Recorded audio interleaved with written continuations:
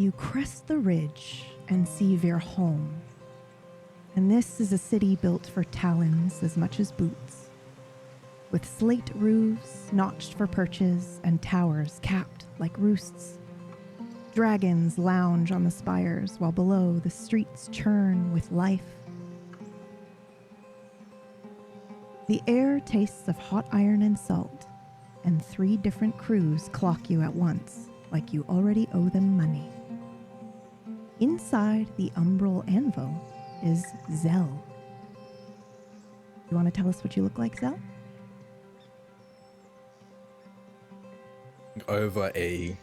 Sat in a seatling over a grindstone with a fairly large broadsword in hand. Looks small compared to his size. He's about 6'6". Beautiful blue and violet wings folded closely against their back. It almost looks like violet flames are licking the length of their black back. They have these horns kind of stretching out from behind the head, curling forward into what almost looks similar to like a molten crown. But where you'd expect maybe orange and yellowish lava in the fishes, you actually see a more purplish glow coming from them. They have a bit of I think the best description is a bulky dad bod. Someone who was maybe in their physical prime a couple of decades ago, but hasn't really maintained it since. But their biceps are huge, and you could probably assume it's from the fact they're a blacksmith as you meet them in their smithy. And their skin a almost deepish purple, eyes glowing a similar violet as their wings, just focused on a broadsword that they're sharpening. Seems to be one of their most recent commissions. They want to get that done and out of the way soon. I have a question for you. Your shop, this may seem like a weird one, but is it tidy? Are you a tidy person? I think the front where customers more often go to is tidy, not because of Zell. They have 2 other employees and they probably keep it more tidy than he does. But the front of the shop is definitely tidy, but the back where the supplies are kept, where he works on some commissions, is very much a chaotic mess that only he understands and even his employees struggle to get a grasp of. So would you say that your shop is doing well? I think so. Yeah, it's keeping the lights on, and that's all that really matters. I've recently got a big batch of commissions from the city guard. He's been looking for new weaponry and armor, so that's honestly what I'm working on. I'm currently working on the senior officer's broadswords. So at the very least, I'm getting money from people I'm very happy to take money from. And do you have any feelings of guilt about how well your shop is doing?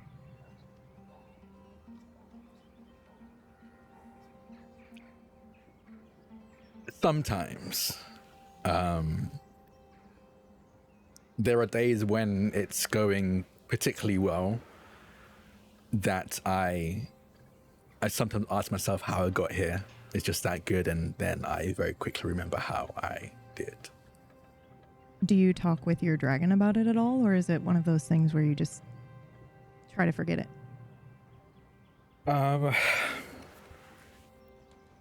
My dragon, Oleander, doesn't really let me not talk about it. She's very much the kind of dragon who is very quickly able to figure out when I'm feeling a little bit down. And when I have the urge, she pushes that aside. She very much forces me to, at the very least, release those emotions. Is today one of those days where it's on your mind?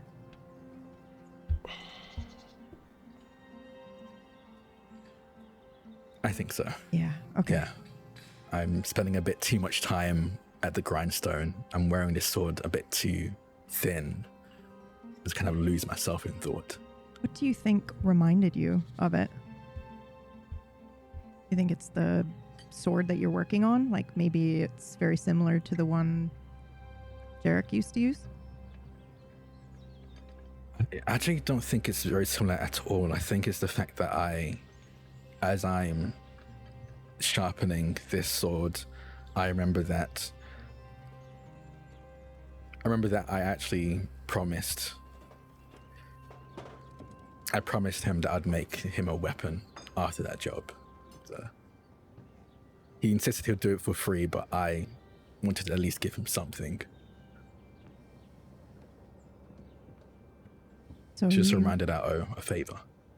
Yeah. So that kind of surfaces into your mind, and you realize maybe you've sharpened this one, or you've worn this one a little bit too thin. You curse to yourself under your breath in the local dialect, and then you hear some shouting outside. You recognize the voice of one of the guards that you're actually doing a commission for, as he's shouting in the local dialect, "Hey, come back here!" And you can hear the running and the pitter-patter of the feet. What do you do? I don't break shred. I think I kind of tossed this now scrap piece of iron because I've just ruined this sword. I need to start over. I don't even look at the doorway. I don't look at it in the direction of the sound. I walk over to the next piece of metal and I start heating up in the forge. Okay. Listening out for the familiar pitter-patter of feet, but I don't even turn to look that way. So you're not even turning to look. You hear the pitter-patter of the feet, and then you hear the pitter-patter of feet, and then you realize it's definitely light clawed feet, maybe a clawed foot you recognize, and then it goes pitter-patters in through the door. Your door bursts open, and inside comes an adorable little gnawborn. What do you look like? Calabasasa is like a fawn kind of color, like a very, very soft tan with almost, if you look closely enough, little white spots here and there. More so gerbil vibes than like mouse or rat or anything. So cute as a button, but don't ever say that to her face because she will not want to hear it. And so quick and light on her feet that most people wouldn't be able to describe her after they saw her, because how could anybody ever get a good enough look? And even if they could, she is dressed head to toe in the most forgettable, bland, could not place it in a crowd kind of everyman clothes. Adorable. Where does she hide in this shop when she comes darting in? She immediately weaves as if she's about to do like a little loop around into the back. But her feet, like she skids and goes, and stops and looks at something new and shiny that's been left out on a counter and kind of picks it up for a second and goes, and puts it back down and whips into the back. And there's kind of like cabinetry where I think maybe Zell leaves like extra gloves, you know, kind of extra tools that are the second string ones. And she just opens and shuts with herself inside, like contorted. I love it. To fit inside it. I have a follow-up question for Zell. I imagine it would have been easy for you to fill up this cabinet so that she couldn't get in here and hide anymore. But I also imagine, based on how you've described yourself so far, that maybe you just never found the time, or you purposely didn't fill up this cabinet so that there was always a little bit of space. Contorted space, but space. I'm not going to make it easy for them, but I'm going to at least help them. All right.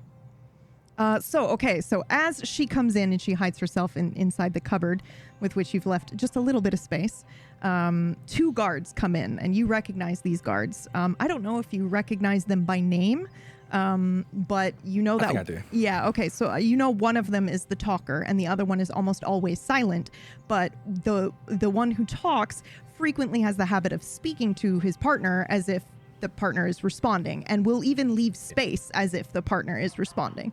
So he comes in and says, "Hey, you seen a gnawborn in here, Oh, Officer Triss, I didn't see a gnawborn here. Are you here to pick up the you sure? swords? No, we're looking for the gnawborn only, I don't think I saw anyone, but I think I heard some running footsteps. I think they went, and I'll point fully the opposite direction. I think they went that way.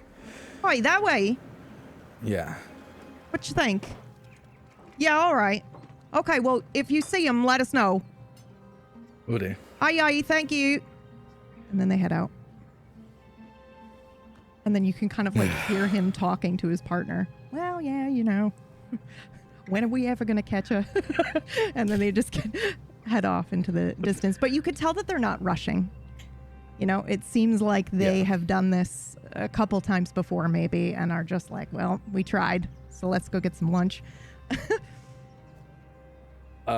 Zell kind of like tosses an iron into the forge and it's just sighing, shaking their head. They go over to the cabinet and pull it open to find Calabasasa. When you open the cabinet, you'll see there's like a spool of almost like a big knotted thing of rope that somebody had wound back up like they were going to use it later. And you can see that Calabasasa has unwound it, and almost like kids do the cat's cradle thing, it's just everywhere around her arms, and there's no room to be unwinding it. The fact that it's been 60 seconds since she had to entertain herself is quite frankly ridiculous. And her head snaps. And immediately is out of it and out of the cabinet. Thanks, Sal. Yeah, we need to talk about this. If you're going to be doing what you're doing, at the very least, don't get caught. I can't keep answering these questions. Having these cops around is not great for business. Well, check that off the list, because I didn't get caught. Oh my God. What was it this time? Allegedly, some say I may have lifted this. And you can see on a string, it's this really beautiful bauble that kind of has like this glow. It's very intricately like metal lattice work. And there's this soft light that's kind of pulsating and emanating from it. Where did you get this from? It may or may not have been behind the counter of a stall down the street. And what do you intend on doing with it? Finding someone who will buy it. What else do you do with stuff?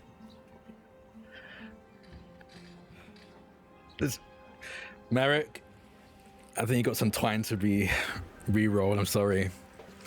As I call out to another one of my employees to deal with the mess Calabasa's Thanks, caused. Merrick. It's at that time that you hear another set of footsteps, heavy, hooved footsteps coming in towards the shop, and you have exceptional hearing. So you can tell that they're pausing and loitering maybe. And I think your instinct at the beginning is maybe they're hesitating to come in and buy something. But if you want to do our first roll to see if you recognize this gait or cadence of footsteps, you may. Yeah, I'd love to. Yeah, let's do it. So I think this is a difficulty of 2. So this is our first roll. Okay. Let's fingers crossed it goes well.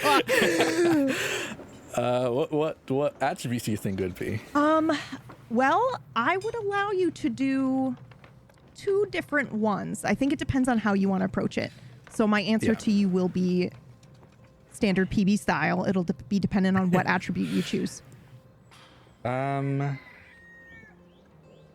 think I will go with soul and world. I was going to say, I think that would be the best. Yeah. Yep.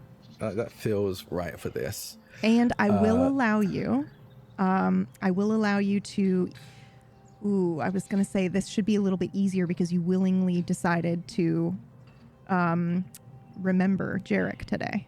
So it's, that kind of thing that's on your mind. So why don't I what I'll do is I'll give you a hero point for that instead. And then you can choose to use it now or later. Okay, cool. All right, you go ahead and make your roll. Okay. And you said difficulty 2? Yep. Okay. Fingers crossed. It's not my best 2 stats. Ah! Nope. Okay, that is a failure for those listening. So you do not recognize, maybe for a fraction of a second. You think, and then you go, no, couldn't be. And then the door opens, and in walks, what do you look like, Troop? Ah, brother. And in walks, well, you know who this is, but there is of course, some people know. Most people know, really. Well, nobody knows because I'm quite mysterious. Well, it is Oleander, the scion of the Golden Root Grove. And Oleander is bark-hide arbor. And the arbor are, they are people, but like deer. Big antlers, hooves, the floppy ears, a light fur, a snout, a nice brown sort of fur with small little flecks here, there, little bits. Looks quite dashing. There's a little bit of white, right? It's like above one eye, and his antlers are full and large, majestic, and he is wearing this interesting mix of aesthetic. It is a look that says, I am of the people. You know, browns and greens, a very, very sort of not fancy, except no dirt on any of this clothing, and it is very expensively made. It is like the most expensive I am normal person sorts of clothing you could find. It says I am you know how some people had clothing that says I'm the normal person, you will never notice me? Mine says that, but if it was also designer. So, like, maybe you would notice that you are not noticing me, or you would totally notice me and then think, oh, why would I notice this person? But yes, it's fine. It is a very, very of the people is what I would say. I don't know if other people would say that, but I definitely would say that because I am of the people. I also... I wouldn't... Also, my shoes look like I have not been walking for many, many miles. I probably have been flying. Not me personally, because as you know, I do not have wings. It is obvious I don't have wings, but I do have a very nice cloak with embroidery.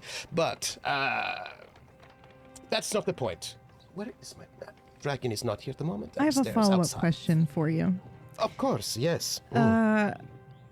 Large scimitar, by the way. Considering the situation, are your clothes new? Like, did you go out and buy new clothes specifically for this meeting? No, I almost always have newer clothes. It is not... I would not say that I always have new clothes. Mm-hmm. I wouldn't say that, but I generally have new clothes most of the time. Just because, who doesn't have new clothes most of the time? Yes, but today was very particular. Did you hesitate? Yes, Did you try on a bunch of different outfits before you decided on the one that you were wearing? I'm wondering how prepared you were emotionally for seeing him again today. Well, what I would say is that unlike most times, this outfit I have worn before. I did not have the time to change to new clothes. I actually just got here immediately. Normally this would be like a new walking outfit because... new outfits means people cannot recognize you. But this time, it's not true, people can always recognize me, but this time I did not take the time to get, for me, new clothes. I went with the clothes that I had already, which for everyone else seems very new and nice, but is actually something I have not had time to. I just immediately came here. So my level of specificity and care is, for my standards, not as normal as it used to be. As it normally is, I did not... I came here very quickly. Thank you. Take it away. As if I did not have time, you know. Brother! And I come up and I biggest hug that you can imagine. Just big envelopment. Slight hesitation before I hug back. What are you doing here? You didn't strike me. I mean, your scimitar looks brand new. I'm assuming you're not looking for another one. No. This one, no. It has been a bit of time since I have been by the forge. My parents wish you well, and they send their best regards. They say, well, how do I say this? My father says, why do you never come to visit? Why do you never come to send messages? You should definitely stop by into the forest, oh, so sorry. And he pulls out like a small package, and in it, he hands it over to you. Please, this is from my father, who had the servants cook this for you specifically. Thank you. I'll set it down. I set it on like an anvil to the side of me. It smells nice. It smells really nice. Warm. I think Miranda would enjoy that. Follow-up question. Yeah, it's like yes. Calabasasa. I imagine that you are watching this interaction, eyes darting back and forth. What's your read on the situation? These smell really great, like nuts, like acorns, like sort of spiced acorns that are like freshly roasted. Calabasasa, the second somebody else walked in, was already hidden. Oh, perfect. Has Okay. already moved to a vantage point where they are able to keep an eye on what's going on, but I doubt that Oleander is even aware Calabasasa is in the room. And honest read on the situation is, That's weird. Perfect. Love it. Thank you. I mean, So, I'm obviously happy Zed. to have you here, but I'm sure you're not here just to give me some of your father's delicious cooking. No. I'm sure you are imagining that I'm here for a dashing and daring nighttime raid to do something to protect the forest. And I know I'm that sure you you're don't not, always because you want to know be. I'm not doing that anymore.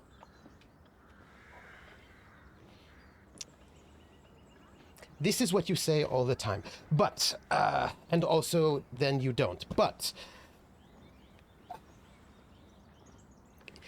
if I were here just to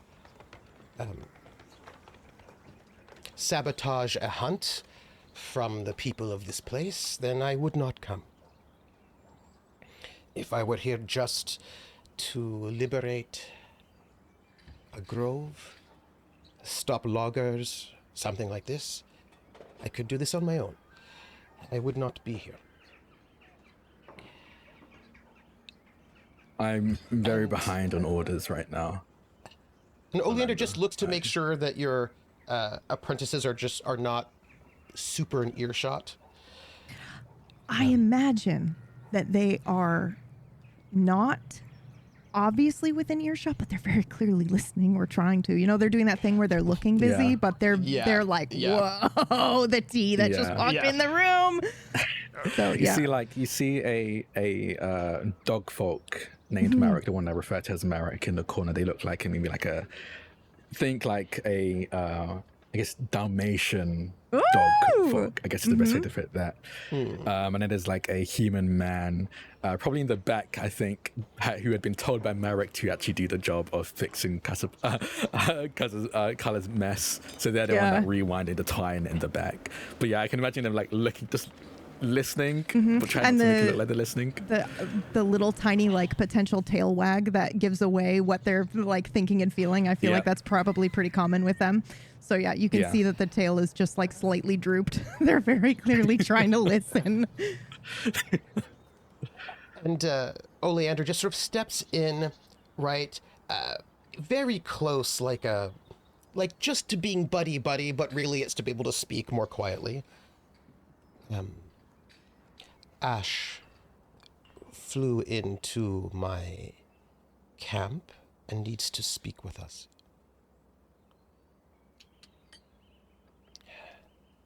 Ash has not contacted us for years, or Ash has not left the prison.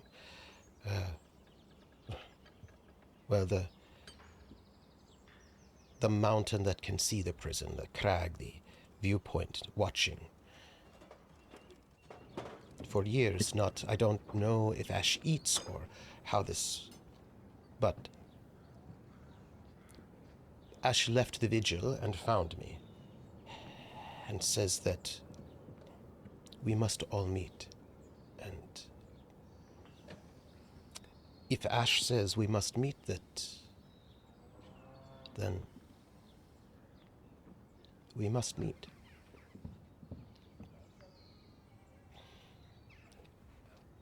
We should also contact Grub, but I know they will not speak with me. I don't know why, but they have never spoken to me since the incident. So if I ask, I'm sure they won't come. But if you do, they may. It is, how do you say? One last job. I think. That was the sense I got. Are you sure that Ash asked for me? I understand Grub. I understand you, that makes sense, but I'm sure Ash knows I don't do this anymore. Whatever they want to do, unless it's forging a suit of armor or weapon, hell, I'll make a toy for them, but I'm if it's not that, I'm not going to be any help. Zell, day and night, rain, snow, heat, storm, fog, small children throwing rocks. Ash has not left vigil over that prison with no name. Has never stopped watching, waiting for Jarek. If Ash left that vigil, it is important. And if Ash comes,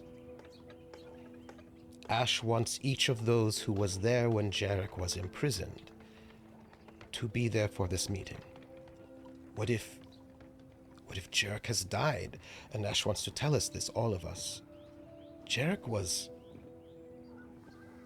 I know. I know.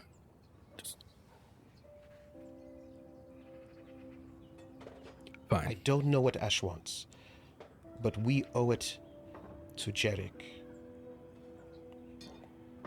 to meet with Ash.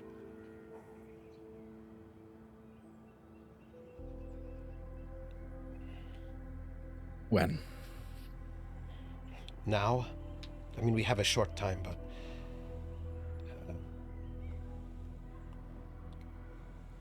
I am going to make a guess, then to request. I don't know what Ash wants, but Ash did say to bring us together, and there are only 3 of us now, with Jarek in that place. We don't have someone sneaky. And if this is a job, we need someone sneaky. Who is not me, as you can tell, obviously. Antler's not so sneaky.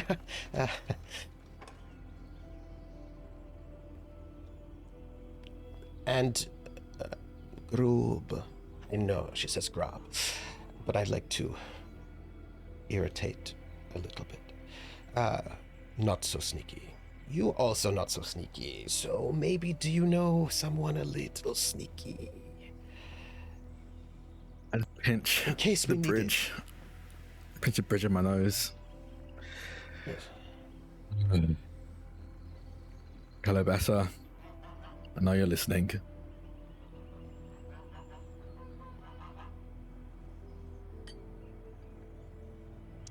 What's the job? And you just kind of see them pop out from behind Oleander. Okay. Hello. I am Oleander, scion of the Goldenwood Grove, at your service. Nice to meet You you. are Calabasasa. Calabasasa? What's the job? I don't know. But there may not even be a job. There's probably a job. It will probably be, I don't know, fine, good, probably important, worthwhile, worthy, justice, redemption, something important. And then Calabasas is going to turn and look at Zell. What's it pay? Hey, we don't do jobs for pay. We do jobs because they are important, because they right wrongs, because they bring justice to the world, because there are... Pick a weapon in the Bad store and I'll give it forces. to you for free. Thank you. Done. If we're gonna work together, I should probably give this back to you. And Cal is going to hand you, Oleander, the trinket that you had in your pocket. Oh. You took that. You are very good. Thank you very much. This, by the way, this trinket was forged for me by Zell. This is... Wait. But you did not take... And he pulls out this, like, he still checks for his... He has this amulet, right? Which is this very ancient, clear heirloom that seems very noble. You didn't take this one, but if you had taken this one, I only would have gotten in trouble with my parents. This one you took from Zell, this one is my heart. Do you know, Zell and I, half-brothers? Really? And Indeed. Cal's going to turn and look at Zell for confirmation. Zell will just kind of nod and say, I got the good looks. I mean, you don't have... and I like roll my shoulder and my wings come out. Okay, yes. We, Calabasasa, yes? Would you like some of these acorns? They're cinnamon. Roasted, they're specialty from the Goldenwood Grove. Cal's going to grab a couple, and as they start walking out the door, not eating them, just juggling. Juggling them. You're not staying? Okay. We have to meet. How do they know where we're going to meet? I like this one. They're a troublemaker, but they grow on you like a fungus. I always approve of good trouble. It is important. Only through good trouble can we take down these systems that are rotting and make the world a better place. So I imagine the conversation between the two of them is somewhat strained and like this on the way to the dragons where, we have Oleander who's, maybe trying to make conversation like he used to. And of course, Zell is one-word answers, if any at all, as they head to your dragons. Now, we're actually going to fly to our destination and then we will talk about the dragons in a minute. But I need to know, Calabasasa, are you riding your own dragon or are you... What are your plans to get to said destination? Or are you going to wait until they come back? Calabasasa will...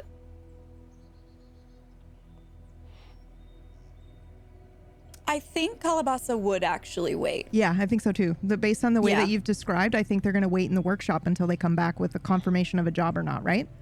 I wanted to say so badly dragon because I want to ride that dragon so badly. Don't but worry, no, you if will. I'm being honest, they would wait. Yeah. Don't worry, you will.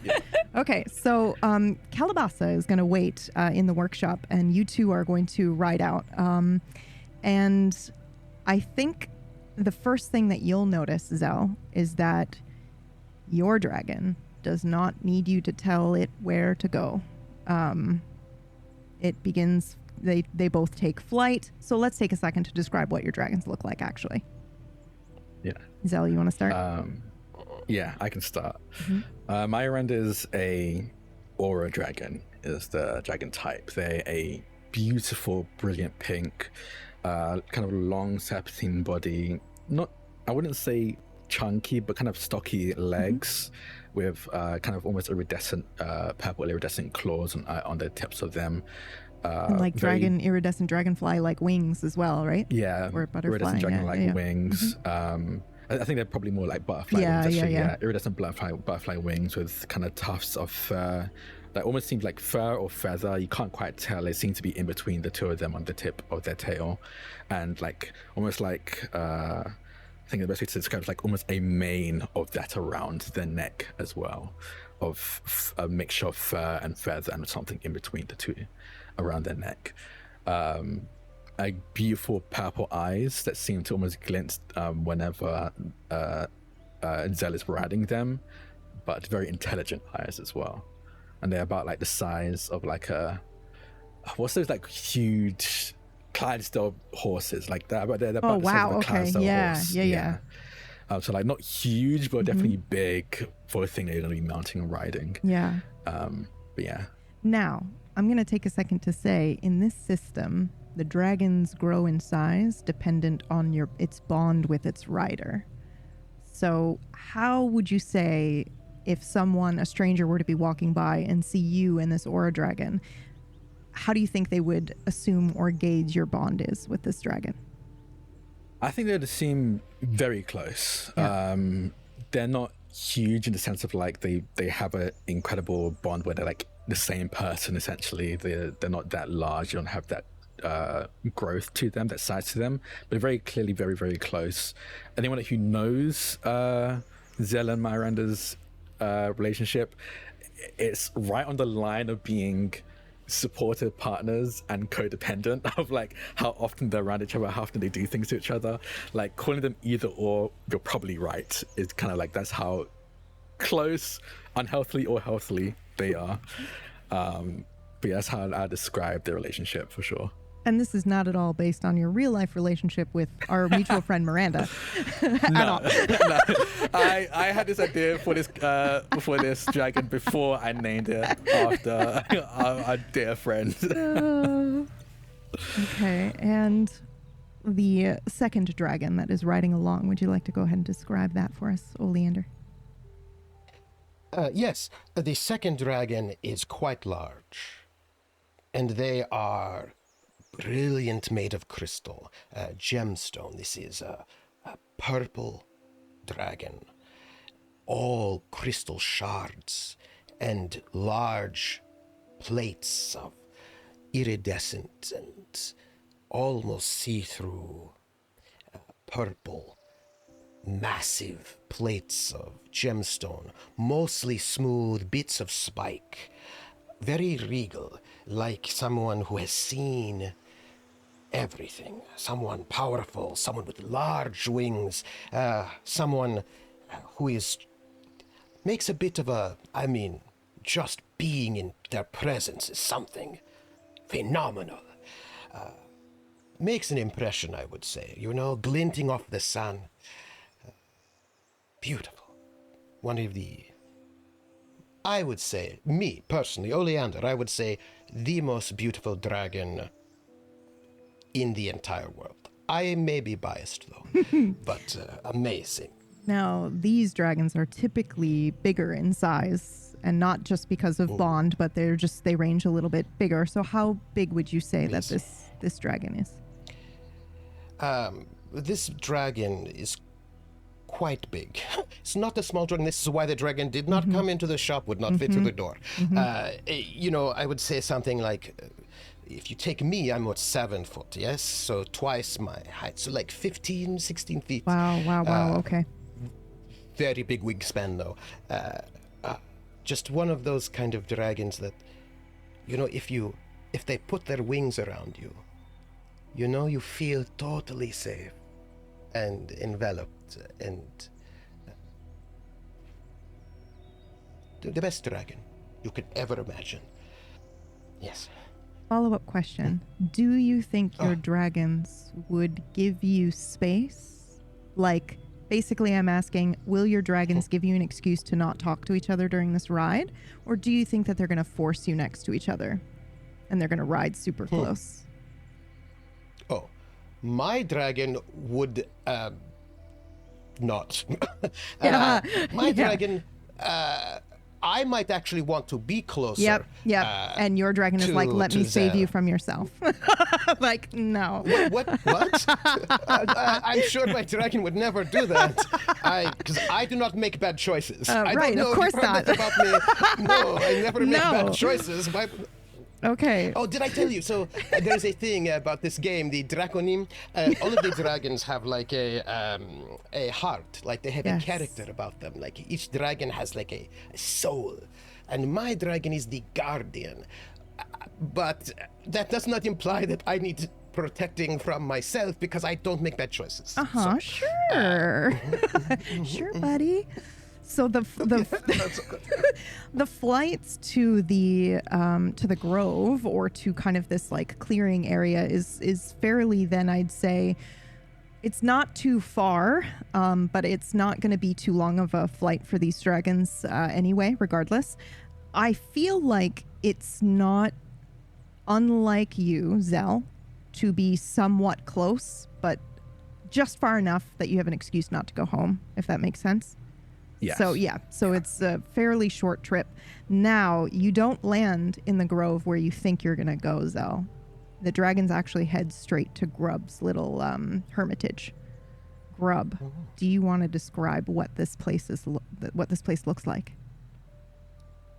This is a very rundown shack. This looks like it maybe once was a really beautiful, fancy, well put together garden shed. Now, planks are falling apart, things are falling off, the wind's coming through, but there's some kind of charm about it. It's falling apart, and yet it's so well kept. There is pictures. You can see they're on the wall through the cracks of the boards that have pulled off from the outside. You can see that there are these little pictures on the wall. Maybe can't make out what they are from here. And there's blankets. And there are little spots so you can see through the open door that there are kind of nesting areas all the way around this very large, once regal garden shed, falling apart but well kept. The clearing is in the middle of the forest, and there's no one around. There's no neighbors around. By choice? You could shout really loudly, and maybe the birds in the forest might hear you. But we're really out in the woods here. Yeah. There's a really large area where there are no trees, a huge, ginormous area where there are no trees. And it's unusual. It's really unusual because this forest is dense, it's packed. And it looks worn down. And right on the edge of that clearing is where this little cabin sits. Did you find the cabin or did you build the cabin? It was built. I wasn't the only one who built it. It was built. All right. Is this one of those situations, and you don't have to answer this question, but I am curious. I also don't know if Grub is this self-aware or not, but you might be, the player might be. Is this a situation where the outside is reflecting the inside on purpose? You're doing this because you live this way and you've never fixed up the house because you feel you deserve to live in a space like this, or this is how you feel, and so it's reflective of the inside? The contrast of the rundown inside and the well-kept inside tells a really good, accurate reflection of Grub in two very different ways. I feel like that's the best way that I can answer that. Yep. Okay. There's a duality there for sure. Okay. Perfect. All right. So you are outside. I think. What do you think you would be doing when you hear these dragon wings come in? I'm outside. I think I'd hear these wings come in and go and look up. Yeah. This is unusual. Very this unusual. Yeah, this is. Who's that? Like, who's here? I can. I think you'll be able to see around my ankles. Shall I explain what I like? Okay. Yeah. Grub is a burrower. So Grub is extremely strong, sturdy. Grub's footprints echo wherever they go. There's no such thing as being light-footed in Grub's world. Like, that does not exist. Grub is a burrower who may look a little like a badger in the human world, and has really dense, thick grey fur with a white stripe running all the way down their back. Grub's claws are really sharp, but actually it's not the claws that strike you. It's how powerful and strong all of the muscles and ligaments around each claw are. Like, you can see that they're sharp, but they're basically like pinpricks. It's kind of I feel like it would be quite shocking actually how dense and how padded out the paws are there.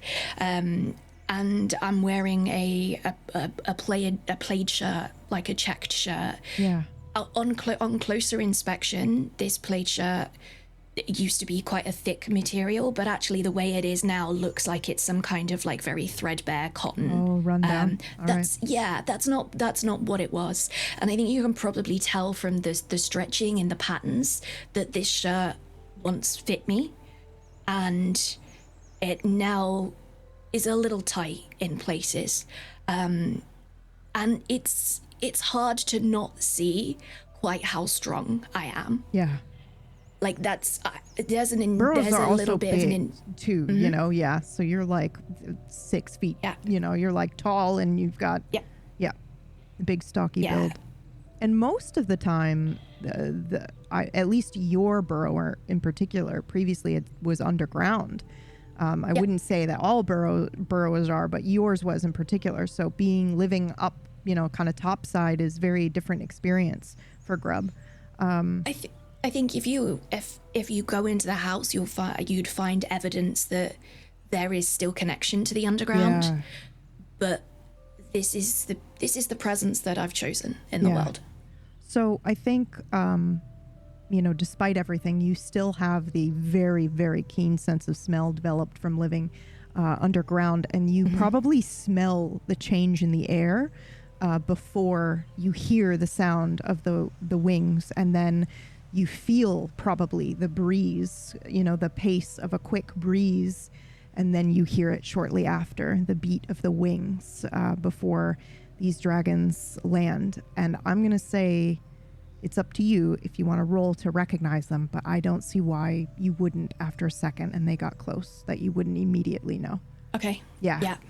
So you recognize them instantly. What is your gut reaction when you see them? Oh. I look up to the sky, and I imagine I would probably see Zell first.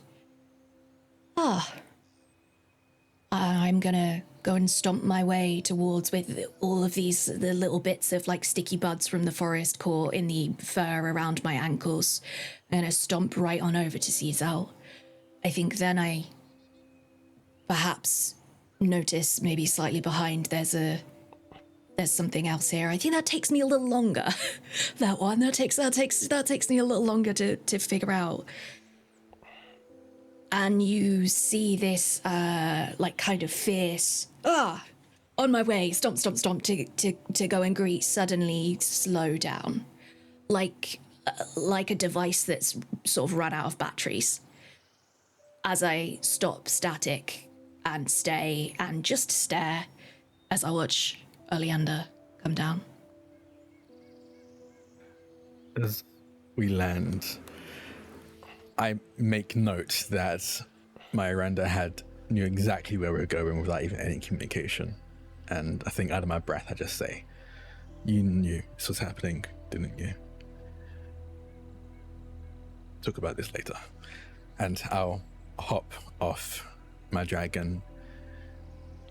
Oleander, I think it might be best if I head this. Yes, of course. And I think from a distance, I think it's kind of awkward at first. I think we're like not that far away. We're like maybe 10 feet away. And I just kind of wave at you. And then I walk towards you. Grub, it's been a while. I scritch Amatista's sort of like ear, which has that little crystalline tinkling, because, I've got little, I sort of bark like and all that. And I slide off Amatista, and I just stay by my dragon. And that scritching is really not really just to give them support, but to get support, because this is a super awkward situation. And I just sort of like slide off my dragon and kind of just lean up against my dragon as if I'm super cool and not at all bothered by what's happening right now or uncomfortable in any way, just in case, I'd like to stride up to Zal. What do you think you're doing with that one then? As I point out to Oleander. No, hi, it's been a long time, great to see you. Nothing like that. Because I mean, hi, it's been a long time, it's great to see you. It's been a long time. How are you, our friend? And I'm gonna put my massive hand out, my massive paw out. But it's like awkward. I'm like sort of reaching for your shoulder. I'm sort of going to shake your hand. I think very casually, almost like I kind of flipped the switch. I very casually meet your hand and make it turn into like a kind of almost forearm grasp. Very firmly grasp your forearm. It's good to see you too. How you been keeping? Honestly, pretty good. The smith's been doing great. Recently hired on Marek. I think you love Marek. I think you and Marek could get along very well. Great. What you're showing up with? You're showing up with them?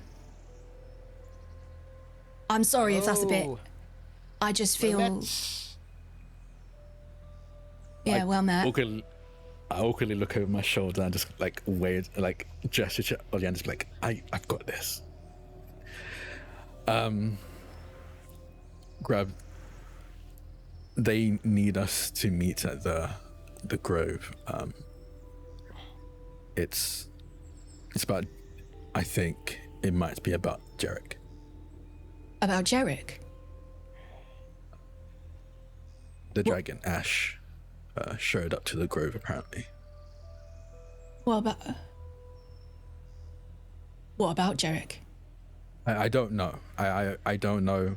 I'm sure it's nothing major. I think if it was anything serious, I'm sure they'd speak to you personally, but... What do you mean if it was anything serious? It's not... I don't know. They show up at the Grove and it's about Jarek and it's not serious. I'm... Would you cut? It's serious.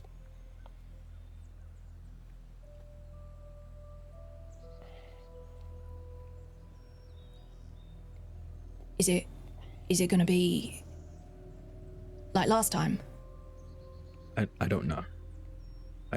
I made it clear that if it is, I don't want anything to do with it, but I also we owe Jarek.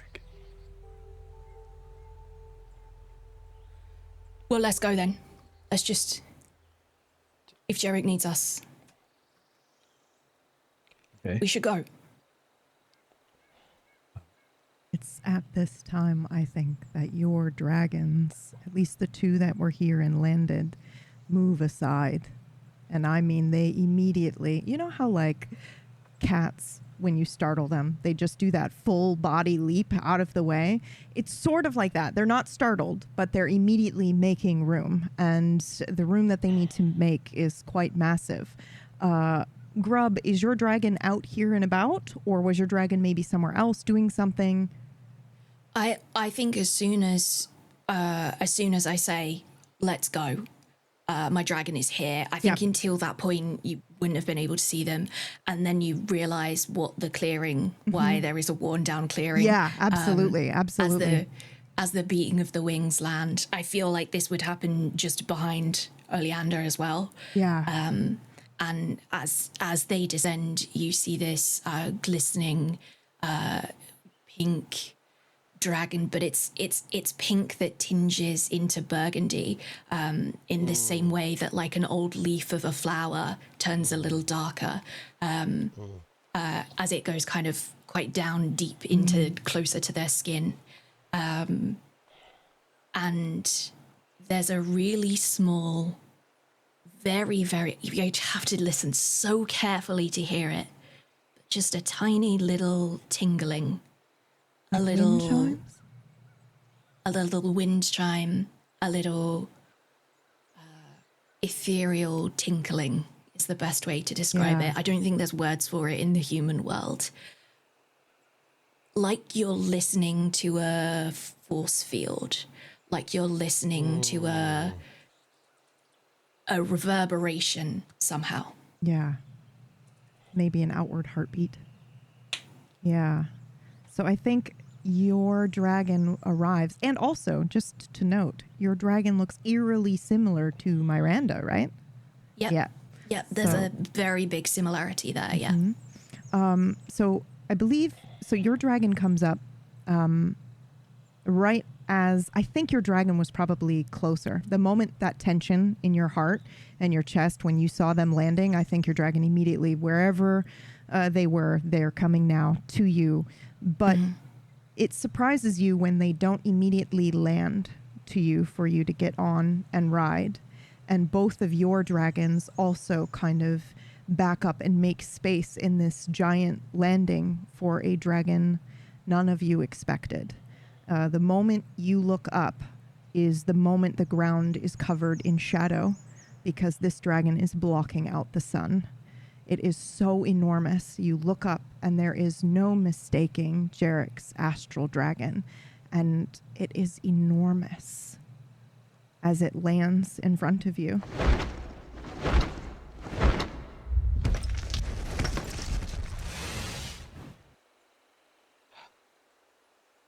And its eyes dart over you. And it says nothing for a very long time. I look down at the ground.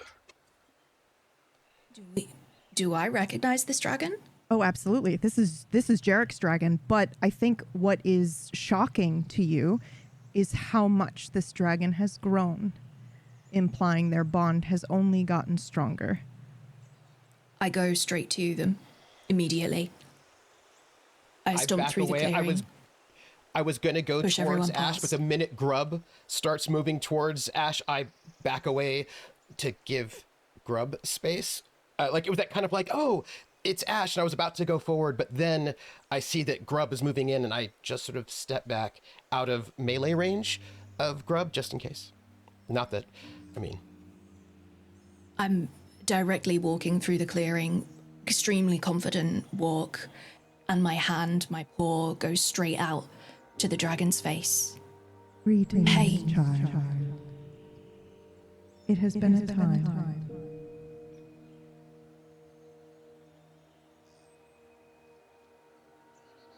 Why are you here? Simply, I need your help. I'm gonna bend down. I'd like to go down onto a knee. We're here. What do you need? I need you to steal back something that was stolen. It is important to me, and important to him. To him, Yes. I look over my shoulder at Zal.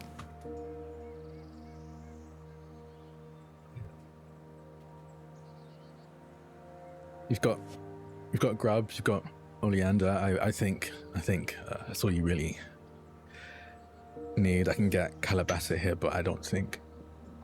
Would you deny me this No, after everything you've done? of course not. No. Grub and I can work together, of course we can. If my brother does not want to do this, which I'm sure he will, but if he didn't, Grub and I will have no problems working together for Jeddick. If that's what it takes.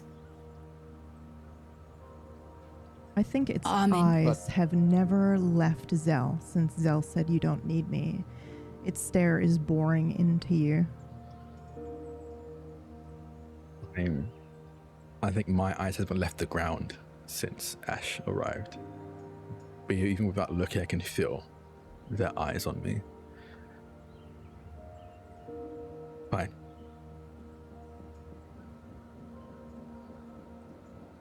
I'll do it. I'll help.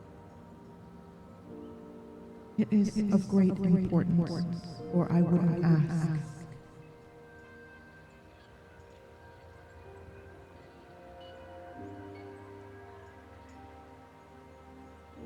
Ash, Child. how is Jeddick?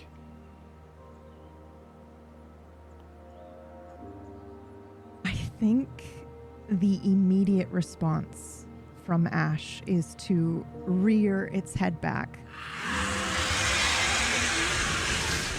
and just let out a mournful cry before pausing and looking back down at you.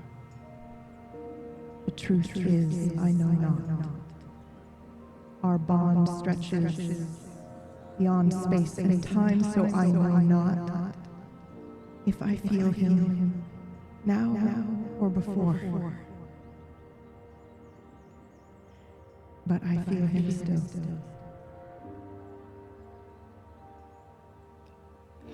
I offer again, if there's any way we can break into this place, I would. To rescue. Then why haven't you? We will. It's a death sentence to try and break into that prison. We're not. We will. He needs us. What are you thinking?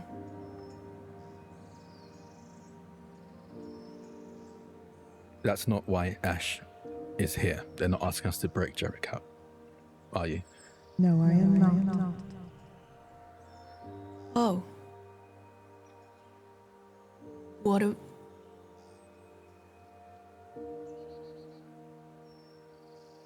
do you need It from sounds us? like it's an old heist, like we're going to steal something, rob something for good, like all the last times, like we did in the past before, something full of excitement and adventure, or something thrilling. Yes.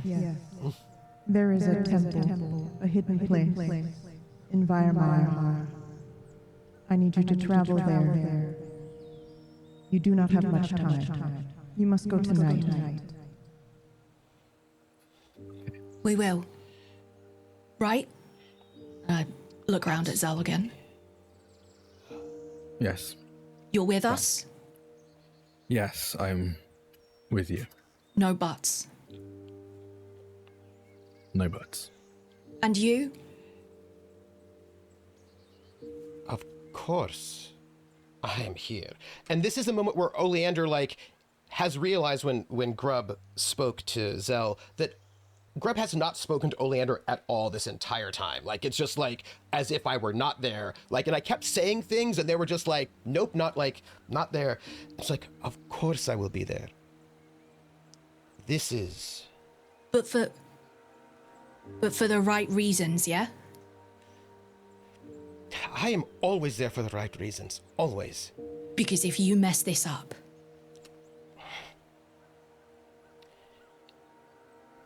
And there's this moment, you can see it across his face. He wants to say something to defend himself, right? He wants to, like, make some kind of protestation, but the words just don't come out, as if he doesn't even know what he would say. And I think Ash takes this time to, and you hear it. Any time a dragon this size does anything, you hear it, you feel it in your body, your bones shake. This dragon turns its entire neck and head to look in the direction of the other two dragons that arrived and says, and you, newcomer?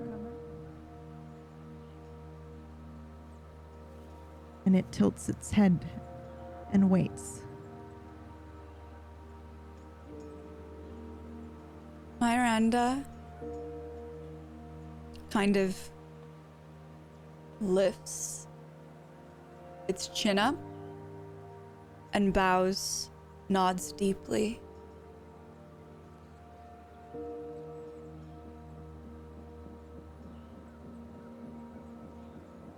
Deep in the heart of this temple, you will know it when you see it.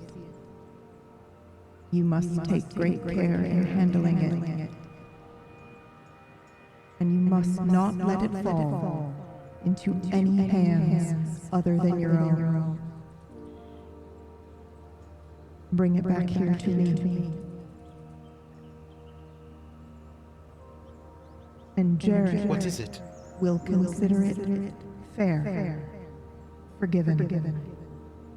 I will not. You need not know what it is, but you will know it when you see it.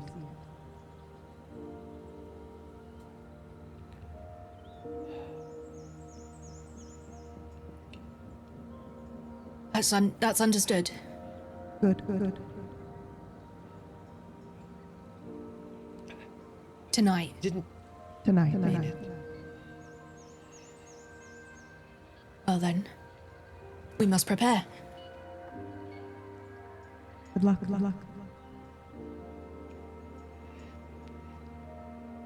And I think with that, Ash raises up their neck.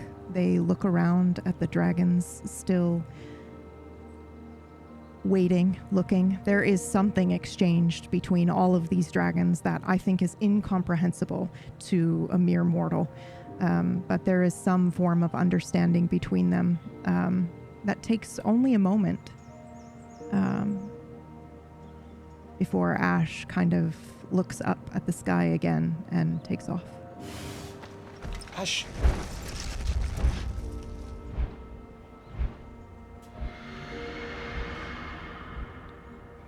What can I do to earn your forgiveness? If we're doing this, we're going to need to be prepared. It's only when Ash is completely out of view and out of sight and out of sound that I stand up. I think Leah Grub's dragon will kind of lower their head, almost to like look at you in the eye before turning to a light around them. Grub, I did bring roasted acorn cinnamon from my father for you. You can put it in the pot, and I gesture to a barrel that's outside the shack, that's basically overflowing with the same kind of goods that you've brought. Before, that you have continued not to eat. And I placed the acorns in this barrel, yet another offering, taken but not consumed. Ooh. Damn you with that metaphor. So, the temple. Any ideas? I think you would Zed feel knows your someone. dragons recognize, right? Like, so the way that bond would work is that you feel that they know the way. And it's again unsaid really, but they can take you to where you need to go. Before we do, we're definitely going to have to. I need a few hours, maybe 5 or 6 at most, but we need to prepare and make sure we're ready for this. This is not going to be easy. And there is a good chance someone could be hurt. Seriously. I think that's a risk we're gonna have to be ready for. No one will be left behind this time. Yeah. And you'll see to that, will you?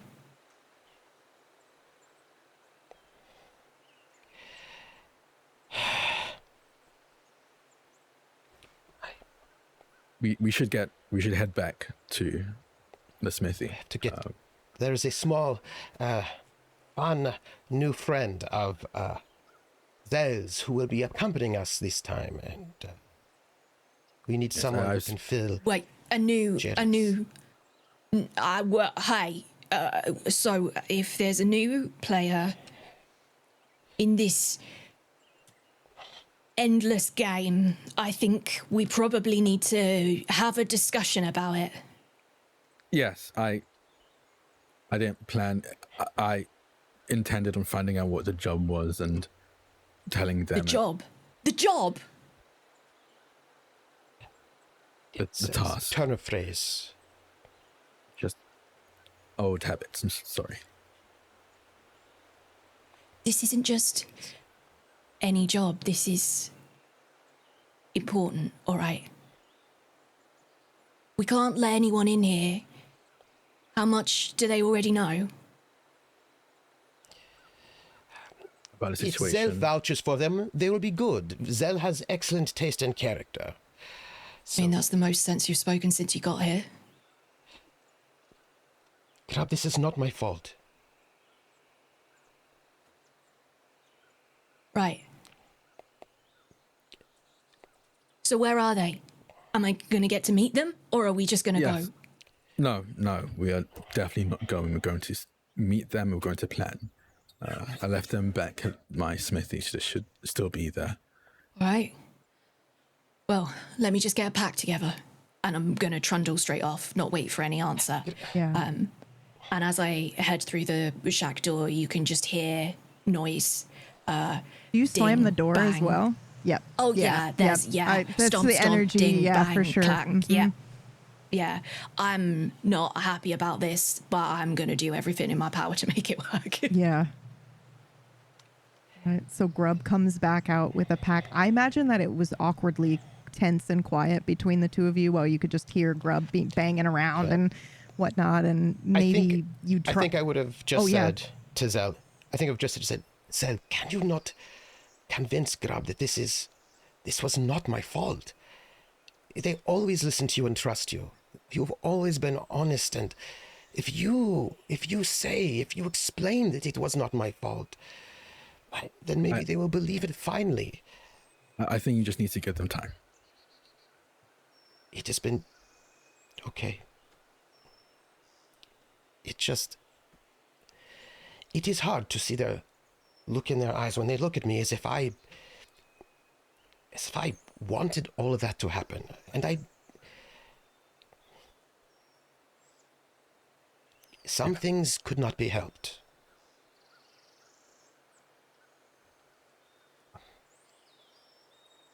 I'm going to come on out. Yep. And I've got a very, very sturdy bag. Like, this is the only thing that looks like it's going to stand any kind of test of time in Grub's possession. This, like, very, very sturdy woven bag over one shoulder, and I have a shield, a really heavy wooden shield over the other shoulder.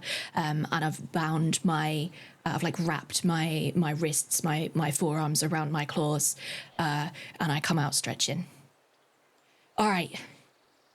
To yours then, is it? And I nod at Oleander. To his... left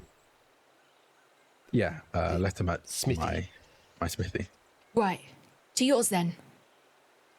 Yeah. I'll begin mounting Miranda.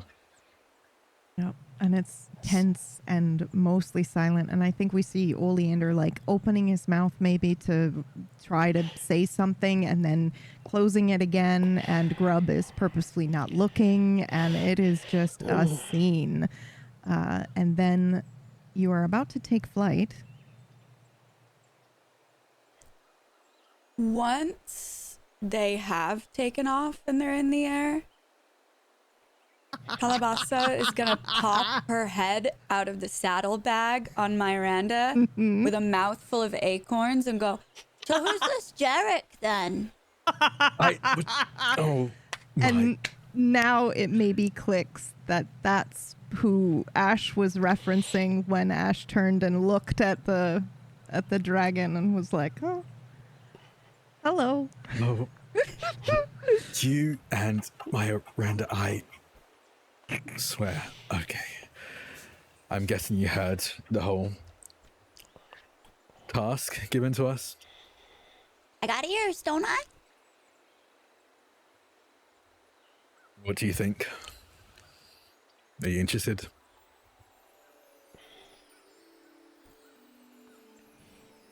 and just a vigorous head nod.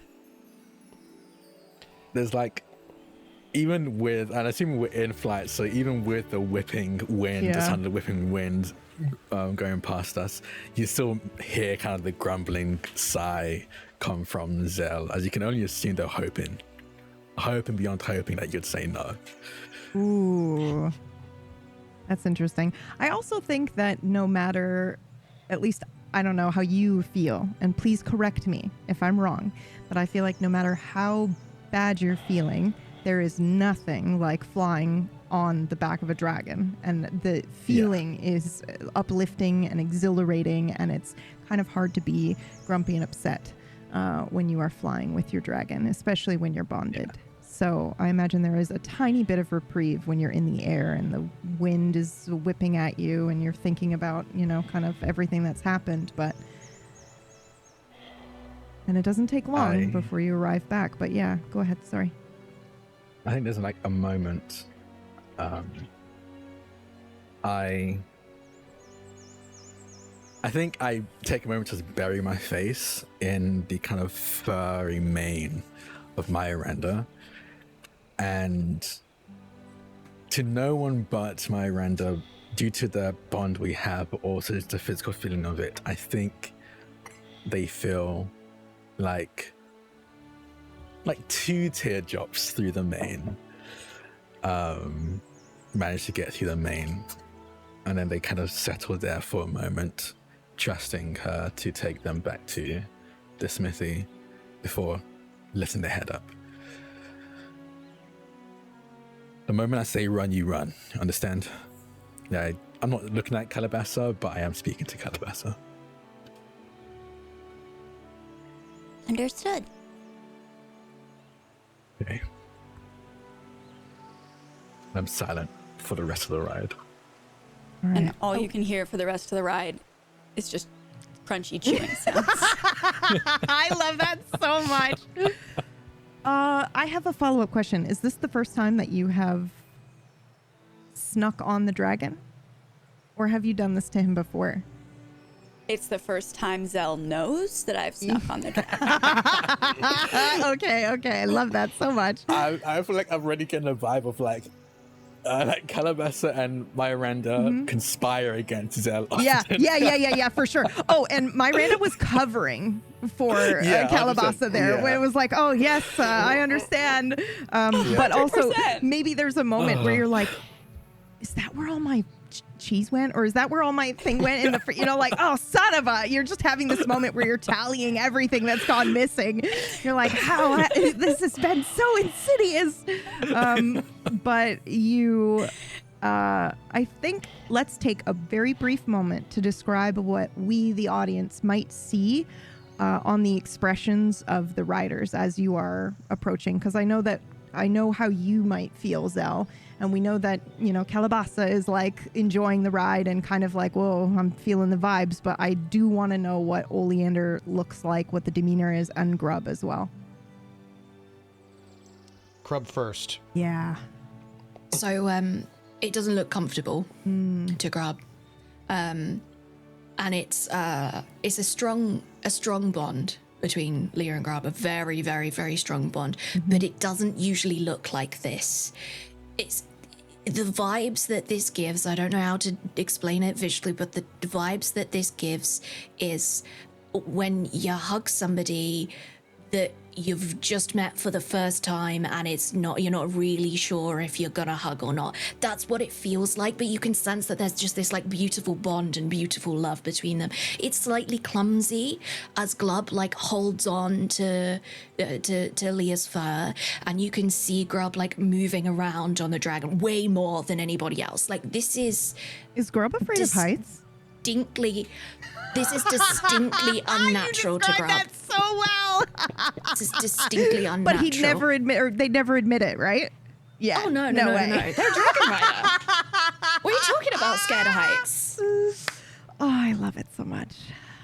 I think definitely a case of like, I think dragon riders is just very much like the name. They're riding a dragon. It's not necessarily that they need to steer the dragon, but I think it's even more so of the fact of like, it's fine. You can close your eyes if you want to. I've got this. As Leah, is the one fully guiding. Yeah. Leah will even make gestures to pretend like they're being, ridden around or given orders or whatever. Oh, but really.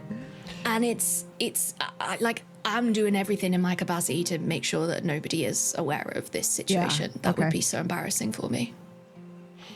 Not doing it very well, but I am trying. And Oleander is not at the front, and also weirdly not close to Grub. Like we could have flown close. Okay, it's fine. It's fine. I'm not really in speaking range of anyone. I don't know why that is. It's fine. But Oleander looks completely confident and everything is excellent and there are no problems. Just sort of striding, sitting in the most sort of, full way on this dragon, especially waist up. And dragon made of crystal may not seem comfortable, but there is this complete ease and comfort with Amatista and Oleander. And one of the things is that Amatista has these plates, the armor, the crystalline armor, and Oleander's legs are hooked inside so you cannot see them. But the legs hold on to Amatista with this great feeling of needing care, and the plates sort of caress, so the part that everyone can see is very excited and everything is fine. But there is this guilt and sorrow and regret and just guilt that is being comforted in this very subtle way that other people wouldn't even notice because it is hidden. I think, too, for those listening and those watching, this is like watching these dragons fly together. They're in some sort of formation, one that isn't easily identifiable, but it's very clear to see, one is in the lead and some others are following, and the way that they fly is just incredible to see. They are communicating. They have known each other. They have done this before. And I think there's a spot missing in their formation where another dragon would be. And I think to anyone down below, it's very obvious. And does it need to be? No. But I think it's done out of respect. Back at the shop.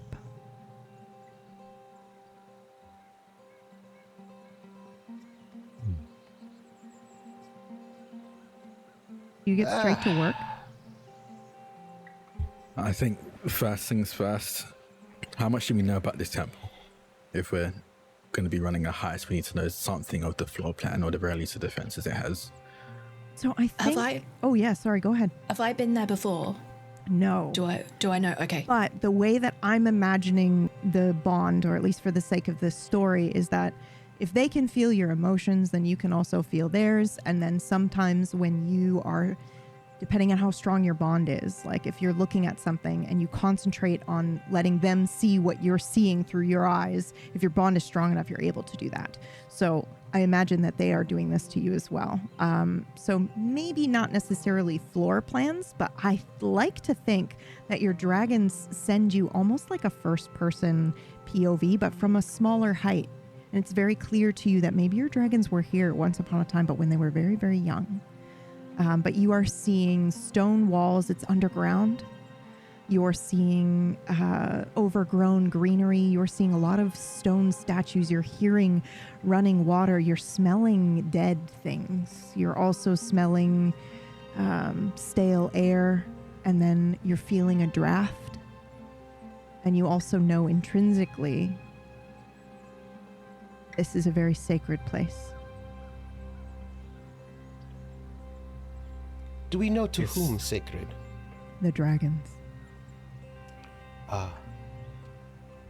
Is there any way, as we all see the few rooms and perspectives of you do from our individual dragons, is there a way we could like draw up a rough layout of absolutely. what we've seen? Yeah, I think so. Actually, if it's okay with you guys, feel free to interrupt. But I think that we see you start, maybe you pull out the blueprints and you're beginning to kind of sketch, and maybe we see Oleander come over and help a little bit. But Grub also too, I'm imagining that there is a moment where you guys kind of fall into old habit for just a second before Grub is like, realizes and then steps back.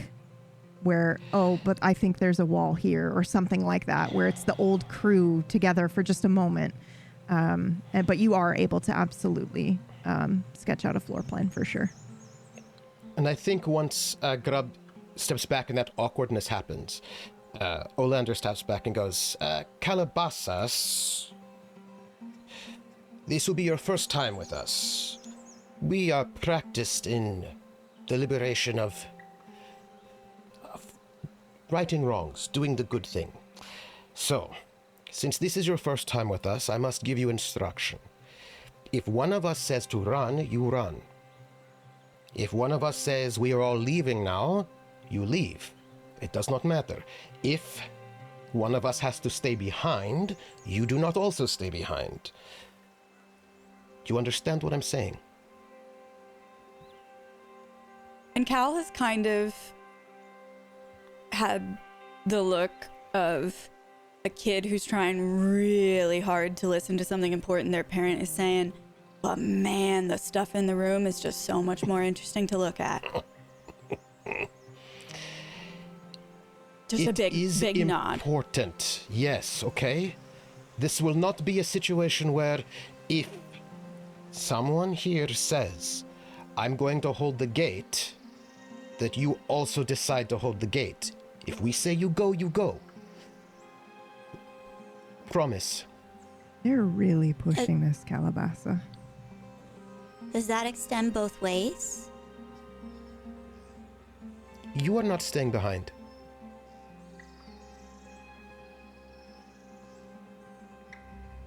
I signed up assuming we were going to be equals in this. So I just need to know. You clearly need me here for a reason. If I wasn't filling a gap in your skill set, I wouldn't be here. So if I assess the situation and determine that I know the best course of action, I also need to know that if I say run, you run. If I say stay, you stay. Interesting. I like your pepper. I just have to Thanks. interrupt for a second. Y'all listening and watching. This is a, 3.5 foot tall gnawborn, so like a little mouse-like creature, looking up at a very tall, like stag person. Just with I feel like with their arms defiantly crossed, like if I say, you know, like just adorable. I do think there's like, they're trying not to show it as they're like working on this blueprint, but Zell is definitely like smiling, like not looking in the direction, but just smiling as they're finishing off this blueprint.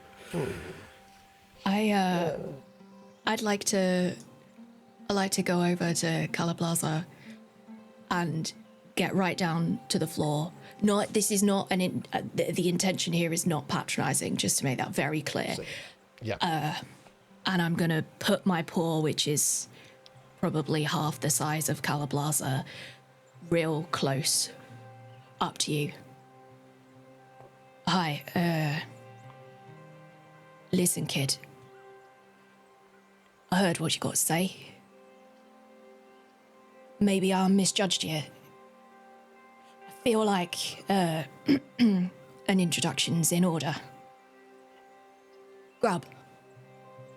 I like push my paw into you, but with just a little bit too much accidental force. Maybe I like touch you or knock you over a little bit accidentally. And Cal's gonna steady themselves and go, Calabasasa, at your service and on your team. On your team. That's the bit I like, mate. and We're all on Cal the same team. looks over her shoulder at Zell and is like, this one guessed it. I think Zell cracks like half a smile before kind of clapping their hands together. Okay, I think this is the best we can do when it comes to the actual floor plan of what we're dealing with, but from what I can see, we're going to be doing a lot of scaling. There are definitely going to be traps, some kind of probably glyphs and that kind of stuff. If you give me 6 hours, I can probably craft us some things to use. But my question is, what do you all have on you that I can improve? If nothing, I can create something, but I can't promise it'll be quality. At hearing this, like, blink and you'll miss it, Cal dips out the shop. Okay, I'm going to assume they're going to get something. How about the two of you? Oh, of course. I would say the what you made for me. And Oleander hands over this small sort of, I imagine it was like kind of like something you made a long time ago, back when you first came to the Golden Root Grove, when we were all a little bit younger. Like one of the first things you made, like that kind of brotherhood sort of trinket, as it were, that he's always kept. But what would you have made? What would it look like?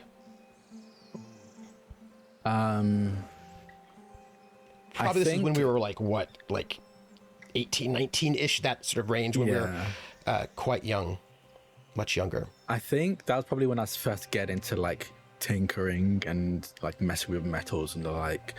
So I think it's probably like long been too small for you now. But it's like, do you know those kind of like finger cuffs, like almost like rings, but like much longer, that kind of go cover the entire finger. I think it's long since been like far too small for you since we hit our growth spurt. But I think that's like the first thing I built, I kind of crafted for you. I kind of take and go, I'm honestly surprised you still have this. Do you want me to resize it, or do you want me to like fashion it into a thing you can wear on a pendant? What are you thinking? Making it again a ring is fine. Do you still have yours? Yes, actually. And I think they'll kind of reach into the sham, pull it out, and you see that they turn into a pendant. Again, since their growth spurt has not fit them for a while, so they kind of hang out around the thread on their neck. I liked it as a ring. That was very nice. And I can expand it for sure. How about you, Grub? Thank you. Want to make something from scratch? I think there's one thing that might make sense. And I reach my left hand out to you, and you can see a really familiar thing sparkling around my wrist beneath my fur. And I'm just going to offer my wrist to you so you can slide it off. When we getting older, we're just always going to be this sappy. As I take the circlet, now worn as a bracelet from your wrist. Again, I have no idea why you kept this. There's nothing sappy about being practical, mate. I won't argue about that. I don't have feelings. You do. That's so good.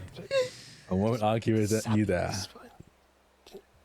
I kind of like look around, and I truly think Zell does this often, and a few times Calabasas sees it. It seems impressive, but I often think that sometimes when Zell thinks Calabasas is around, they'll say, "Calabasas, I know you're around," even if they don't know. I just kind of hope that Calabasas is around. So fully not knowing if they are, they'll be like, "Calabasas, are you back yet?" And kind of wait. And you just see a little head pop up to where there's a little space available on the table, and a tiny paw reaches into a back pocket and goes, Let's see what we got. Okay. I don't think that's gonna fit. Don't know why I picked that one up. Yeah, too long. At least pick something that doesn't have someone else's name etched into it. Oh. and then she's just gonna move, like just swipes the table and everything clatters to the ground. I think it's just this then. And drops a pair of leather gloves. Okay, yeah, I can work with this. There's food at the back, nothing really substantial, just some cheese, bread, soup, the like. I'm gonna get to work. Can I make a suggestion? And I need you to correct me, Drak, if this is true or not.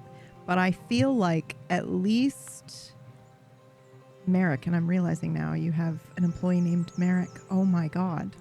Okay, I feel like special? Yeah. Well, yeah, Merrick. because Jarek, right? So I wonder if there was some sort of subconscious, But I think at least with your relationship with Merrick, there may be 2 packs ready-made, like with like food and stuff, without word. Yeah. Like they just knew when you left, and with Oleander coming in and your anxiety level, I think they just knew what was probably going to happen. And there's maybe a little note, and I think that she has a lovely handwriting. And it's like very round and, kind of like swirly and wavy. And I think that there's just a note that says, in case you need it, and then be safe, and a little like heart or something like that, or whatever she would sign for you. But yeah, nobody else is in the shop. Yeah. I read the note and go, Rowan really needs to work harder because Merrick is going to become the employee of the month again. And I'll start working on enchanting and tinkering with these. This is a mechanical thing, so let's talk about it. So what are you doing? So as an enchanter, which is the background I have, and just in general with the system, you can enchant objects with different traits. I'm gonna enchant. I already asked everyone what enchantments they wanted before this, so I want to enchant everyone's gear with 2 different traits. The 2 traits they mentioned they wanted on this, and essentially what I need to do here is I believe I need to pass. I need to pass quite a lot of checks to succeed at this. I'll make you a deal. Do you want to just do one and risk it? Because if you don't risk it, well, you do have a hero point. You also could invoke some shadow die. I'm just saying, but you could roll 1 and then have it count for everyone. Okay, I'll roll 1. I'll risk it. I'll roll 1. Risk it for a biscuit. Let me just make sure I know. Okay, so I think Where does it for me it would be body and mind as I enchant these objects. I'll start with you should watch me as I very similar to how you kind of witnessed Leah and Grub kind of communicate. It's been like almost speechless, and every so often you hear like the chime of twinkling little chimes from Leah. You hear something very similar coming from my Miranda, and like very casual whistles come from Zell as Zell calls him over and just goes, we haven't done this in a bit. Can you enchant the forge real quick? I'm only dealing with 4 objects here, so it doesn't need to be too much for your breath weapon. And Miranda, you're gonna kind of see this like contraction of this deep breath. And then an exhale right at the forge. Yeah.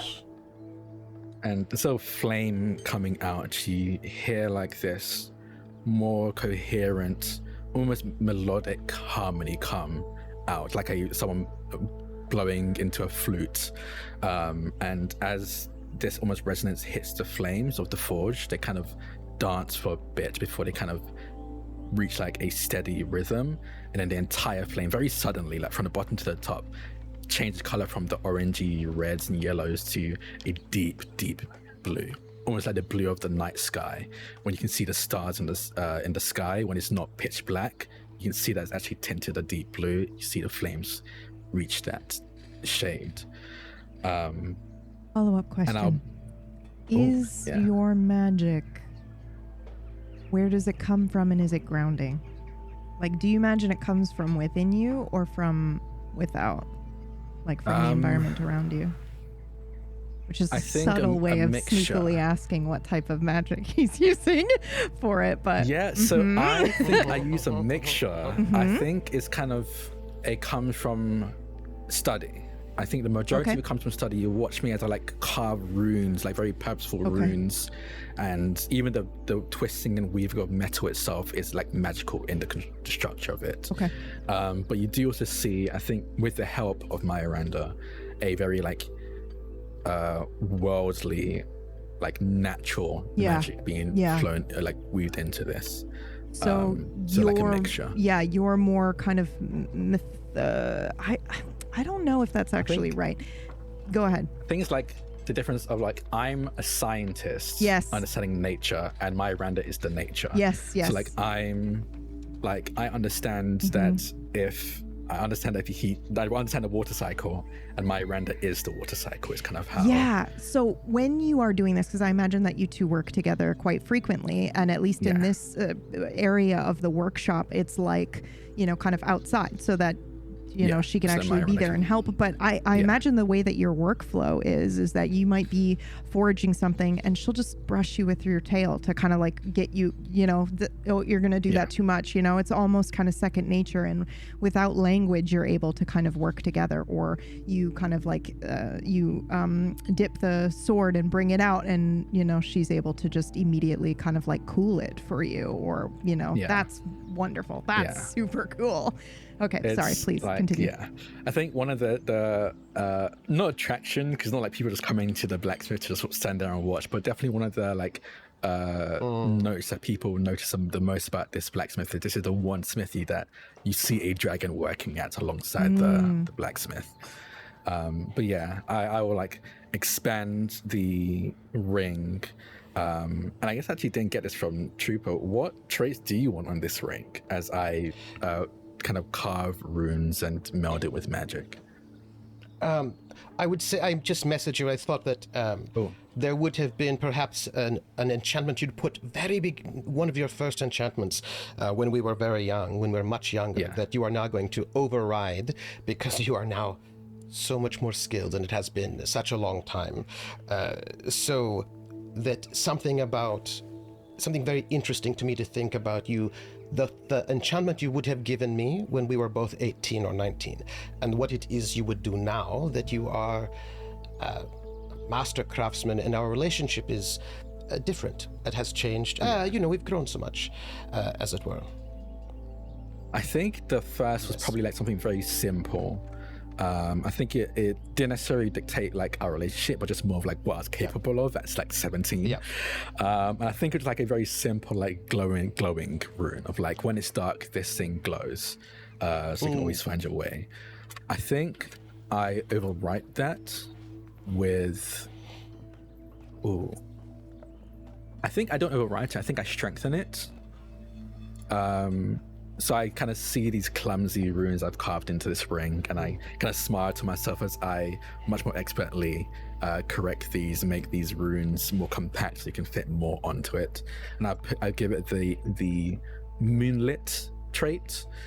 So now it sheds light in a 5 square radius, and it also reveals illusions, effects, and weakens shadow-based hazards around you as well. In that circle. You may just want to keep that up in the forefront of your mind. That last part.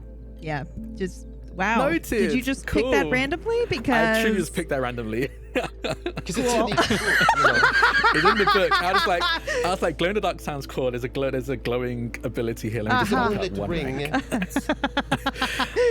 So moonlit ring, and I think I'll also give it. So I can give it 2 things.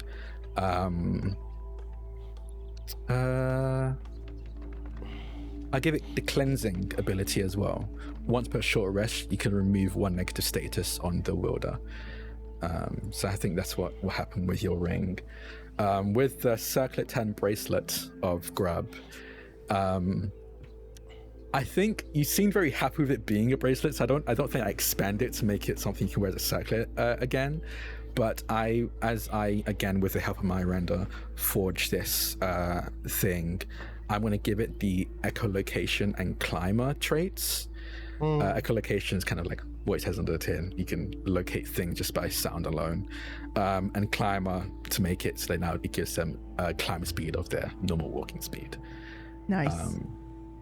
And again, that's very like, it almost seems like I'm doing all 3 of these in tandem of like, I'm working on one thing, Myranda's working on the other, I switch over when Myranda needs to take over the other thing. It's very like, it's a well-oiled machine. This is where it seems like it's a healthy partnership rather than the unhealthy codependency you can occasionally see between the 2 of them.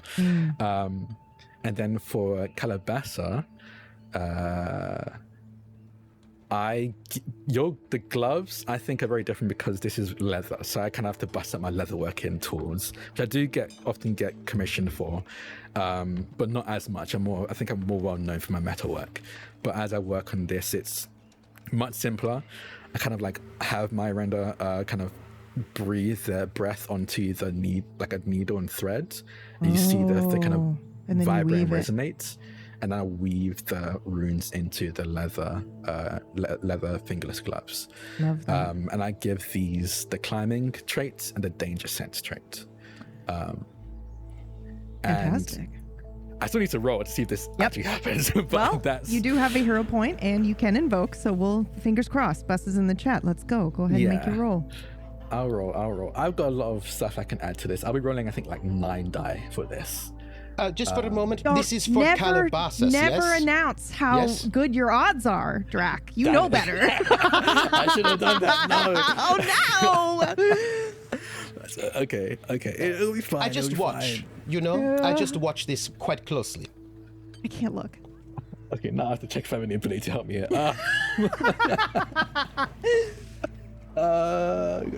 I don't. Okay, cool. Let's just do this. This is fine. It's fine. Okay. Oh! Critical success! I'm sorry, Pumpkinberry, would you explain how the dice rolls work for the audience? Oh, yes. Okay. So we have 2 6s, which are the success. So success is on a 5 or a 6, and you roll as many die per kind of your ability or your pathway that you've chosen and things like that. But so the fact that he rolled also 6, 3, 3, 3, 6, 3, and 2. Unreal. I did notice that you did it at a difficulty of 1, but it doesn't matter. I don't know what the difficulty technically would be for you. If anything, it would be 2, but it's good. Okay. We're good. You did a critical success. It doesn't matter. Yeah, you're fine. Yeah. So yeah, fantastic. Excellent. I think this is the longest, like, I take blacksmithing and just like smithing and leatherwork very seriously. That usually give myself plenty of time. I'm like, if I'm gonna do this thing, I'm gonna dedicate like 2 days to one object, kind of thing. But I don't have that, so I think I'm very much like working down to the bone of like non-stop moving. I'm not taking any breaks. I think maybe there is as you're doing this and you're working very quickly and you're working in tandem with Myranda and your flow is perfect, there's maybe one moment where we see Zell look up at the sky as the sun is coming down and they know they're gonna go when dusk hits, right? So I think there's maybe just a moment you wipe the sweat from your brow, you look up and you see, and if you guys are ready, we'll go. I will just say I wanted to finish that thought with Cal because we got interrupted. Oh, yes, I'm so sorry. Listen. That was me.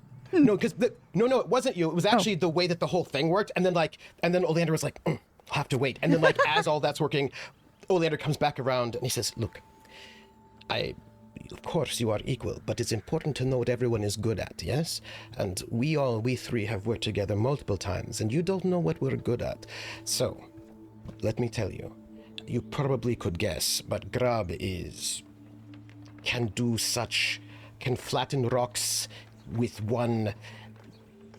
Grub is one of the most amazing, brave, and honorable fighters I've ever met in my life. Can Grub hear this? Yeah, can I hear this? Do you want me to roll for it? I mean, I'm not hiding it. I mean, it depends then on what you're paying I don't think attention. you have to roll for it. I think you're kind of, I mean, you're there kind of maybe in the background and maybe you hear it. The question is, if you hear him say your name, do you step closer just to kind of hear? Like, I'm imagining you're a little far away and then you hear him say your name. Do you step closer to just kind of like hear? Yeah. Yep. Yeah. That's the vibe that you've given. He doesn't know that you've stepped any closer. You've just shuffled a little bit so that you can hear. I'll just listen in. The audience knows that you've done that. Yep. Okay. Yeah. So he has pulled Cal aside, not to hide anything, but just not to bother people, and it's just kind of giving this quick rundown. So, if there is trouble, Grub. And by the way, when Oleander is speaking, he actually pronounces Grub's name properly, but he almost always says it Grub to Grub. Just, you know how it is. We've known each other a while. Grub is this fighter that you can always rely on, yes? Grub will do the right thing. You know Zell. Zell is a chanter and me. I am good at leading and support, and I can talk my way out of many things. I have a lot of connections, and if we need to get out of a situation, I can often get us out of a situation if it is that sort of a thing. So, if the worry is that we might be shot and you think that you can do a quick thing and that we should all go because this is your specialty, then yes, absolutely, I will listen to you. It will take a bit of convincing for Grub. If it is something that we can speak our way out of, it is probably good for me, right, to stay.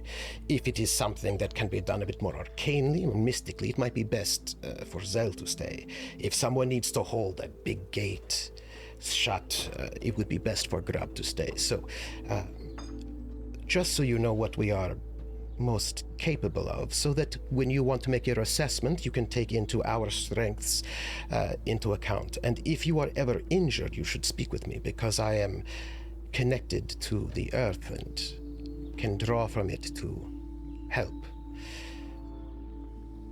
others. Yeah, you got it. Okay. That's the acorn I gave. It's okay. And remember, I have connections, can talk my way out of anything, big, strong, brave, smart. You, sneaky. Good. And I think You'll be okay. Yeah, I think we kind of see the sky is really changing color now, and I think a church bell chimes off in the distance, signaling that it is now dusk. I think I'm done. We should get going. And I was like, toss.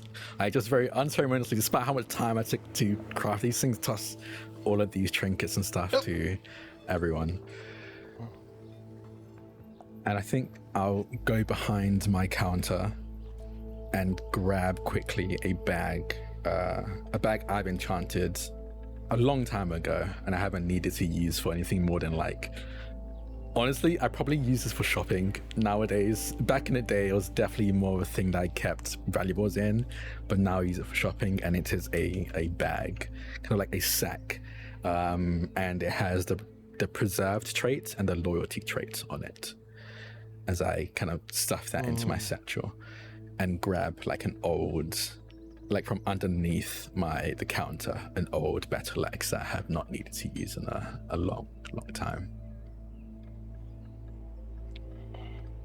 Is anybody else prepping or grabbing anything else before we switch over? Okay, I would like everyone to take 2 hero points right now, which you can use to be like, I prepped a thing if you run into something in the dungeon. But I'm going to assume that during this time, in the couple of hours before, night hit, that you were doing some sort of prep.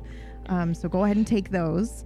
And then we're going to skip some time ahead to this temple. Now, I will say that as you are, arriving at said temple, you will notice the dragons get very tense when they kind of get closer to this sacred location. And that's not very common for them to do. I don't imagine much makes them anxious. But they do, you feel that from them as they arrive. And there is a moment where they will land, they will approach the edge of this place, which is, by the way, overgrown. You know where the entrance is because you can feel it from them, where they know where the entrance is, but you cannot see it from the sky. You wouldn't even be able to see it from the land. You're going based off of their knowledge.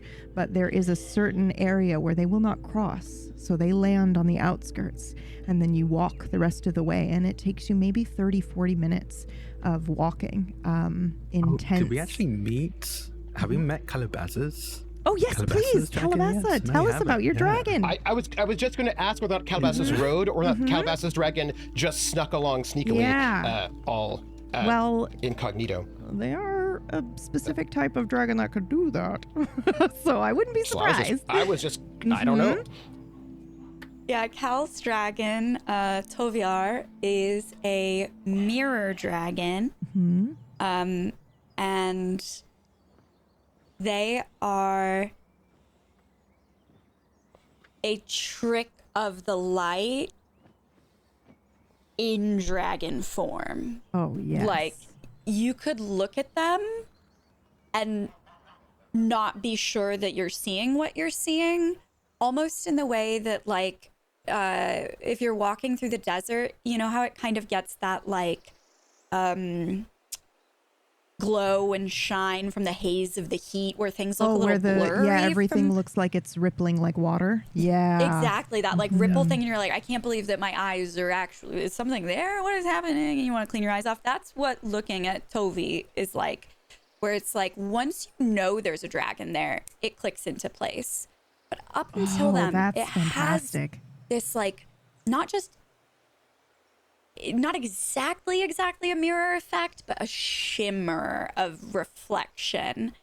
And she moves like liquid.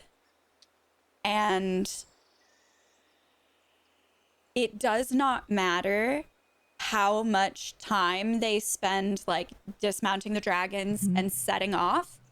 In that amount of time, Cal has started picking something up off the ground that they shouldn't, and Tovi has grabbed it out of their hands and put it down.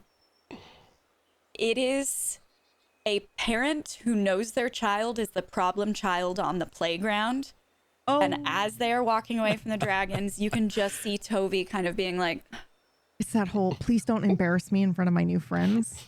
Oh, man. Oh, I love this energy. Is this hidden? Is this obvious for all of us to see, this interaction? Oh, 100%. Yeah. I feel like I've witnessed this interaction a lot. Yeah. Oh, yeah. Yeah. No, immediately. And the Tovi just kind of like looks over at you like Jim from The Office, where it's just kind of like, really? Yeah. You know? I'm like, I just kind of shrug. I'm like, they're your problem, not mine. I do not envy you. I think, like, as a total contrast to this, I think Grub would go up to Tovir and like almost acknowledge this or offer it. Don't worry. We'll look after your little one. Thank you. Turn around and go.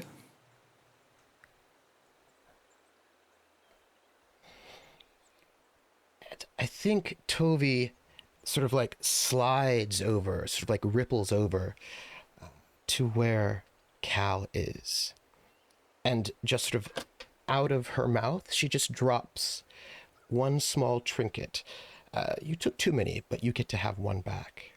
And it's just this one, the one that Cal really wanted, and just drops it into your hand, and then gives you a bit of a nuzzle, and then sort of like shimmers back just a little.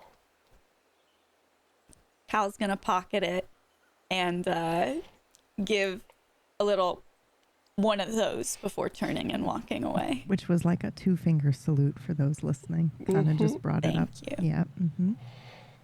And, you know, and Toby is just like, you know, just sort of like shimmers. It's like you never really know exactly where they are, but Cal does. Cal, right? Can I call you Cal? You just did. Or would you rather me call you Cal? Are you a blaza? Calabasasa. Calabasas. Calabasa. Right. But I can call you Cal. You're already doing it. Stick with it. All right. I'm not being rude. You got little legs. You want to hitch a ride? And I Yeah, okay. I'm gonna put my right arm out and like offer it to Cal so they can like climb up my really coarse fur if they want to, so they can keep up with all of these like real tall characters.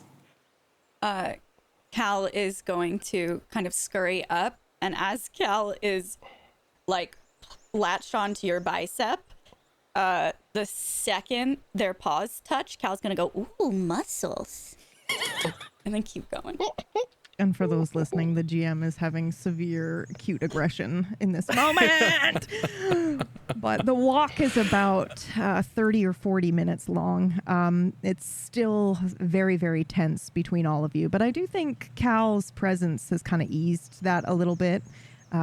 Whether or not it starts as everyone kind of putting on a show or, you know, kind of pretending for their sake, and then it becomes a little bit real. There might even be some laughter between them as they, you know, kind of trudge through. And then the entrance to this temple is surprisingly demure.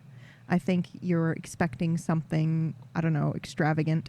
It is grand enough maybe for a medium-sized dragon to fit in, but it is very clear that once they're of a certain size, they never come back inside here.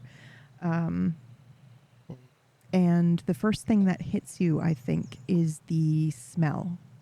It smells... I don't know if any of you smell magic, but those of you who can, you smell a lot of it here.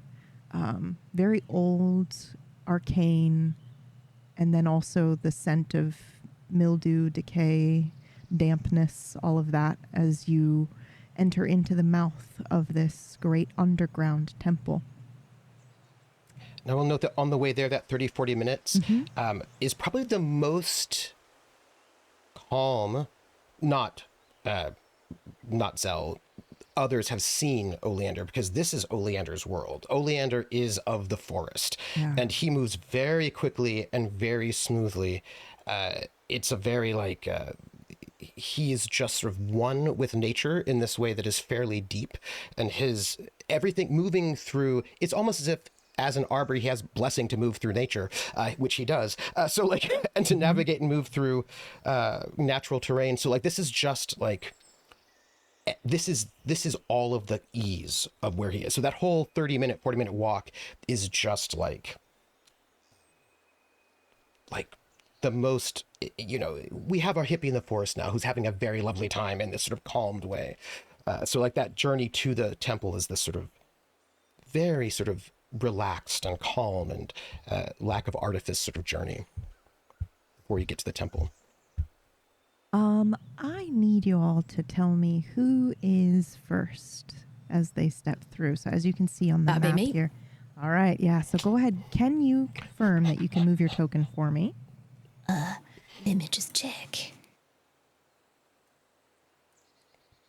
I cannot. Ah, okay. I will move it and fix it. But as you can see, now here on the map, the mouth of this, like, was very grand. It was kind of just like this, gaping kind of half circle as you kind of followed these steps down into this temple.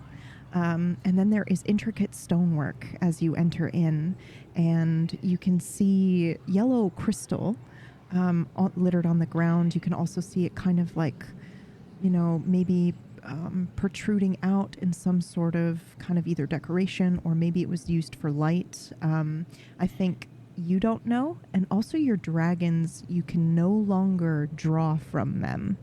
In this moment, that is how you realize that. When you look at this, I think you're used to being able to say, oh, I wonder what that is. And then there's an answer almost immediately if your dragon knows to be able to tell you. And now you know that you do not really have that kind of mental connection to them right now. And I think, I will not speak for you and what that feels like, but I imagine that that might be a little bit terrifying when you can feel their presence all the time and now you cannot.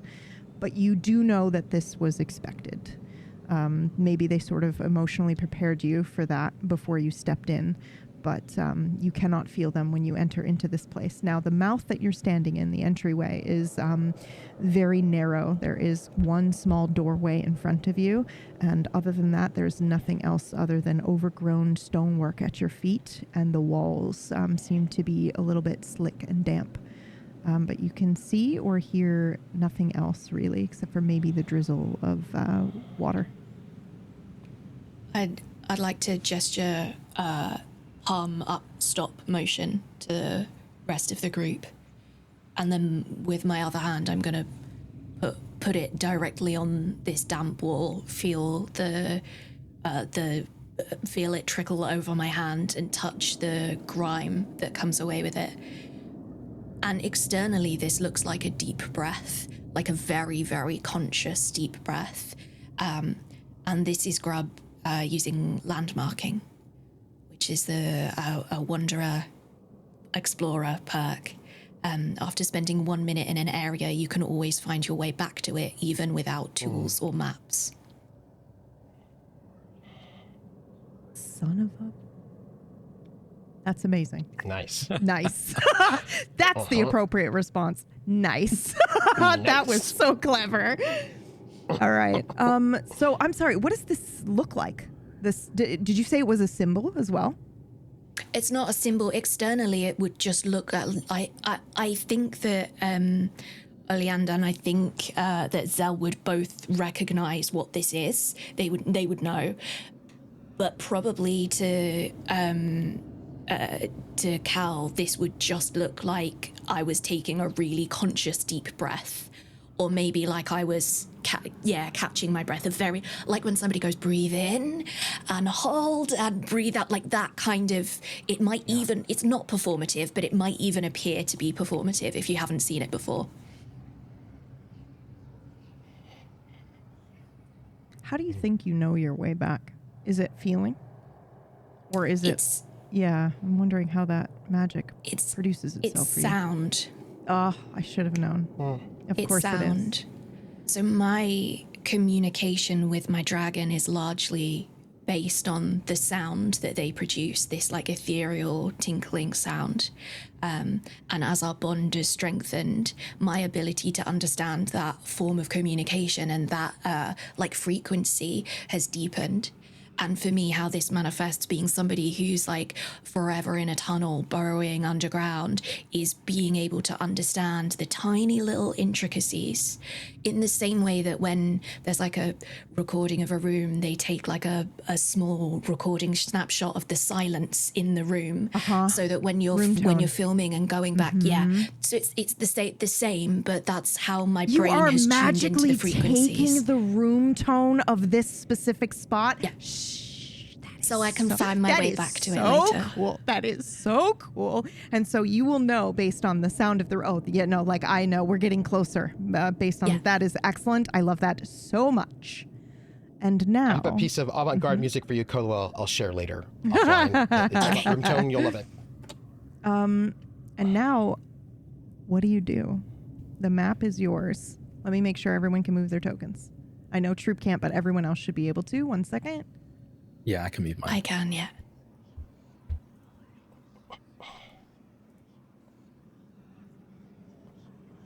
All right. So Grub is leading the way, it looks like, for those listening. And then we have Cal. Still, are you riding Grub still, or did you hop down when you entered in?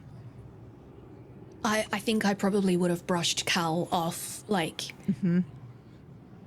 not trying to be rude, but it probably came Now it's across work as time. rude. Yeah. Yeah, it's work time now. We get to business now. Brushed you off before. I think I probably would have found it hard to understand what this place sounds like with incessant nibbling in my ear. Yeah, fair. Said with love, said with so much love. Cal is going to immediately start checking for traps moving forward. Okay. Are you trying to go past Grub?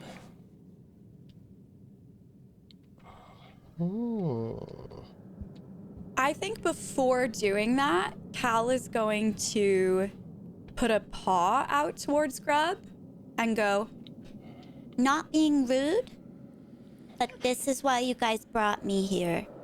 You good if I get the lay of the land? I'm half a step behind you, little one.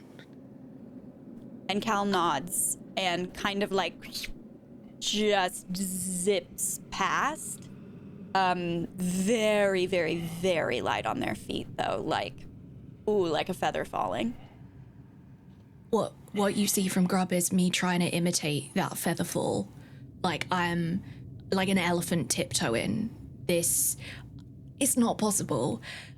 But I'm doing my absolute best, like trying to be really gentle. Like I do not want to disturb Cal's work. That's very important work, and I do not want to disturb it. I'm doing my best, and it's not supposed to be funny, but it's probably very funny. Oh, absolutely. I also think for some reason it's almost like the walls are alive and they find it funny as well, because your sound carries more than you're used to or more than it should, and you notice it immediately.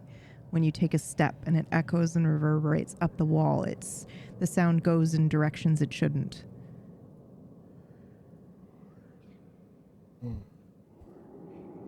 Now, I do believe, Troop, you should be able to move your token. Where do you go and what do you do? And do you split the party? No. I will say that when there was that moment we were about who's going to step forward first, yes? No, that's Irish, wrong voice. But there was a moment where Oleander was about to step forward, but the minute that Grub made that motion, Oleander steps backwards. There's just that same little, I'm going Irish, stop it, a little awkwardness, right? That like in that moment, but right, then he sort of just steps back and he just touches the moss, the flowers, right? The plant life on the walls. And as if he's listening, and he's sort of waiting for them to do their thing. And I think what he would like to do is cast a spell. Ooh, okay. Oh, nope. Nope, this is for beasts, not plants. Never mind. Okay. But he's going to bond with the plants for a bit to get their vibe, and sort of kind of be with them for a moment as he's keeping himself within. He wants to always remain within range of all of his allies at all times. You can see all of them. He wants to, he's not going to be like in the back. He wants to be right in the middle of the pack. Okay. Watching and assessing as if he wants to be ready just in case he needs to do something to help support. All right. And it looks like we have a Zell leading up the rear. Is this because of trepidation, or is this your spot? I think it's trepidation. In the past, when we did have these missions, obviously, we had Jarek out there checking for traps, and I was usually right beside Grub, like I said, half a step behind. I think I've almost frozen in place. I think upon the almost assertion that Calabasasa showed, like I think for a second I saw Jarek, and I just froze in place, and I had my battle axe in hand, like far from sharpened, probably the dullest thing in my blacksmith, yet that's what I brought. And I'm kind of almost like tightening and loosening my grip on the handle of it, trying to will myself to take a step forward, but I'm just struggling at the moment. And so that everybody understands, Jarek was a Pharaoh Vox, so a small creature, quite, not quite as small as Cal, but almost like otter-like in appearance. So, quite nimble, quite small, could squeeze into tiny places. So in that way, they shared a similarity with Cal. Is it likely that Grub would notice this, so? I think so, especially if you feel like you've slipped back into like the groove of things of like, oh, this is how we usually are, this is where we usually at. You would notice that to your left is emptier than you would be. Yeah, like maybe you go to turn and say, like, I hear, like, to gesture that the sound is traveling farther than it should, and you notice he's not where he should be. Yeah. I'd like to unbind the wrap that I put around my left wrist, and I'm going to tie a little loop in the end. And as I look behind me, I'm going to throw it back, holding onto the end, so I've thrown the loop to Zell. And I just wait for him to catch it.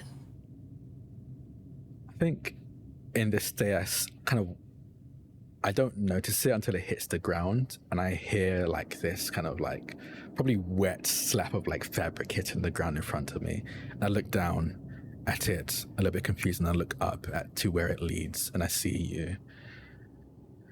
And I'll bend down to pick it up, and kind of first it kind of seems almost like a pained step. I take a step forward, and then the next one's a bit more sure than the last, until I'm back in a position beside, very least just behind Grub. And I'm slowly reeling in this length of fabric until he's back by my side where he should be. And then when he's right next to me, I'm going to take it off him and wrap it back around my wrist again. And Oleander doesn't do anything as if he doesn't have the right to. Right? He is the support one, but when Grub makes that motion, Oleander backs off as if he doesn't have the right to do anything like that. Cal, do you want to roll for your trap discovery? So I'll probably have you roll every couple of rooms. I'm not going to do it for every trap. Okay. For time and also for narrative flow. Yep. Okay. First roll. Yep. Oh, yeah. 2 hours in. That's what a narrative-driven system is like, y'all. Narrative first. So for you, it's probably going to be body that you're going to roll, but it may specify on your ability that you're using, unless you're just doing a generic. It does. It says mind checks. Perfect. To locate them. Gain, I get an extra D6. So I just take the number of my mind, and that's how many dice I use. Yeah. Yep. Perfect. Okay. Easy peasy. And what is the difficulty? I was going to say 2, but let's say 3.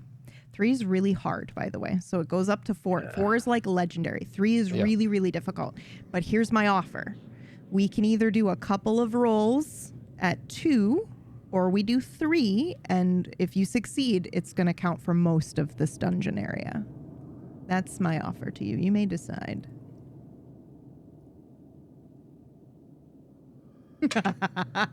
I'll actually also say, I don't know if you rolled already, not. because of the trinket I gave you, the gloves, danger sense, you actually have a blessing for any rolls that involve avoiding or resisting traps and ambushes. Nice. I kind This of would count. interpreted that though as I already know a trap is there and I'm like avoiding going around it. What do you think, PB? I think this That's a counts. good point. Yeah, I This think this does? counts. Okay. Yeah, because I think, avoiding the trap, narratively, if you succeed at this roll, we can just say, like, there's one in this room, and you're able to step aside and identify it right away, Okay, cool. So I think it should count, okay. yeah. Are you going for the harder one? I did, yeah. Yep.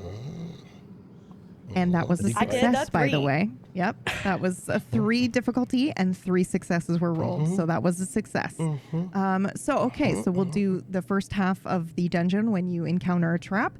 You are free to make up a trap that you have encountered in a way that you've dodged it. And then I will also come in and help you. But feel free narratively to encounter as many traps as you want and describe how you point them out. Just because I think that's pretty cool too, because your character is very nimble and very... follow-up question. Do you think that you identify the traps via sight or sound, or how are you able to do this, especially the magical ones in nature? It definitely depends on what the trap is. Okay. Because there are going to be some that I'll hear, like I can hear a pendulum swing slightly of something that might drop. There are going to be some where I clock that like there's a gap that's wider between stones than it should be that something might jet out of.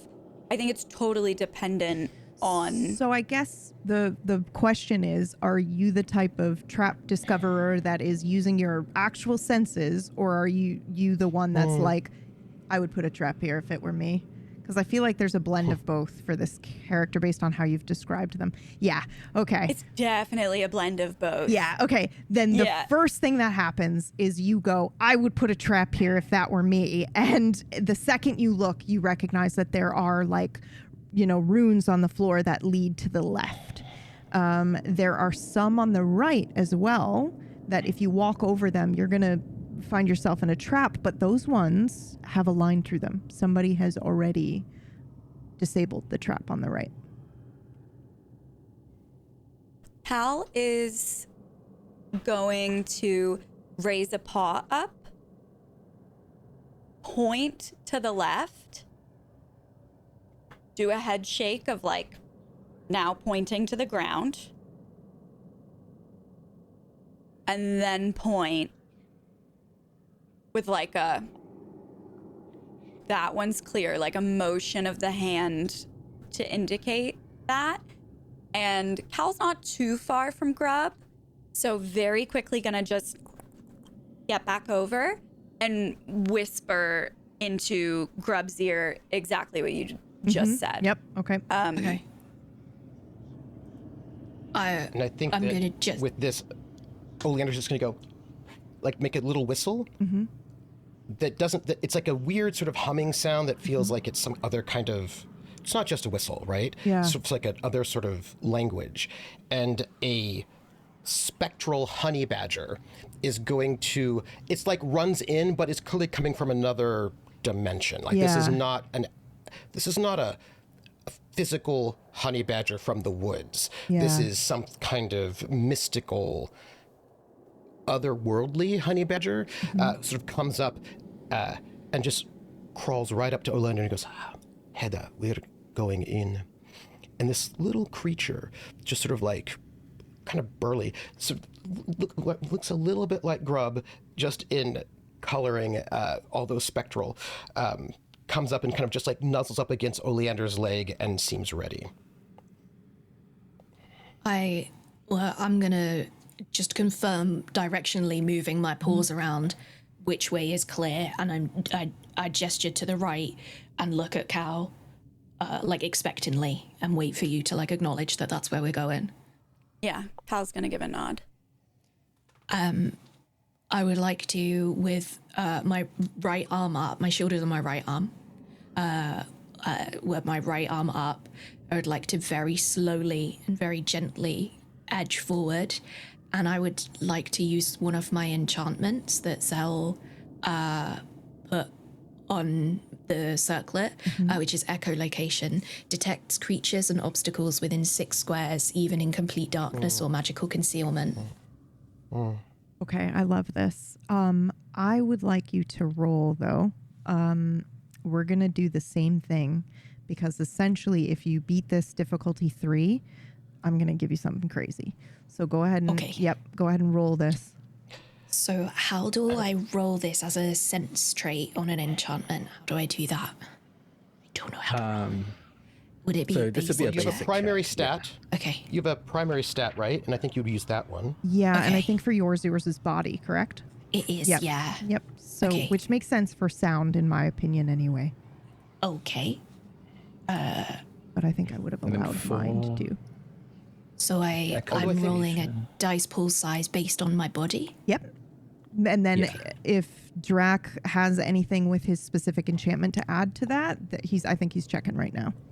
You Yeah, might have I don't think some I additionals. don't think it adds anything to it. I think it just lets it be possible. Just lets So it like do if it. it was usually Wonderful. it just wouldn't be But- possible at all, but now it is possible. Nice. But Oleander doesn't. But the honey badger just comes up and like boops Grub on the snoot, just like on the calf, Ooh, like I supportive. miss you. Where have you been, Boop? You get 2 blessings on this roll. Heart. Oh, my heart. Oh, my heart. And that isn't coming from the honey badger, but you know where it's. I don't think Grub would have accepted if it came from anyone other than mine. Yeah, of course. Okay, so get 2 dice pool blessings on size, this 2 roll. bless. Yep. For people whose Kira is blessed, just lets you count 4 as successes as well. Yep. So 4, So 5, and for 6 every will bless, count. you Yep. can choose another 4. Yeah. So what's the difficulty here is 3. Yep, we're going to do 3 again as well. All right, let's go. But you've got the ability to count 4s. Okay, now this is fun. You can do a shadow die. You can use a hero point. Oh, yeah. This is where stuff gets fun. So, would you like to do either of those things? I'm scared of the shadow die. I think that's fine. That's fair. I was going to say you don't need to be afraid, but there are narrative consequences to the shadow die. For those listening and following along for the first time, shadow die really isn't technically scary because it's not a GM versus the player situation, but the shadow die does allow basically I get shadow marks that I can then use to make the scene a lot more tense. I can beef up the bad guy. I can do, kind of a lot of different things with that. And so it does up the stakes, actually, is a great way to describe it. It ups the stakes of the situation. I called it that at what cost die earlier. Yeah. Yeah. Yep. At And so what that cost everybody knows, I have 3 devotion dice per game, per session that I can use total. And I have given 1 to Kolo for that roll. And I only get them back if one of my companions aids me. Otherwise, I don't. No. And Why would so, you do this? I know why. yes, if an ally uses an action to aid me, I can refresh one of these dice, but I have 3 only, and I've given 1 to Grub. I mean, I didn't. Yeah. Hedda, my honey Hedda badger did. did. Okay. It was, that's right, yes. So if I use a hero Devotion point, die. if I use a hero point here, I could apply hero a points bless, is a but is that retroactively? Yes, I'm going to say that you can do that, but also, I believe You didn't roll 4s. Yeah, you don't have any 4s, Oh, so you you wouldn't don't want to have any bless. You'd want to 4s. Yeah. reroll. Yeah, you would If want you to use two reroll hero- it again. Yep. Yeah. Which I Two will hero allow. points is a reroll, I believe. Yep, I would allow. I did Reroll a get, check, and it takes both hero points to reroll a check, right? So I'd have to spend all of them. Okay, I get the impression that it's a good idea to do that, so I'm gonna do that, and we're gonna hope for the best to it. And I keep my 2 blesses. yes, because this Yeah, is 'cause just a a full reroll. reroll, so- Yep, you're using your points for it. Oh, baby. I will note it was the blessing that did it. It was the blessing that did it. And it was 5 total successes, which means It was. if I had set the difficulty to legendary effort, which is 4, you exceeded it. So tell me the script of your ability again so that I know exactly what I'm going to tell you as your So reward. this is echolocation, which is a sense trait, and it's part of the enchantment that Zell put on the circlet that I'm wearing around my wrist. And it detects creatures and obstacles within 6 squares, even in complete darkness or magic concealment. Okay, so I think what my offer was, the reason why I said if you roll at a higher difficulty is because I want it to be more than 6 squares, especially the way that you've described your character and sound and the way that it travels, and you've got the room tone of the first area that you were in, and because you've rolled 5 successes, which is well above legendary, I think there is a moment where, and I'll let you describe it, so I'm going to tell you what you've discovered, and then narratively you take it away, but essentially I'm going to allow you to kind of echolocate the whole dungeon and know where there is either the sound of a breeze or where you're hearing sound come from. Like someone is on the other side of that room actively currently in this moment. Okay. Because of the legendary roll. Okay. Yep. Wow. Yep. And I think I have no chill either. You rolled a 5. The hardest difficulty is 4. So I think I think too, it's a moment where you can hear to the right of you is a fountain that is running. You can hear the water. You hear the water coming from it's echolocation. I think you can tell that it's a statue of a dragon. And the mouth is open and the water is flowing from the mouth of this dragon. And then up ahead of you is also unsettled stone. And I think you can tell too that that's in the shape of a dragon, but its head is missing, but not missing because it was broken or decrepit or it was purposely removed. It seems like, is that a lever? Is that a door somehow? It seems like... Okay, so the sound would be different. The sound coming back to me is it's hitting a different texture. It's responding to me from a different material. Do you do like a low burrower's growl, and we can see the fur on your neck going as you do this? What does this look like? I think you see it in my fur. I think my fur prickles up, and almost maybe if you look close enough, you might even see the fur kind of pointing in the direction of the sound as I'm hearing it, in the same way that you can sometimes see an animal's ears tilting towards the direction of the sound somewhere far away in the distance. And I think the reason this works, I think the reason this dice was so successful is this is the first time in a very long time that it has been silent. I am so used to hearing these frequencies from my incredible, beautiful dragon. I'm so used to having that input. Yeah. And I didn't realize how strong that bond had become. I didn't realize how much I had learned from them, how much I had picked up, how much I was able to harness that power until they were gone. And their absence has somehow taught me that I'm potentially more powerful at this than I thought that I would be. I think you see it as ears pricking, moving around. You see it as fur moving. I hear it as a tiny little wind chime in the distance. If a wind chime was a spider web, sticky tingles is how I hear it, like this, like the chimes are clanging to something, they're sticking on something. And I think that's how I know that there's something up ahead, this head that isn't a head anymore. Like a wind chime and a spider web don't make sense, so putting those together is something's wrong here. And I turn around to the group and I gesture my hands downwards, as in crouch down, keep quiet. I think we're going up ahead. I think I can see Stay with me. So cool. So we see Grub up front, and I think like crouched a little bit on haunches. And it's slow, deliberate steps forward through this temple dungeon. And then we see Cal that will kind of flit forward and then back and to the side. And it seems like they're always returning to behind Grub and gesturing, okay, clear. It's clear that the two of them have fallen into some sort of rhythm without words, without verbal language. And Grub will stop in the direction where they want to go and look to Cal, and then Cal will go ahead and move around the room and clear it. And then I think there may even also be a moment where the two of you identify a trap at the same time, one through your echolocation and one through your ability. And there's a moment where you look at each other and are like, oh, camaraderie, you know? I think... Mm-hmm. I was just going to say, I think Cal can probably feel it in my fur.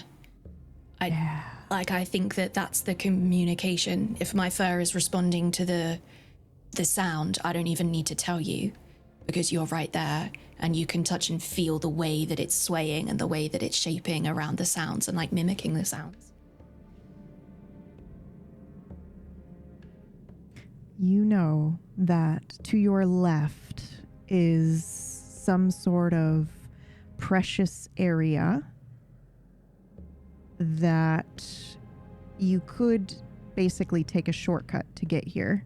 The trap on the floor was not removed, but that's because whoever went before you took the long way around, and they ended up going into this room anyway. And I think as soon as you guys are like in the hallway, you can look down and you see there is a curled up dragon stone statue, and its head is clearly, you can see, oh, we can remove this head from the statue and put it where it needs to go. But one of you is going to need to disable this arcane trap if you want to take the shortcut. I look around at Zal. Can you see what we have to do here? Yeah, I can. Just leave it to me. And I'm gonna see if I can disarm this arcane trap. As I pull out some tools. They look very mundane. They look like the typical tools that you would like. I think they're probably tools that look a lot like Calabasa's tools, but like a lot of the workings that Zell has crafted, there are like ancient, almost fundamental runes either etched into these tools, or these tools literally are in the shape of the rune. So the very structure of it is the rune, is the arcane magic. And I'll work on seeing if I can identify this rune, identify what its glyph is, and then disarm it. Yep. All right, let's do it. You can do this. I give you my second of 3 blessings. Oh, wow. I will give you 2 blessings rather than an extra die. I can do either extra die or 2 blessings, and I will give you 2 blessings. And the extra die I can do post-roll, but I can only do 1 per turn. Yeah, okay. What kind of roll do you think this would be? This is an ability of mine. This is just me having good arcane stuff, so I don't know what. Yeah, well, because you said you're a scholar. You're like the scientist, so I think it would be a mind roll. Okay. Okay. And if you want, you can argue a lawyer, but I think that makes sense. Yeah. And I think that I think the difficulty for this is 2, because this trap is not the same thing. Yeah. Okay. Okay. Yeah, I'll roll that then. You got this. I believe in you. Okay. Blessings. 2 blessings, that will be very helpful. Let's see. Would this be a basic check where you add 2 attributes, or would it just be a single attribute roll in this case? I think just a single attribute, unless I do think it could be argued that you could do soul if you wanted to.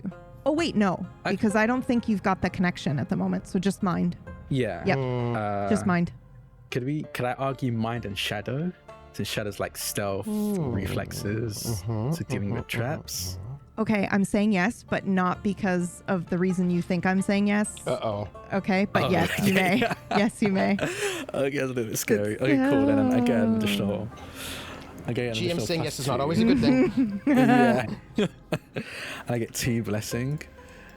And difficulty, you said 2? Yep, difficulty 2. Okay. Nice. 3 successes. 3 successes. So you do succeed. This, and only because you said the key word of shadow, you will notice this is like voidcraft. This is like, what this trap is made out of. And I just need a moment of solidarity for those listening, the GMs out there that are listening, as the entire dungeon has basically been skipped by the shortcut that was supposed to be their way out. So just take a moment with me and go, yes, yes. So as you enter... I will note the blessing did it again. Yeah. It was the blessing again, though. Yeah, it was a blessing. Yeah. So as you enter into this room, and you may move your tokens in here, it is the room to the left here. And as you can see, above that room are a bunch of animal statues, right? Where I think you can gather, maybe you were supposed to interact with those to potentially get this dragon head, but you can see that this is the room that you need to get into for the dragon head. So you may quite simply go up and interact with it. However, you will notice that there do appear to be 4 circles in the corner of this room where there are made of stone, and they seem to be one is a ring of what looks like sculpted wind. Another is a ring of sculpted flame, and the other water, and the other one is just looks like granite sticking up. And then all the way at the end is this sleeping dragon statue with a strangely shaped head. Can I gauge what kind of dragon it is? Ooh, that is such a good question. You can. It is an astral dragon. Okay. It's the same dragon type as Ash. Ash, yep, that's right. Which is a very long, celestial type dragon. They've got the whiskers and everything, of the stars. Not sure if this is a puzzle of some kind. What do you all think? I have a question, but I forgot what it is. Yes, here's my question. There we have these things. Do any of them count as divine symbols or omens? Why do you ask? I don't think so. I think it's that's okay? Okay. I would love to be able to say yes, but I don't think that they technically count. I love it when you say no. Okay. Because when you say yes, it's usually not what I wanted. Is this really dangerous? Yes. Mm-hmm. Oh no. How far away is the stone part from where I'm standing? You said there was a stone, specifically stone area. Yeah, so, well, from where you're standing right now, because you guys went to the right, and then I think probably you can see the fountain in front of you. And then whether it's your echolocation or whatever it is, your eyes, you kind of move behind you and you notice this shortcut here, which leads you, and I will move you here, this way. Ooh. Yep. There you go. So, we've gone the wrong way. Okay. No, so the way the dungeon was designed was to go to the right and up and all the way around to this room. And then once you beat this part, you take the shortcut and leave, like a video game. But you have discovered with your epic roll I went the wrong way. Okay. the shortcut. Yeah. So into this room here, you can see the circular bits here. So there's a little bit of stone steps that lead upward into this area. And you can see the wind and the thing. And then this sleeping stone dragon here with a very strange shaped head, which I think you see there's maybe a line around its neck as if it can be removed. I'd like to acknowledge with Cal. I'd like to look at Cal and just make sure that the room has been swept. Cal is fine about the room being swept. Cal gives you a thumbs up. I'd like to go and look at the stone, the stone circle. Does it matter which one it is? It doesn't. If you want to pick one, just so I visually know which one you'd like. This one here? Over here, yeah. Yeah, okay. I've still got my eye on the group, but I'm looking to see if there's any kind of cracks or any kind of. I'm just having a look around it. It seems to Grub to be the thing that maybe might fall. Like, I'm more concerned about it falling on Cal than anything. This is where the decision comes from. Oh, okay. Oh my gosh. Adorable. So on closer inspection, this circular stone sculpture, it looks like, it like comes up out of the ground. And when you get up close to it, no mistaking it, this is a sculpture of clouds in a ring on the ground. And then you snap your head behind you and you notice the one directly opposite. It looks like it's a ring of fire and flame.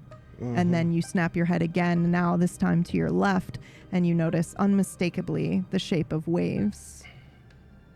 And then directly opposite of that one, it looks like just carved stone, maybe jutting up like granite or a stalagmite. I'm gonna look to Zell. Are you seeing this? Yeah. I have an idea, but I don't really have the, I'm not as young as I used to be, so I might need your help with this. I think that head, or the dragon itself, but it seems more likely the head can be moved or slotted into one of these. Maybe. Or twisted. Perhaps. Which one? When you say it's a strange shaped head, do you mean that in terms of for dragons, or that something seems like, off about it in terms of construction? In terms of construction. So this dragon head looks too big for the body of the dragon that it's on. Like it doesn't belong on this statue. He says, there was that statue without a head. Perhaps these things are ways to move from one place to the next. Maybe we can give it a try. I bet it's heavy. But I just look over at Grub.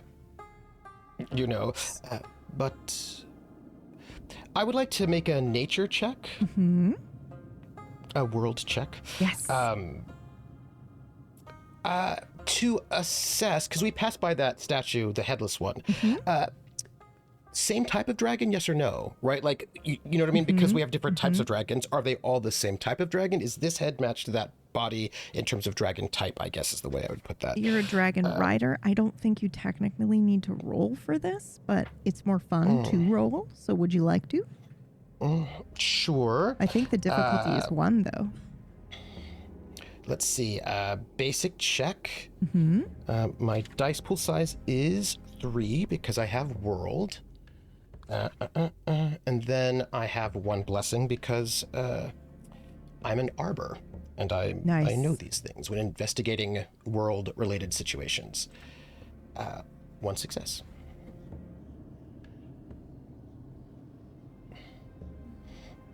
Okay. Yes. So, yes, it is the same. Okay. So it looks like this one, the head of this one is Pyre, and the body of the other one is Pyre. The one without a head is Pyre, but the body of this one is an astral dragon. So it definitely has the wrong head attached. Yes. This head belongs to that statue in the other room. It has been moved here. This could, I imagine, it should perhaps be on that other statue. Perhaps. That makes sense to me. Do you think there's another one? Perhaps the other thing is this is Pyre. Pyre is fire. What if we, before we move, we point the head towards that flame circle there? Before we remove it. See what might happen. And I'm just looking, assessing how much plant life there is in this room. Like, it's just like, I'm like, how many plants do we have? Where are we at, right? Yeah. In this situation. Like, I'm assessing this room in case moving the head at all does bad things. Right? That I'm just like, let me take a peek and look around. Where are our plants? Yes, perhaps moving this so that it points towards the fire might do something before we try removing it completely, if it twists, but it looks like it might. I think that's a good I idea. will do it, but I imagine Grub. Grub wants to do this. Do you think you can turn the head of the statue towards the more fiery of those platforms to see what happens? We can give it a go. Okay. Can I just walk up to Yep. it? And you're gonna roll to kind of a feat of strength to try to do this. Absolutely. Difficulty Okay. 2. Okay. I would like to help. Put myself in between, And just so would that this I won't be in range. Would this fall under a basic check, this roll? Yeah. Yes. Yeah. Yeah. And I wouldn't think I need to check. be a I defense. think if I'm helping, you get a bless. Check. I Oh, that think was it's page like- 147, I think. Yes. It's the 147 lists all the actions you can do Yep. and their cost. Oh, They get an perfect. advantage. Yeah, I want to assist you here. And give you an advantage, which I believe is just a bless. Okay. So I am. With me. So I'm rolling my dice pool size on my body stat with one bless, Yeah. and it's a difficulty of what's the difficulty, PB? For you, I think 2. It's hard, but Okay. not legendary. Oh, Ooh. That is a 5, a Wait. 2, Oh, and a 3. I will use my last devotion die and give you another die. Want to make that roll again? the same roll again, or Just- another You just 1d6? get to add. You get to add a d6. Yep. So just roll just do 1d6 roll. So you can even just think- type /R 1d6 in the chat if you want. And then we'll just, if it's a 4, 5, or 6, you succeed. It is not.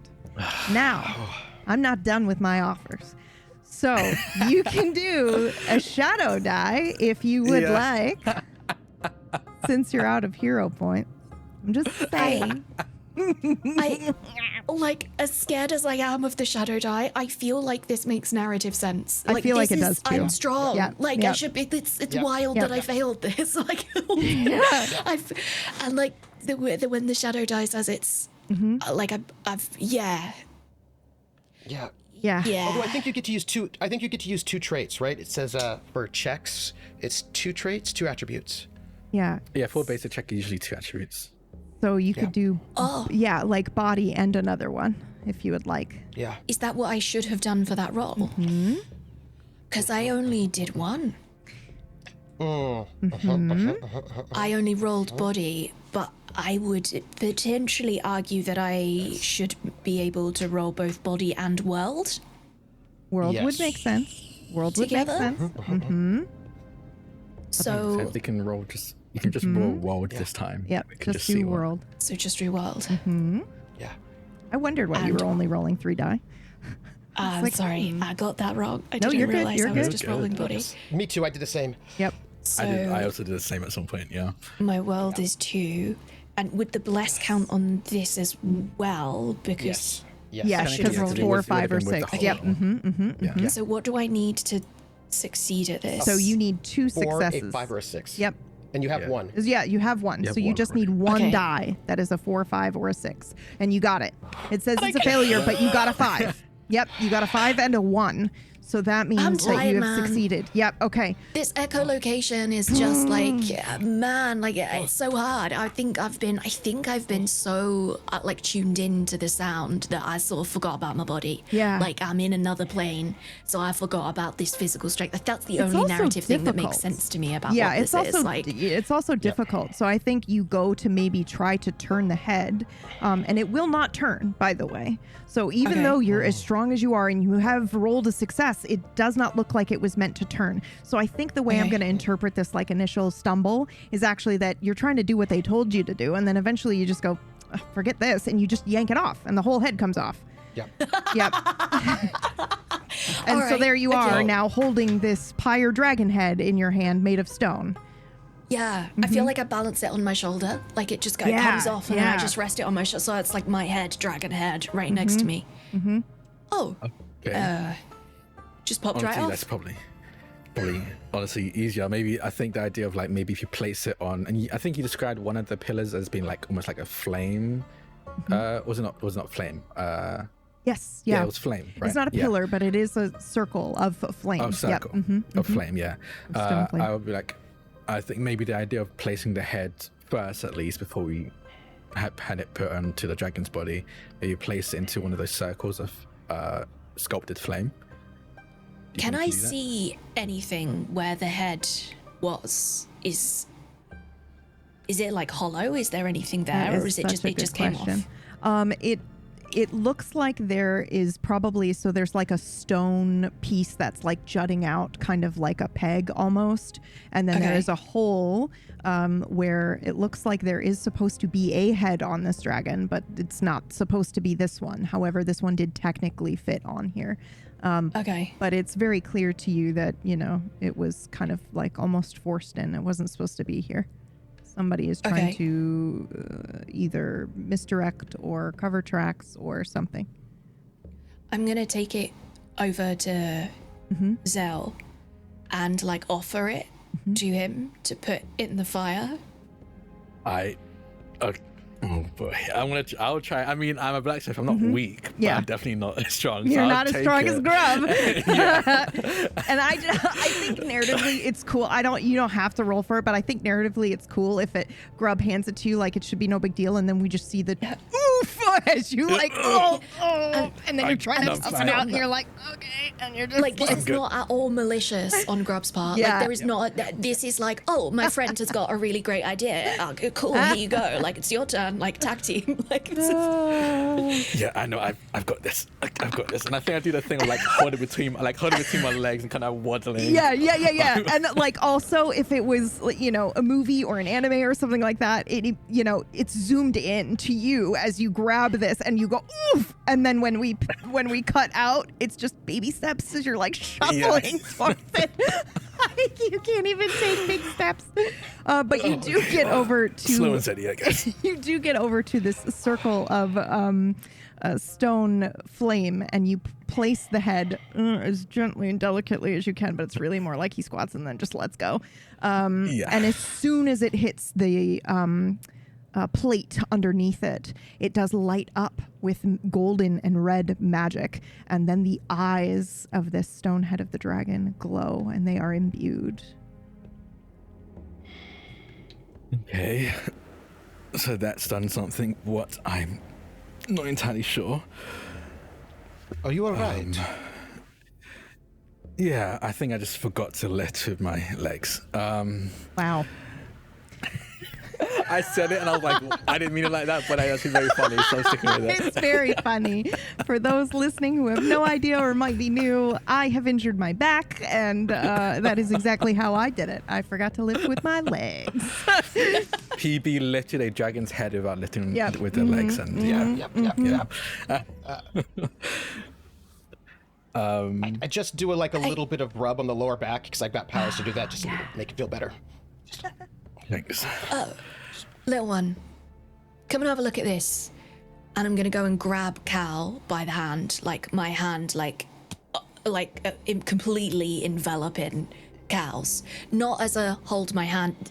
It's not as a hold my hand, as a come here, this is important gesture. Yeah. Drag you forwards and can I lift? I was about to lift you up to show you the top of this head, and I caught myself just as I realized that I was about to be rude. Can I just want to put you up on the, I just need you to have a little look at, can you, And Cal just kind of does the tiniest squat and jumps up, just expecting Grub to catch them. I do. Yeah.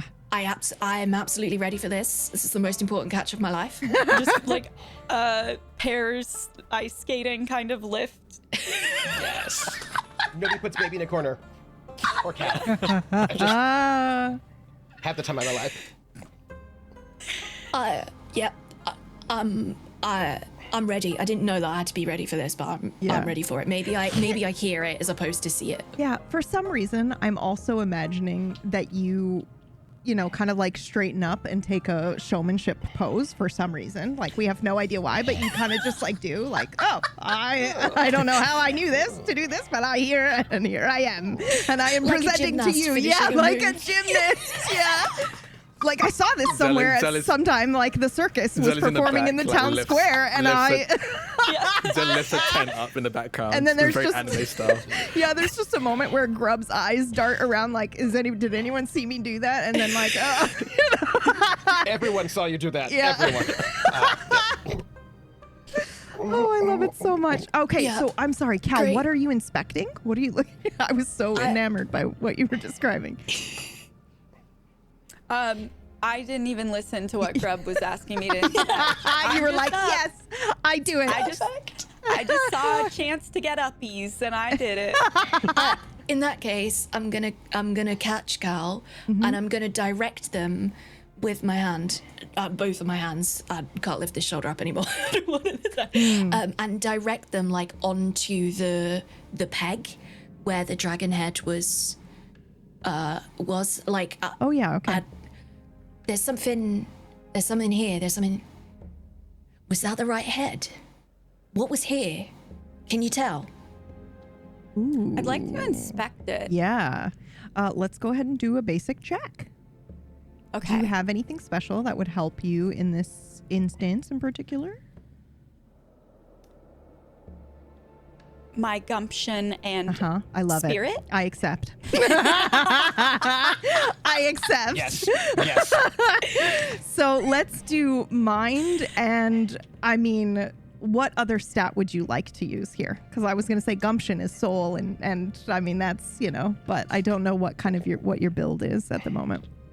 I will say, I think, because Shadow is like stealth and I espionage stealth. Yeah, I think that makes the most sense to me in terms of Cal's evaluation of thievery and attention to detail coming from Shadow. Yep. So let's do mind and shadow. Okay. And difficulty 2.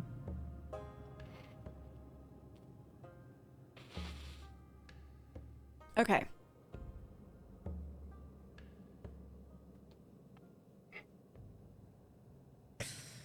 Ooh. Okay. Would you like to I have use no more a dice left. shadow die? Or you could use one of your hero points because you haven't yet. Oh, that is true. Yeah. And do I just roll one more or? So, I think go ahead. If you roll like, one, I you like get less. Yeah, filling no, in I love ale it. with I this love it. I called love the it. player guide. I read this cover to cover. Yeah, for hero, if you hero dice for you, hero point, you use one hero point to bless it, which means like count one a single 4, or you can use 2 to do a full reroll. Yep. But if you do 1, you have a 4 in there, which would give you the 2 successes you need. Oh, okay. I mean, but you'd have to succeed on that 1. 5, 3, 1. Yeah. No, it's a blessing. Oh, bless. roll. So if you, So if you do the bless, you do succeed because you do have a 4 in that roll. Okay, Yep. I will just take away a hero point and that's a success, succeed. baby. Heck yeah. Yeah. Okay, so you do succeed. So I think, I'm trying to think of how you would know this or how you would do this. I think as you inspect the statue, you can see that it was built not to hold, the head that was on it. The head that was on it was placed there quickly. I think you can determine that it was kind of forced on there and there was some deceit involved. And I don't know how you know that there was deceit involved, but your criminal mind just activates and you go, you know what? I would do this if I was trying to stop anyone from going the right way. And did you say that the peg part is attached to the base of the body of the statue or the head? The head of the statue. Yep. So there's an opening in the body? Yep, there's an opening in the body where maybe a different head with a peg would go in, but this one clearly goes somewhere else. How wide is that opening? You cannot crawl in here. No. I would say I want to so bad. I know baby. you can't. I mean, but you can see that there's like it doesn't go, too deep in there. It's really just meant to kind of like hold the head of another statue. Probably one that belonged to, a smaller astral dragon that would match this statue. Okay. But this one does look like, it is pyre. It does match the one that you saw that didn't have a head in the other front room. Okay. Yep. For the sake of brevity, I'm going to very quickly relay that in hushed tones to Grub, who is the closest to me. And I'm gonna do the same, like relay it backwards as well, like pass it backwards. We just one, see pass this it down. game of telephone happening between them. Can I relay it back? I think we might want to see if we can get that other head. There was another dragon statue we saw. See if maybe that head is removable. It didn't seem right on that dragon's body either. So we can check if that's the right one for this. Oh, Good idea. with the water. Water fountain. Yes. Yes. I'm just gonna march on back. Yep. So you march on back and I follow a little bit behind, just within range, but not saying anything. Just in case, but not, yeah. You take a look. One second you look at this dragon and you recognize like, oh yes, this head belongs on the body of this dragon. And I think based on your success from your previous roll, Cal, you're going to go, oh, I see. They solved the puzzle to get in here and then took the last piece and moved it so that no one could potentially follow them. Ooh, sneaky. Am I gonna have to get my feet wet to get this head? If you want to pull the head off of this one, you can. And yeah, you will have to get your feet wet. All right. I'm gonna take my bag off my back and pull out a very small towel. So I have a little kit with me. It is utility gear. This is as part of being a wanderer. A sturdy traveling cloak, a survival knife, and a small collection of maps or field notes. I'd like to unfold this cloak that's in there and lay it out on the floor and dust the fur from around my ankles before I step into this fountain. And use it's like a toddler that doesn't want to get in the bath. That's like, the no, energy. I don't want to do this. That's perfect. Yeah. But I do clumsily step over the ledge of this fountain and reach up to try and pull this head off. We're going to do another Hedda, check. go. Yeah. And Hedda, the honey badger, is going to sort of bound over there and assist you so you get a bless. Nice. Oh. So go ahead and make another check. And I forget the second stat you used. World, I'm right? going to use both this time. Yep, for sure. Okay, yep. Difficulty is still 2. And the bless is 1. 1 plus. Yep. And I'd like to just give the little honey badger a little a pet? just a little, on the nose, just a little acknowledgement. It's that strange thing because it's clearly physical, but also not. It's a sort of it is a physical being, but there's that kind of, almost like you mentioned, that kind of the force field. It's sort of like that. You know what I mean? It's got that sort of sense of force, but also. I think this honey badger and I have this the bus driver wave, the biker nod, the ginger nod. Yeah. There's a little, a little something there. Success, yes. So you are able to pull the head of this dragon off of the stone, and as you do, you hear a little rumbling for a minute, and then the water in the fountain slowly drains until there's no water in the fountain at all. I shake off my fur, pick up the traveler's coat, and step out of the fountain and dry my feet off. No wet feet. Is if there you can- anything that I can see at the bottom of the fountain? Just the drainage. It looks like Okay. there are just some holes down in there for water to either come up or to be drained. There was a whole of a wave sculpture. Maybe it would fit there. Or Yes, I think so as well. I'm gonna take this head. like this is the head of the astral. This was an astral head, right? Or was I? This am I was getting not mixed up with this one? astral. No. Okay, no. Yeah. So, Okay. but you're correct. The water in the Okay. other room. Okay, Yep. cool. So I know what you I'm were getting gonna at. Take the. I'm gonna hear exactly what Zale says. I'm gonna put this. I'm not gonna put him through giving it to him this time, and I'm just gonna follow him. Nice. Where is it? Where is it? Which one? I believe it's this one up here. Am I correct? You. This one? Yep. Yep. That's correct. Yeah. Okay. Okay, cool. Yeah. So And I'm over gonna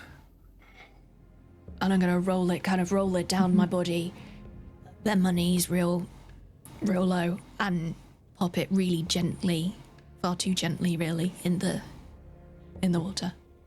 Okay, and as you do that, immediately, as soon as this moon dragon hits the plate, you can see that it lights up in this like brilliant blue and purple indigo, and then its eyes are imbued with the same matching color. We need So two there's more. another 2 dragons, I guess. Right. Did you have a sense of where they were?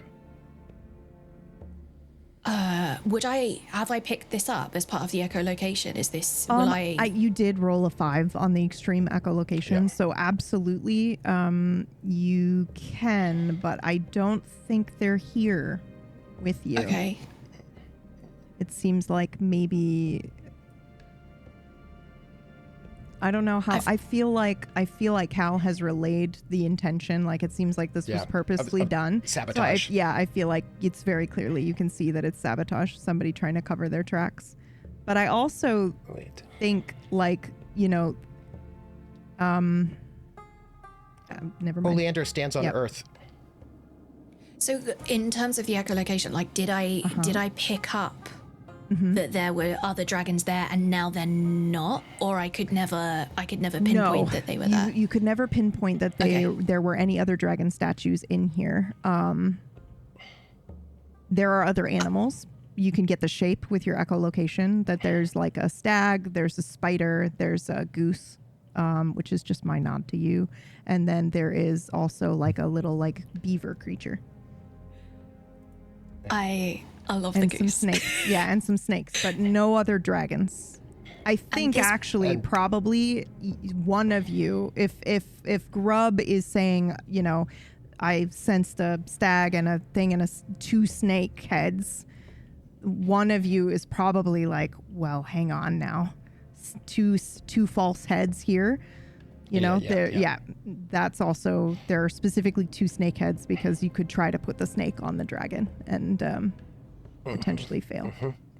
Yeah.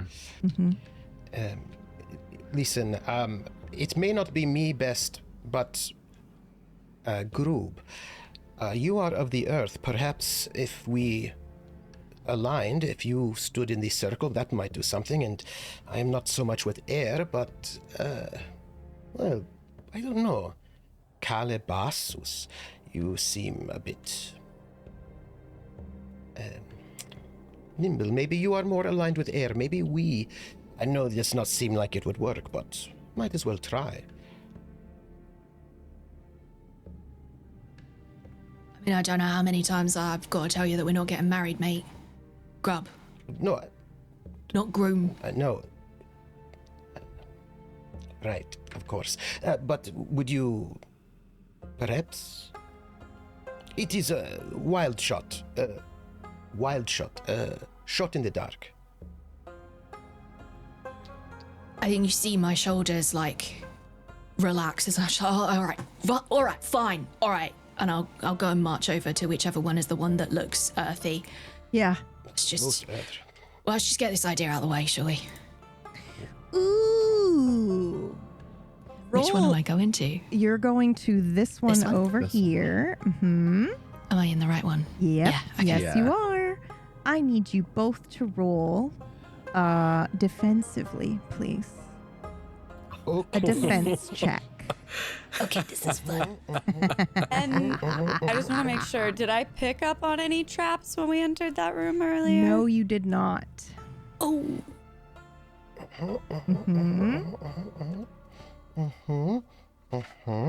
They certainly don't look so- like they're trapped. I roll I'm just 3 double for checking my that I don't have a bless primary, here. and my armor gives me, I think, a 1. Yeah, so that'll be 4.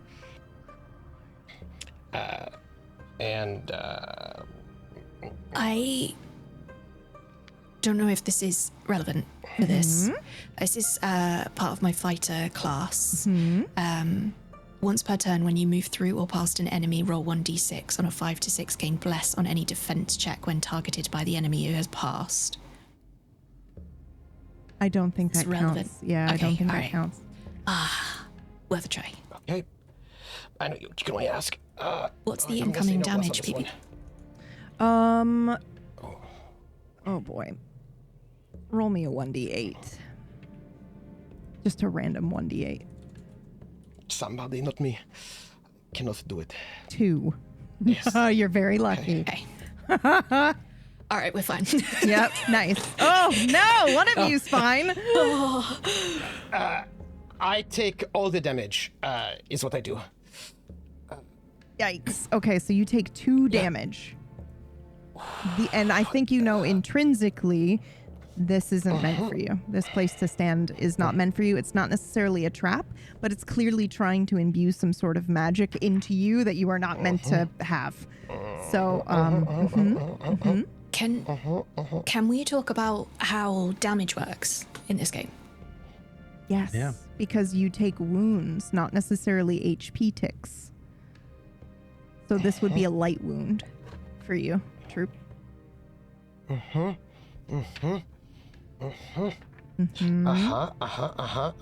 Because my threshold, well, that's my heavy threshold, and then my deadly threshold. And then when you take, depending on your like class and type, when you take a certain amount of light, those automatically transfer into the heavier hits. And then, you know, if you leave them untreated, they become scars. And yeah, it's So I get zapped, and Yep, I see you like get a bad idea. Then that was not a good idea. Nope. Yeah, I think Calabasasa, I assume you've come to this conclusion as well, but I'm guessing this is more sabotage than anything. Whoever ran through this temple solved whatever riddles and puzzles needed and made it impossible for anyone else to. Well, perhaps we put this dragon head on the. That was my last idea. Put the dragon head for the pyre dragon on the pyre body. That might do it. Because standing in the circle was a bad idea. Oh, What do you think, Calabasasa? So you'll look around and immediately clock that Cal is not in that room with you. Okay. I love it. Cal did not come back with you guys, and had stuck around the last room because I didn't want to slow us down narratively, but I was trying to figure out if those were like coffin shapes in the room with the fountain. I'm not saying Cal was looking to lift some stuff. Oh, yeah. No. But they. I didn't want to slow us down, Yeah. but I stayed in that room. They're definitely coffin shaped, but I think, you know, your astuteness and trapped, they're not trapped. It looks like they might have loot in there. Okay. I didn't want to slow us down, but okay. I checked for loot. I just would. I just would check for loot. I was really hoping that you would do this because based on the vibe you told me for the character, what did I do? I put a bunch of it in here, a bunch of shiny. Thank you. Yep. Thank you. So Yep. roll me a 1d50.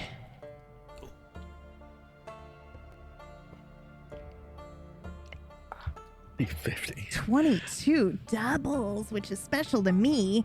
Okay, let me Two's also my lucky number, so that's twice. Yeah, you're gonna find my something. God. Hold on. Oh, I'm so excited for this. Hold on. Sorry, After go they ahead. find it, Oleander kind of freaks out. After this, like timing wise, right? They'll find it afterwards. But once Oleander realizes that Cal's not there, Oleander's going to kind of freak and go rushing to see if they can find Cal. Oh, okay. And as you rush But in, it'll be see... after the Oh, looting. yeah, okay. Because I kind of we're love, messing with the. Yeah, I love the idea that you run in as they are, kind of Abu style, pulling out the thing from whatever it is that they're looking at. But let's see. You have discovered a crimson pike. Oh. Huh? Okay. And hold on, you also found a magical item here, but I want to make sure that there's one that's relevant. Oh, heck yes, this one, because it's perfect for you. Cloak of Veil. So, it grants bless on stealth checks. It cannot be disarmed, dropped, or stolen when it is attuned to you. Nice. Let's go. Yeah, let's go. You let me know if you feel this is accurate. I feel like since Cal would have immediately started casing the joint a little bit when they first made it into the fountain room, I would have already clocked where I wanted to look, and the second they walked out, I would have been grabbing stuff. Yep, absolutely. So I Can we feel just like say that your pack is full of stuff? Because there are 4 things in here, and I put them in here for you because you told me what your character was like. So Nice. what we'll do is that, we'll assume that you have maybe 4 hero points now to use specifically for, I found a thing, and it does this thing if you need it. Yeah. Okay. Oh, that's so convenient. And I think think that might be when you Oleander come in. rushes in. Yep, and you after see you've- that, yeah. I think Cal would kind of be like in the hallway on the way back with a pack full of stuff and just do a quick like casual lean on the wall, like a sup nod, Yeah, like I'm just like waiting out here outside the statue that you said that you were gonna put the head on, and I'm just been waiting for you guys to figure it out, kind of thing. And he rushed out in his panic. Calabasas! And the minute he sees, he's like, So, "You should not separate from us. There's noted. danger." We gonna get the head on that statue or what? You have to ask Grub. Where am I He, going? like looks back, points up to the statue, the headless statue. Yeah, we're just gonna put that pyre dragon's head on the pyre body and see what happens then. And you're sure this time? That's If you directed want, at you, mate, specifically, Oleander. If you want, I can do it. If you are too weak, Help yourself. Oh, okay, no. then I will. Bluff called, baby. What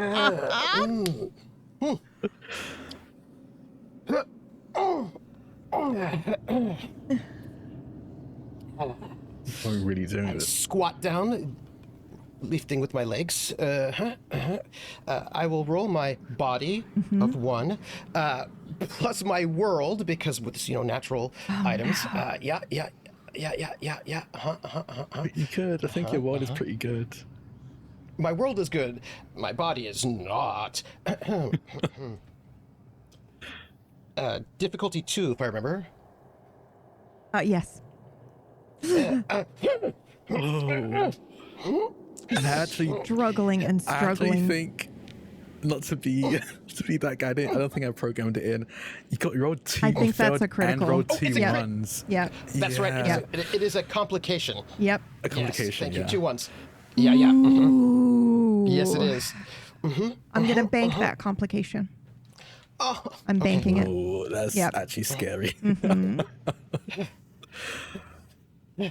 So you are unable to lift this, and just for the sake of the way that we've described all the characters so far, he is making a lot of noise as he's doing this, and you can hear the sound reverberating. And again, it's doing that thing where it feels like the walls think this is funny, and it's carrying the sound farther than it should.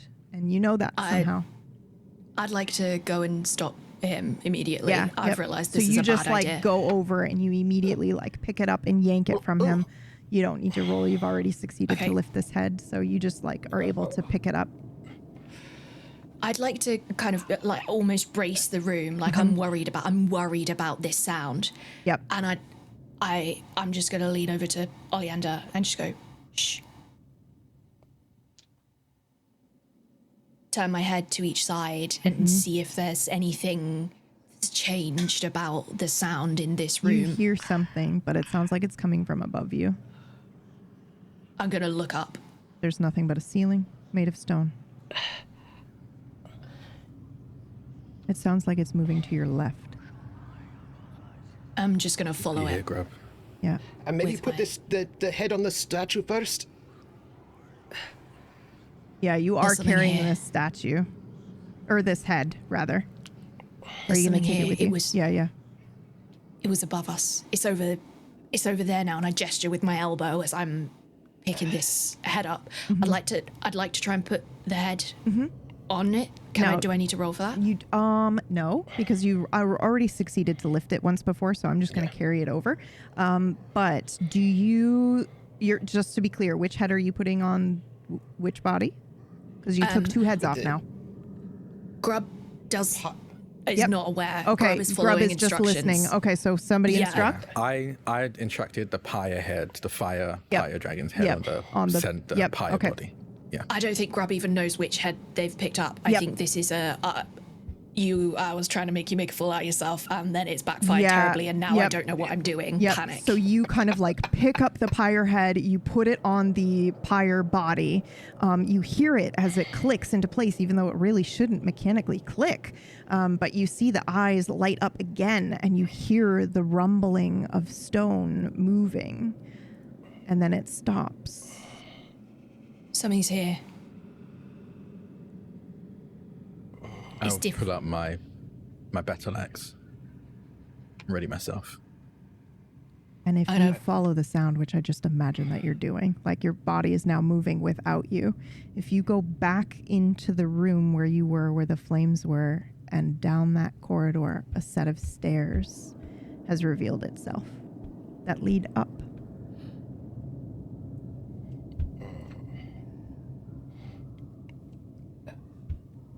I make sure Cal comes with us. Yeah, valid. But no, it seems to have nothing to do with thievery, just safety. That seems to be the only thing that is going on. I don't believe in ownership. Just making sure that Cal's up there. What did you say? You don't believe in? Ownership, that is bourgeois. Right. Sure. Now is not the time. And I'm gonna look at Zell like, get a load of this guy. I think I'm actually gonna roll for this. I want to roll for hiding my emotion here. I think. Yeah. Let's do it. Because I think the moment you look at me, I definitely look away. And I'm gonna see if I make it look like a casual. We're doing a I'm job. not Look subtle. away. Yeah. What would this be? I think soul is like the persuade, kind of like charisma, and Yes, shadow because yeah. I'm trying to be deceptive. So soul and shadow. Kola, you can tell me what you think the difficulty here would be. Oh, Yeah, I was going to say, I think it should be Kolo. I don't. You know, I think this has probably caught you off guard. I don't think you were Yeah. prepared for me to make this statement. It's not a very Grub thing for me to say Yeah. something like this. So you wouldn't. I don't think you would have gone through this before. I don't think you would be prepared for me to make it. It would take you by surprise for sure. Okay. Okay, I think it'd be difficulty 3 then. Of like. Yeah. trying Okay, to that's get hard. around this. Yeah. Yeah. Yeah. No. Yeah, you can have a hero point for that too, by the way, for willingly putting that difficulty harder because it made narrative sense. Yeah. So take a hero point for that. As you look to Zell kind of like almost in a way expecting to get like a this person's ridiculous, saying something like that. There's like a look of, we've done many jobs together where we've been in dangerous situations, and almost always Zed's been pretty calm, pretty collected. I think in this moment, there's like, you see genuine panic on Zell's face, and has nothing to do with what we're hearing upstairs. But very quickly they look upstairs, and I think without saying anything, without waiting a beat, they start going up the stairs. Who is following in what order? I try to stay believe middle. I would have been first. I'm not moving from wherever that just happened. If Zell's going to walk past me, Zell's going to walk past me. I'm a bit... Yep. I don't know what to do here, and I'm just going to stay where I am for the minute and watch whatever is about to happen. Okay. Zell's gonna go upstairs. Who's following Zell? I am, and I am threat assessing, checking for traps as I go. I send Hedda up, and then I stay in the middle between both groups, so that I'm always within helping range. Okay. And I send Hedda forward. I'm gonna follow them up the stairs, but not after like walking over like through the spot where Zell was, and like you see me try and touch the walls as if I'm trying to do the same like to see what remembery cool. thing. Like Yeah. I'm trying to do that same deep breath and understand what this means, where this place is, but it's not the place, but it's the Yeah. only thing I have to hold on to. Yeah. How long do you wait before you follow them? Seconds. Yeah. Okay. It's- Yep. So you have a moment where you kind of you're touching the wall and you're waiting, and then you feel this like, your gut kind of twist as you realize you can't really, it's the only thing you're holding on to. You're looking for something else. It's not here, and then you go, I can't do this right now. Stay. And you Yeah. you follow them up the stairs. Up the stairs, waiting for you, it would seem, is an individual that you do not recognize.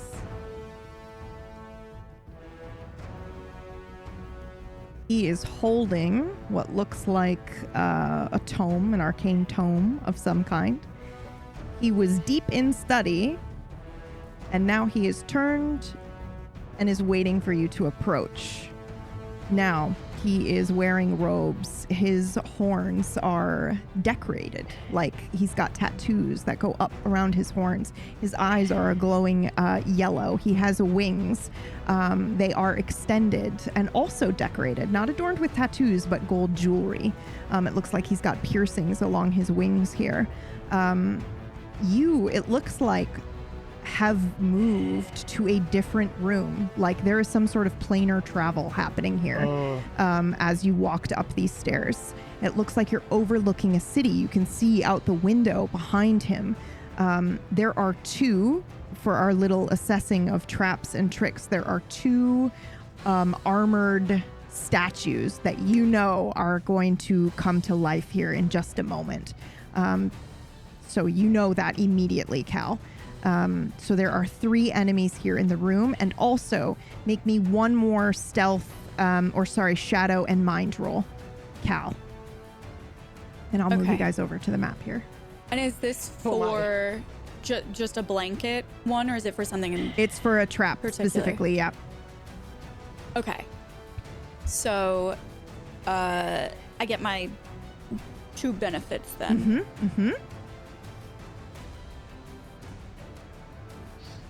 That's no good. No good at all. And I'm going to put you guys here on the map, and then you do your positions here. What was the difficulty? 3. This is hard. Yo! Total success is 3, but you also rolled 2 1s, which means there is a complication. Who was first in the walking order? Yeah. It was me. Yeah, it was So- you. So if it is okay with you, I think the complication is that you step on the trap before they're able to warn you, since you were the first one. So, as we see Zell step forward, maybe he is, kind of feeling the tension overwhelm him. He grabs his weapon immediately, gets ready, and just a second too late, hears Cal go, wait. And he looks down and sees that he has stepped onto a rug that was covering an arcane trap, very similar to the one that was disabled. The rug immediately lights up and begins to disintegrate, revealing the trap beneath, and you are stuck. You cannot move for 3 turns unless you have some way to get out of it. Mm-hmm. Okay. I would like to cast a spell in a reaction. Oh, yes. Let's do it. It says this does say a wound. I don't know if this would count as a wound or not. He's not. I think it's a technically, yeah, it wouldn't be a No? wound. Yeah, Okay. it's not a wound. Something like yeah. right. Yep. It's then I can't, because it's a help with harm. It's meant to I think interpose. if it's, I don't know, 'cause I don't think you run into this, so I won't say anything. I don't think you. Yeah. Yeah. So I can't. Okay. And I do think that Grub is last. So technically with the system is I go or the enemies go after you guys go, and you guys get to choose who, is ready first. So, but I think narratively it makes sense if Grub is the last one before I go. Yeah. Okay. Ordinarily, I would be first. So this is. So this is probably freaking you out a little bit. Why don't you go ahead and take big a time. hero point, actually? Because I imagine this is incredibly stressful for you. Okay. And I'm going to tell you something else. I'm very new to this system. So what is balance? I also believe that the world is imbalanced and battles aren't going to be balanced. So just be careful and try not to die.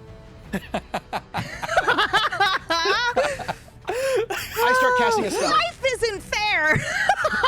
Oleander, take it away. I'm definitely frozen. Oh, God. I'm gonna go near last. All right, Oleander, I go. start casting a spell. Yes, what do you cast? I have my wand out, right, and I begin to sort of hum. It's like it's musical. These chants of the earth, and So my question: which are our squares? Like, what are our squares? Oh, I could put what is our distance? I could put the grid on, but I don't really want to do all of that math. So just tell me where you want to move, and I can, or where you want, because the distance in this too is also use your best judgment. Yeah, that's 30 feet. Yeah. That's totally fine for a cone. What are you doing? No. I need to get within close, so I have to move, and then I can cast. Yes. Okay. So I would say the steps, because technically close in this system isn't necessarily like right next to him. You can still be. Yeah, it's like 5 squares. squares. Yeah. You can. Yeah. So. Yeah. Yeah, I think the edge of these steps here. So like right there is within close distance. Yeah. Okay, so something to note is that most people have like a move of like 6, I would say, something like that.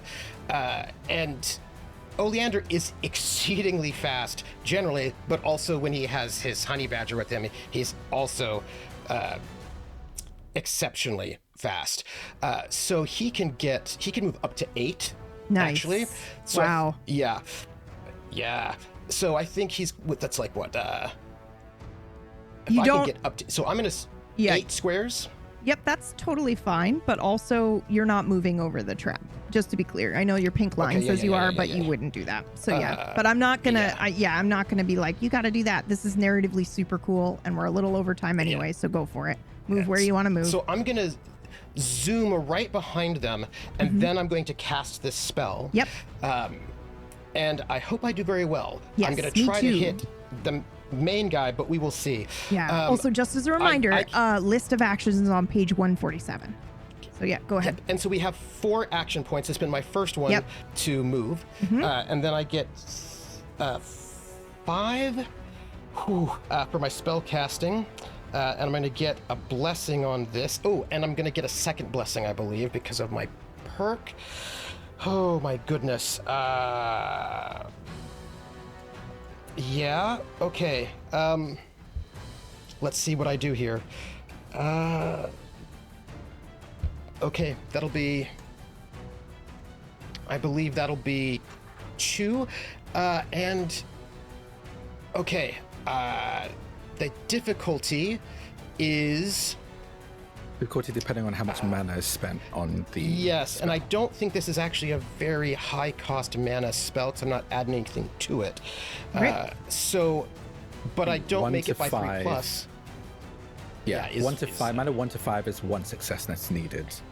And Yeah. so if it's So- between that, good. Yeah, it's a mana cost of 2, and I'm not actually adding much onto it. So I cast, but I don't get extra. I cast this spell, and the plants grow and cover up a 3-square area around this main guy. And what happens is he now has like a troubled terrain, right? He now has difficult terrain about him. This fellow, this creature. Everyone else gets a bless because of my connection to nature if they cast spells against him for their turn. Okay. Nice. It's Adaphaean, by the way. You said this creature, but it's the same race. same Yeah, as me. as Zell. I almost said Zen. Oh, nice. I've been saying Zell the whole time. Yes. Yeah. Okay. Yes. So this sort of puts these this growth comes in and like makes it difficult for him to move and makes it a bit easier, the magic in it, for my fellows to do something. Okay. Perfect. Who is next? That is me.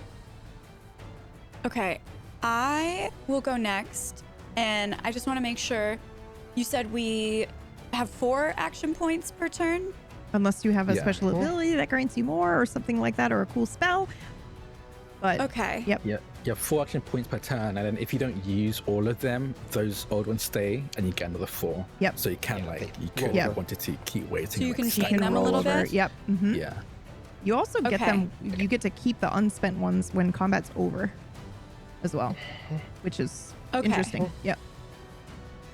Okay, I think what I want to do is move forward because I think I'm too far right now to do a ranged attack. Oh from no, where you're I'm not. at.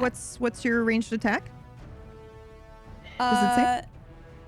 I Like a crossbow? have my short bow. Says Yep. close / Nope. far range. Yep. Yeah. You're good. Yeah, you're totally good. Far range. Yep. Yeah. Okay. Yep. It says if attacking from hidden, gain +1 die on the attack. Mm-hmm. Does being unseen count as being hidden? If you use a hero point, I will allow it. Only because he was expecting you when he heard the thing downstairs. But Okay. you're squirrely. So 'Cause I I'm have- willing to say yes. If you want to use a hero point for it, you can be hidden and get extra. Well, I don't. Mm-hmm.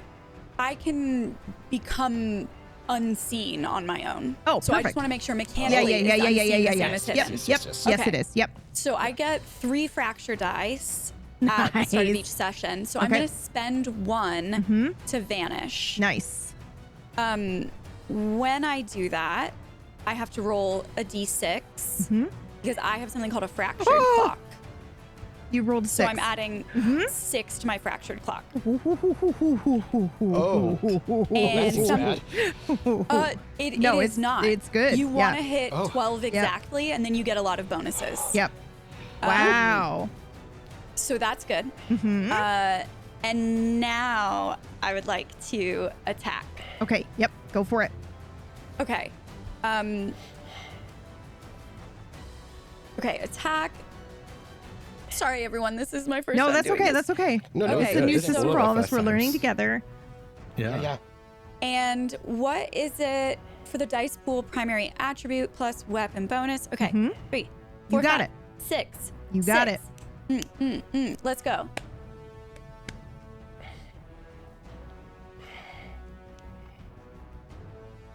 Also, huge shout out while we're doing this to Drak, who did the macros to make it look pretty Oh my for us gosh. to look at, and it did all the math. So Yeah, I was gonna say. thank you. Whew, that's Thank so you. much Thank math. you. Yep. Mm-hmm. Okay, so I did roll a 6 in there. So total light wounds from dice 2, total damage 6. Okay. Perfect. Amazing. That's something. I didn't see your thing come through I here. didn't see the roll. Yeah, I don't see the roll yet. Oh, it's popped up for me. Yeah. I Is it whispered totally for believe me? you. It's Yeah, just let me- going to take a let me second. check Yeah, that. yeah. It'll be There might be a slow. thing on okay. my end. Okay, so it was how much damage? 2 damage, 2 light wounds. Or I'm sorry, 6 damage, 2 light wounds. Okay, so the NPCs don't take wounds. They have a hit point pool and they take hit point damage. So Drac Cool. included the conversion in there for me. So the 6. Yeah, at the very bottom, Yep. Cool. I should say 6 the is what we conversion. take. Yeah. Just a quick question. On a scale of like 1 to normal, would you say that that's the normal amount of damage you do in a turn? Would you say that that's normal? Would you say that's on the low side, maybe? You're so screwed. All right, Oh, boy, who's next? okay. I have You to have see more what action happens on the points. end of, yeah, I do still have 2 more action points. Yeah. And I think what I would like to do, also just to clarify, I have abilities that I can spend grit Yes. to use. Yes. Do I spend action points to do that ability and I grit? don't think so. I think you use one or the other. Is that correct, Drac? Yeah. I think, Yeah. no, because I mean, if you do mana points, I have to substitute action points for it. I think that That's true. grit- Yeah. no, I think you do. yeah. I think Okay. it's So just a grit is your standard version one. of the mana point. Yep. Yeah. So you it'd would be just standard yep. 1 action point. Even with grit stuff. You Okay, pay so I would grit be and then spending also- 1 action point to do something Yep. that requires Yeah. grit. Got it. Okay. In that case, I think accept what it. I will do. I'm not seeing a grit cost for these. So is that It a? might be free. If Yeah. there's What no does it grit say? cost, Yeah. yes, If you can there's do no it. grit, Yeah. you Okay. can do it. In that case, I will do another 2 action point spend for the attack, and then I'll do my free thing afterwards. Okay. And I'm just gonna Yep. I'm rapid fire back to back. Adorable little mouse creature, gnawborn with a bow. I mean, I sure am trying.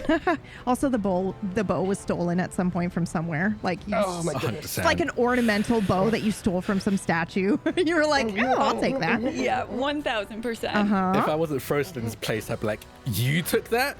But I'm in some arcane That was trap right now. you. That was from the Okay. town square statue.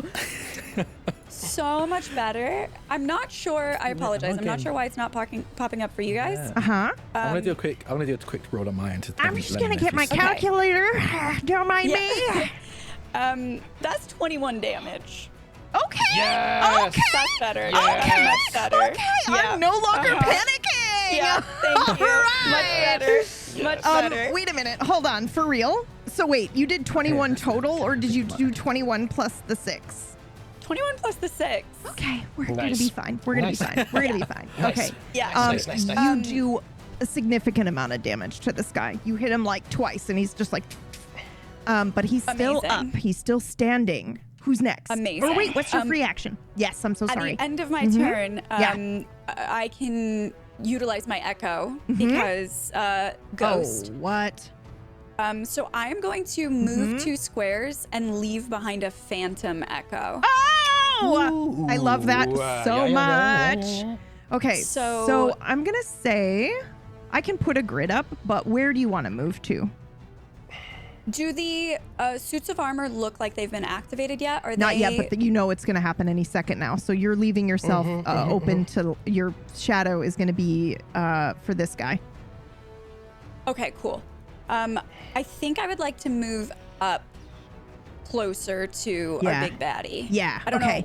know where I can get. I'm but- gonna take over for you guys because I'm imagining that you kind of do this thing where you know, we hear this like shh, shh, shh, shh, and you've got this shadow version of yourself that appears, and you're reaching to knock another arrow in your shadow spectral bow, and you scurry up the banister here. And if you want, you can be like up on the banister right behind him, ready to Yes, attack yeah. him from behind. Yes, yeah, thank you. as soon as he activates. Yes. I have a question that Drac would know. Yeah. If we because our side goes first. Can Yep. we use our like action points? Do we have to use them all in one go, or can we like, you know what I mean? What do you mean No, all you in can one go? save You them. can You save can them hold and them up. hold them over. Yeah. Yeah.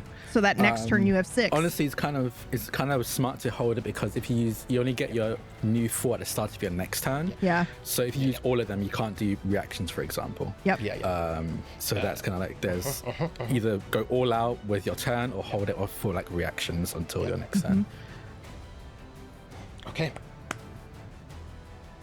Okay, who's next? I believe that's Grub. Right? Because Zell is Zell immobile, is right? immobile, yep. Okay, the first thing that I would like to do is I'd like to go and help Zach. Zach? I just did the same thing. Like, called him something, almost called him Zen instead of Zell, even though we've been saying Zell the whole time. All right, yeah. What's going on? So how would you like to help him? Physically. Yep, okay. You want to like, you want to This try is to the like pick language him I up? know. Yep. I know no other language. Oh my God. Okay, I have an idea. And I think that you would know this because you're in the world, you're kind of aware, you've worked with Zell before, maybe you guys have even experienced this kind of arcane trap before, or whatever the case may be. But I kind of love the idea that you check him. You like run and like you jump, leap, grab him and tumble both of you out of the thing. That way you're not technically touching the floor. You know, you just do like a football tackle. Yeah. That's amazing. Yeah. Absolutely. Okay. I would love to do that. Yeah, let's do it. So if you don't have an ability, we'll do a check. Yeah. What's up? Did the attack roll I just do come through? Do you all see that? Yes. Yes. Okay, cool. Yep. Fix it. Everyone should see rolls now. Okay. Awesome. Good. Okay. Amazing. Thank you. You're the best. Okay, so if you don't have like a cool ability like that, let's just do a standard body and world check that you were doing before. Okay. Yep. Cool. Let me go and do that. So this will be a basic check. Body and world. Let's build it up. Oh, Yep. I really hope I pass this check. Difficulty's going to be 2. Okay. It's going to be 5. Don't have a... It doesn't count as passing an enemy going into this rune. Does it count? Would No, not yet. I think you're. Okay. I'm sorry. I know you're trying so hard, but not technically. I really want to do it. You will have to do it when you get up. Yep, 2. A difficulty of 2. Wait. Dearie me. Hero point. Bless. You Hero do. point. We'll get that bless one. I would like to use my hero point, please. Okay, so then you succeed not only by the 1 or the 2 that you needed, but by a 3rd. So you do this beautifully. What does this look like as you kind of, Oh my God. you're going to leap, probably your feet are going to get off the ground right at the edge of this arcane circle as you kind of leap, but as soon as you grab him in your arms, neither you or him touch the arcane circle until you're on the other side of it. So go ahead. What does this look like? This looks like there's elements of the gymnast that you saw earlier with the like boosting up thing that we did with Cal. I think there's like suddenly this like moment of weird grace, and it doesn't make sense because look me, do you know what I mean? This giant badger with like twinkle toes, like this doesn't make any sense. And I think I just launch. As I launch, I like drop my bag off my shoulder, and I push myself up, and I think this is where the strong pads came in, like right at the start when I said you can see that my claws are there, but that's actually not the scary thing. The thing is the muscle and the build up that you can see around it, and I think it's the way that my paws kind of push off the floor allow me to kind of like basically rugby tackle Zell all the way out the other end of the circle. Perfect. I think it's quick as well. Yeah, it's just like phew, and we hear the thud as it hits, and then the 2 of you are rolling onto the ground. I also turn. I want to turn in the air so that I land on my left shoulder. So Zell is like on top of me. Zell. Like protected from the floor. You do not deserve her. Oh boy, I really don't. Okay. Oof. Yeah. Oof. That's what we Gotta protect that. It's a robot sound. Yeah. Okay. All right. All right. So the 2 of you are out of the trap. So I'm gonna have you here. Because you rolled that extra success, Kolo, I'm gonna say that Grub gets up right away. So you're able to like get up and you're on one knee and you look. Now, since the 2 of you are on this side, I'm not going to have you roll for this because I love the idea that you were kind of like on the ground, and this is narratively how you're able to see that underneath the table on like a cloth. It's clear that he was hiding this from you. Is an unhatched dragon egg. What color is it? It looks like the color of Ash. And I mean Ash the dragon, not Ash the element. So that would be the purple hues of the astral dragon. Oh.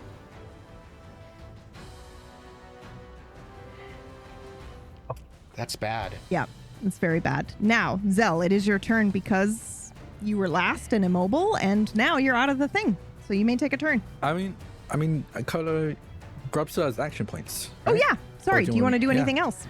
Yeah. Yeah. I would love to do some more things. Okay, so have I now rolled through or past an enemy? Yes. Okay. Yes. This is poised advance. This In is from my fact, class you know what as I'll a do? fighter. You know what I'll do? I'll Yes. have you right here. So you roll immediately past. Yes. Okay, this is really silly, but I just really like that. I don't know why this is appealed to me. So I never play a fighter. I'm so excited this about is being able to amazing. do this. Yeah, cool let's stuff. see what you do. So this is poised advance. Once per turn, when you move through or past an enemy, roll 1d6. We're looking for a 5 or a 6. On a 5 to 6, gain bless on any defense check when targeted by the enemy you have passed. That is Nice, so nice. cool. Okay. That is so cool. 5 or 6, never let's mind. go. Oh. Never mind. I mean, do you want to use a shadow die? I'm gonna leave it. I'm gonna leave the shadow die. I'm gonna respectfully admire the shadow die from a distance. Begging someone to use Shadow Die. I'm just offering. It's there for you if you should you choose to use it. That's all. Okay? That's all. I would also like to. Oh, I should have had a 1d6 on a defense check as well. Oh goodness. And once per round, when you successfully complete a combat action, did that first thing that we do? Does that count as a combat just because action? this is That a fun. first- It's like a one shot, and I want Yeah. to see you guys use Okay. all your abilities. So yes, it counts. Okay. Let's go. So once per round, when you successfully complete a combat action, you may begin an unbroken sequence. What does that mean? Let's go! Oh boy, that's good. Oh, I might have screwed this up. Does that does the thing that I just failed count as an action? Yeah, it will do, won't it? I'm gonna it read it to would, you yeah. anyway. Yeah, read it No, 'cause anyway. It's a die, right? I'm gonna, Yeah, I'm it gonna was read just it. thing, no, right? no, it's not Okay. an action. It was you were rolling a die for something, right? I genuinely am not fudging. I yeah. think that's accurate. Okay. Yeah. Okay. So go ahead. Oh, yeah. No, If your you're right, next yeah. action also succeeds, for example, an attack hits or you inflict a condition, you Yeah. may immediately perform a bonus action. Yes. Bonus actions are basic actions that cost 2 AP or less. Yeah. So I can't use spells or like crit Yeah, abilities yeah, at all. yeah. Your sequence ends if you fail an action. Let's roll do it. no 6s on your action or make an action that does not require a roll. Yes, let's do it. So Yeah, exactly. I would now like to what's the best? Oh my god, what's the best way to do this? I don't know what the action is here that I want to do, but I want to. I imagine as a like, fighter, taunt. it's to attack. Oh, okay. Yeah, I want to taunt him. I want to come a little bit. I want to move further. I don't Yeah. know how to do this, but I'm going to explain Yeah, what yeah, I want to yeah, do, and yeah, I yeah, hope yeah. I can do it.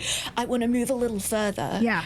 Over here, and I basically want to like taunt and attack. Yeah, So yeah. Is that just You're going gonna to be draw an his attack, do you attention? think? Yeah, yeah. Like focus on me. I haven't seen the egg. So your like, sequence requires you to make a roll. So narratively, I'm going to help Okay. you here by saying you're taunting him, you're drawing his attention right before you attack and do something that requires a roll so that you And can this keep is- the sequence going.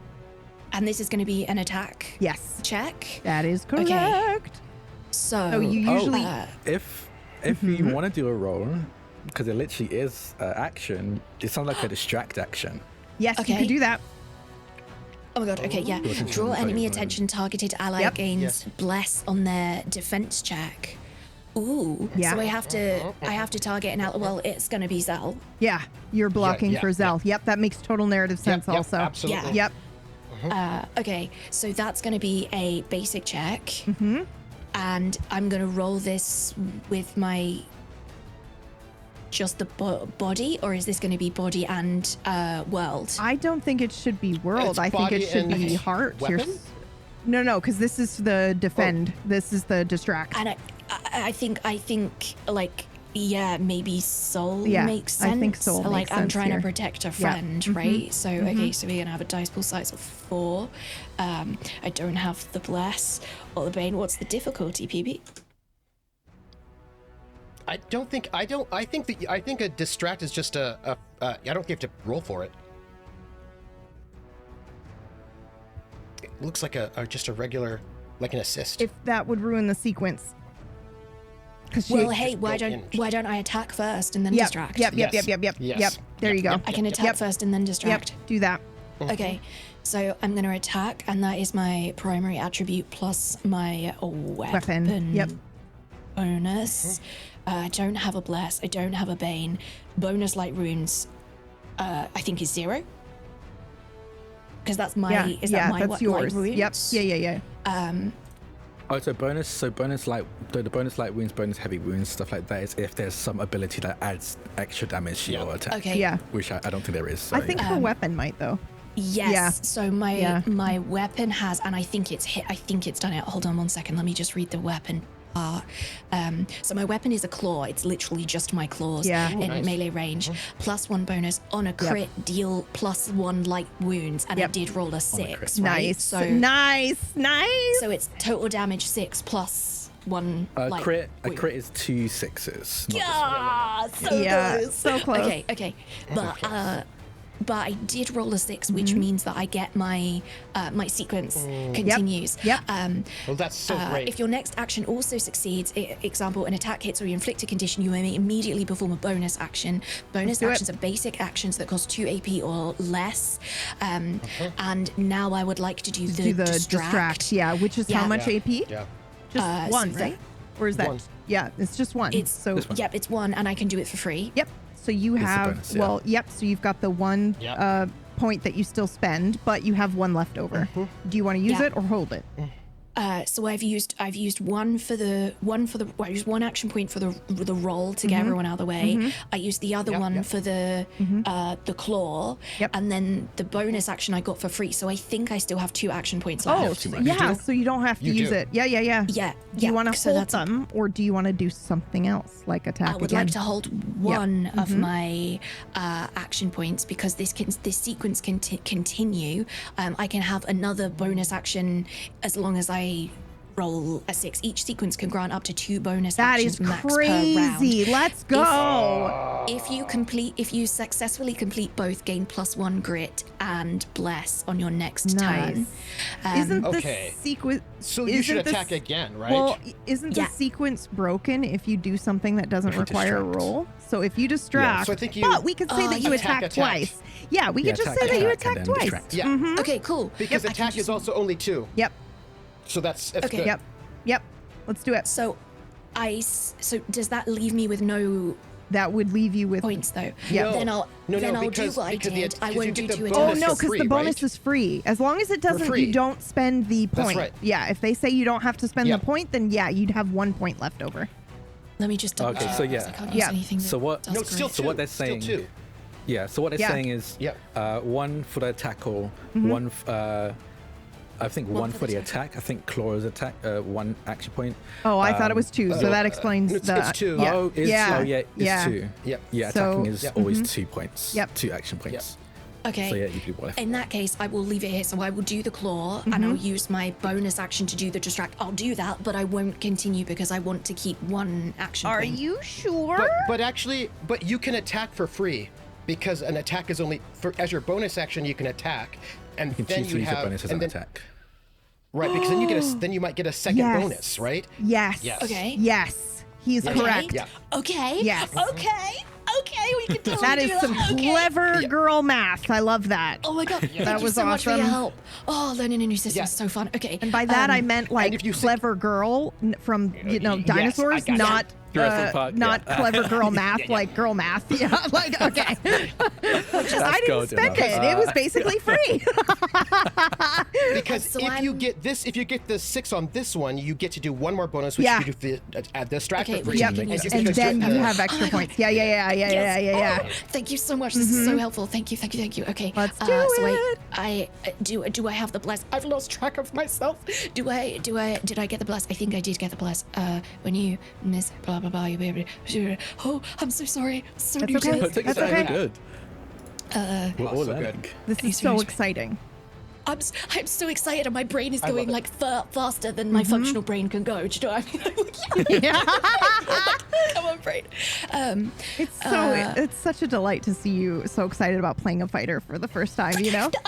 I never play like really characters. It's so funny. It's so funny. I'm steaming up in here. Me too. Okay. So yeah. So I haven't got a bless yet. We hope that there is a bless here. And this is where it says the bonus light wounds on this macro drag. Is that so I can put I think you put +1. 1. Yeah. I think put 1. one in here? Yeah, 'cause I think your claws do an additional wound, right? Yeah. Yeah, light wound. Oh, damage okay. die. Look. And I Got rolled a another six. 6. You got a 6, which means you get that second bonus, right? Yep. Which now means I can which do the you can distract. distracting. Yep. Yeah. However, I At least you have taunt 1. them.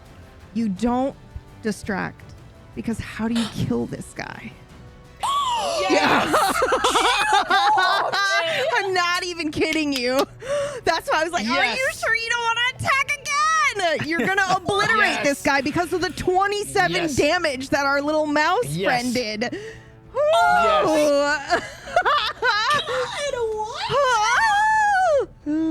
Let's go! So, how do you, Kolo, playing a fighter for the first time, kill this guy? Oh my god! Wait, what? With your claws, no less.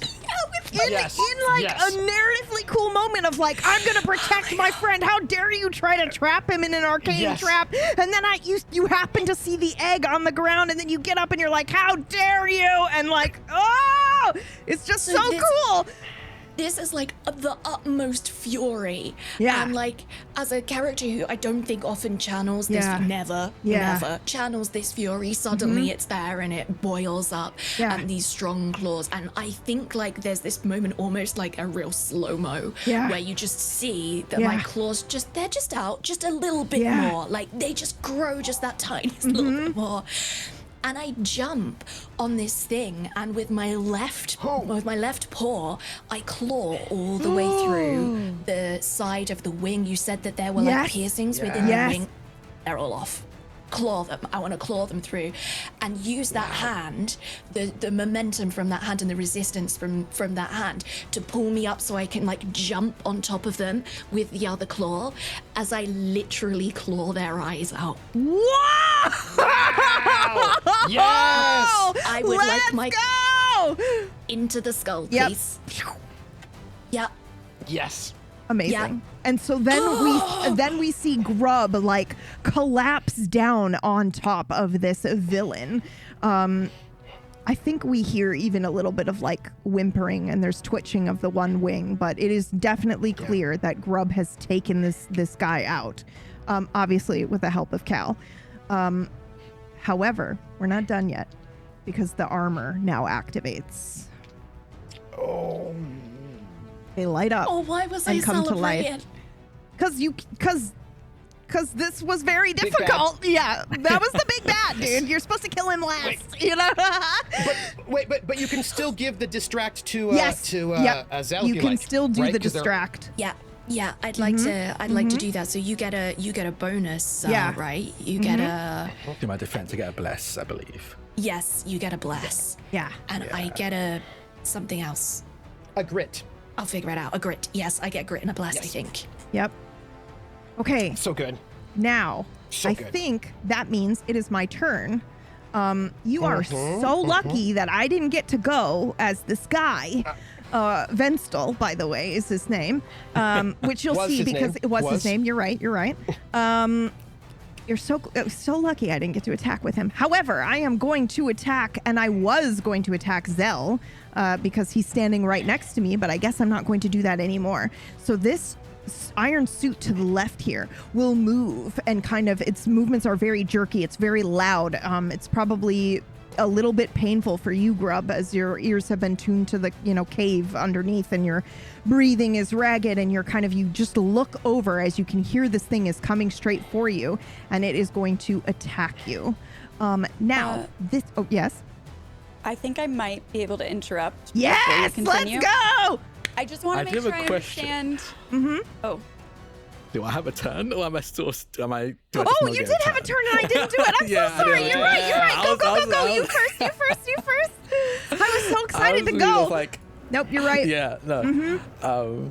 I think as I see Grub tear into this Edaphane, I think this is literally 10 seconds. Yeah. I think a single round of 10 seconds. So in less than 10 seconds, I see Grub tear into this Edaphane, and I think I turn.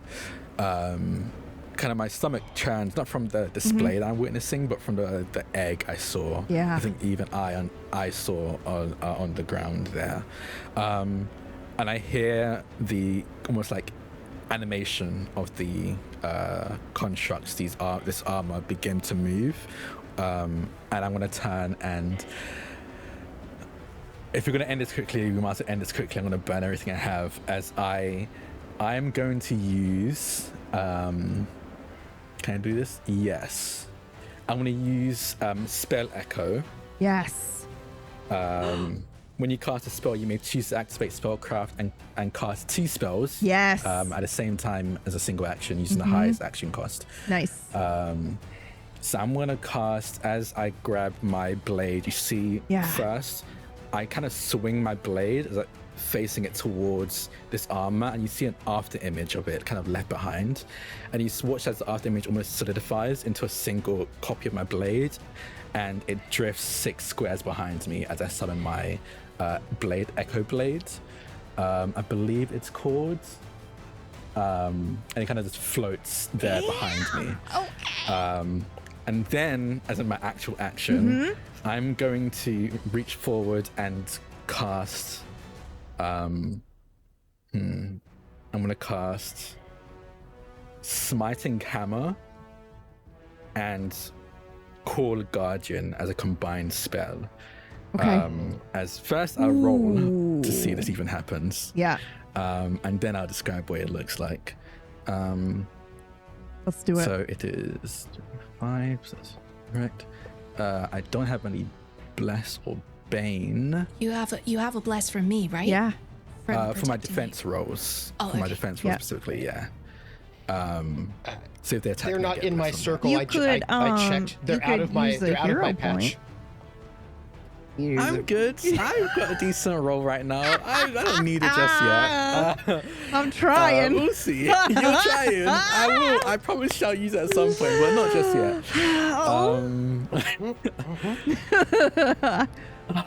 I failed. Okay. You want to use that hero point now? I will. You know what? I want to use my hero point for you, PB. I want to use a shadow die. I want to use a shadow die just for you, PB. Why not? Let's do it. Oh my. Okay, goodness. so I really. Oh, damn it! I did. I need to fix that. That's what I'm going to do on here as well. Roll that D12. Let's do it. Yeah, it's doing the thing where it's whispering again. So Oh, I'm okay. fixing that now. Yep, no worries. That should fix it. I think. Okay, cool. There we go. Yes. Action fails, but a benefit arises. That's silver lining. Okay. So, Okay. you were trying to. What was your action again? I was casting my spell. Okay. My spells, Call a Guardian and Smiting Hammer.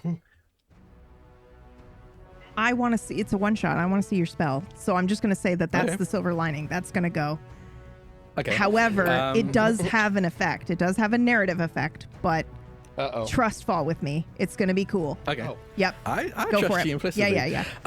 As I reach forward, I think I point my... I swing my great axe as if I'm about to throw it at this piece of armor. Yeah. But it never leaves my hand. But instead you see a spectral copy of this axe fly forward This and ghost slam into sound the chest. team is so cool. Sorry.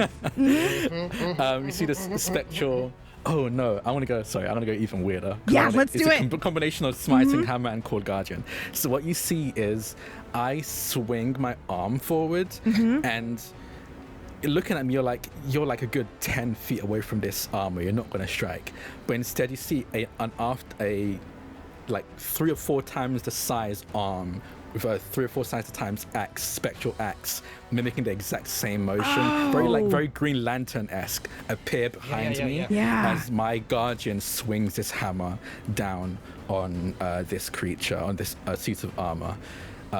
If it does it, I assume it'll do the minimum damage. Yeah, so yeah. it'll inflict 1 light wound and mark the target. Okay. Nice. And the echo, as this hammer slams in, as axe slams into his armor, the hammer disappears, but that kind of spectral hand kind of still looms over Zell. And for the next 3 rounds, this guardian gives me a radiant echo, which is when I deal a wound, the guardian deals an additional wound. Intervene. Once per round, the guardian can reduce the damage by the amount of mana I've spent. Okay. And wow. presence of light. Allies within 2 squares of me get a +1 to the defense score. Woo! Which is going to As be this Grub. guardian. Yep. Yeah, it would be Grub. So Yep. it kind of looms over me. I think we also see, so like as you go to throw your axe, we see this iron, armor giant kind of move out of the way and maybe even move and jostle like it's chuckling before the then greater spectral axe comes in and like cleaves and does some damage. We see a mark show up on the armor plate, but there is no blood, nothing else that comes from it. But you have done some damage to it for sure. Are you doing anything else with your action points this turn? Oh, also, the narrative thing that I said. Nobody else sees this except for maybe Cal, though I think Cal might be focused on the Iron Giant in front of them. But the audience definitely will see the egg glow and pulse in response to this spell that Zell has just cast. I don't think I noticed this. I'm locked in. No. Just us. So that's... It's between me and the audience. Yeah.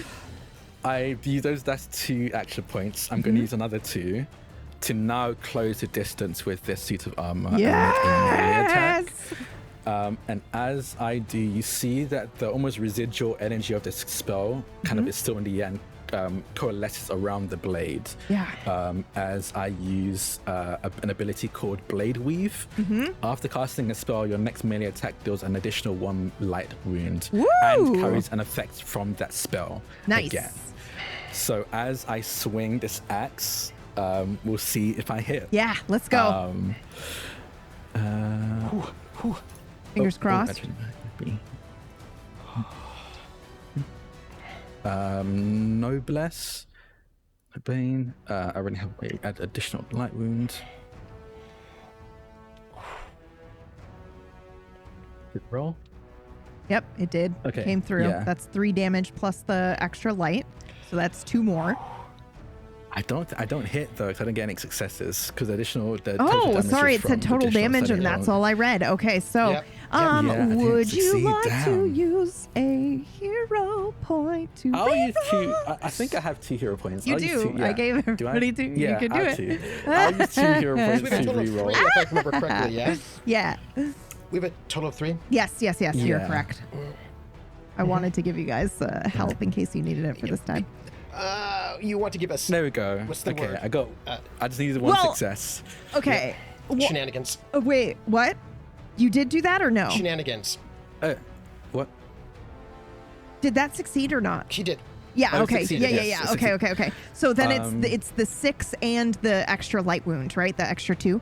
Yes. Yeah, So okay. it'd be Yep. 9 damage total. Nice. And as that strikes, because of Blade Weave, it carries this effect of one of the spells I've already cast. Nice. So I'm going to double up on Cold Guardian as you see another spectral hand appear and loom over. So now I'm doubling on the Guardians. So you've just got these like two. Are they like dragon claws? I think they're dragon claws. Yeah, man, they're like claws spectral dragon claws. I love this. Over each end. So that'd be and I think that'd be my end of my turn. That's all my actions. All right. And now it is my turn, and this is one of the coolest things. I want you to roll. Is it?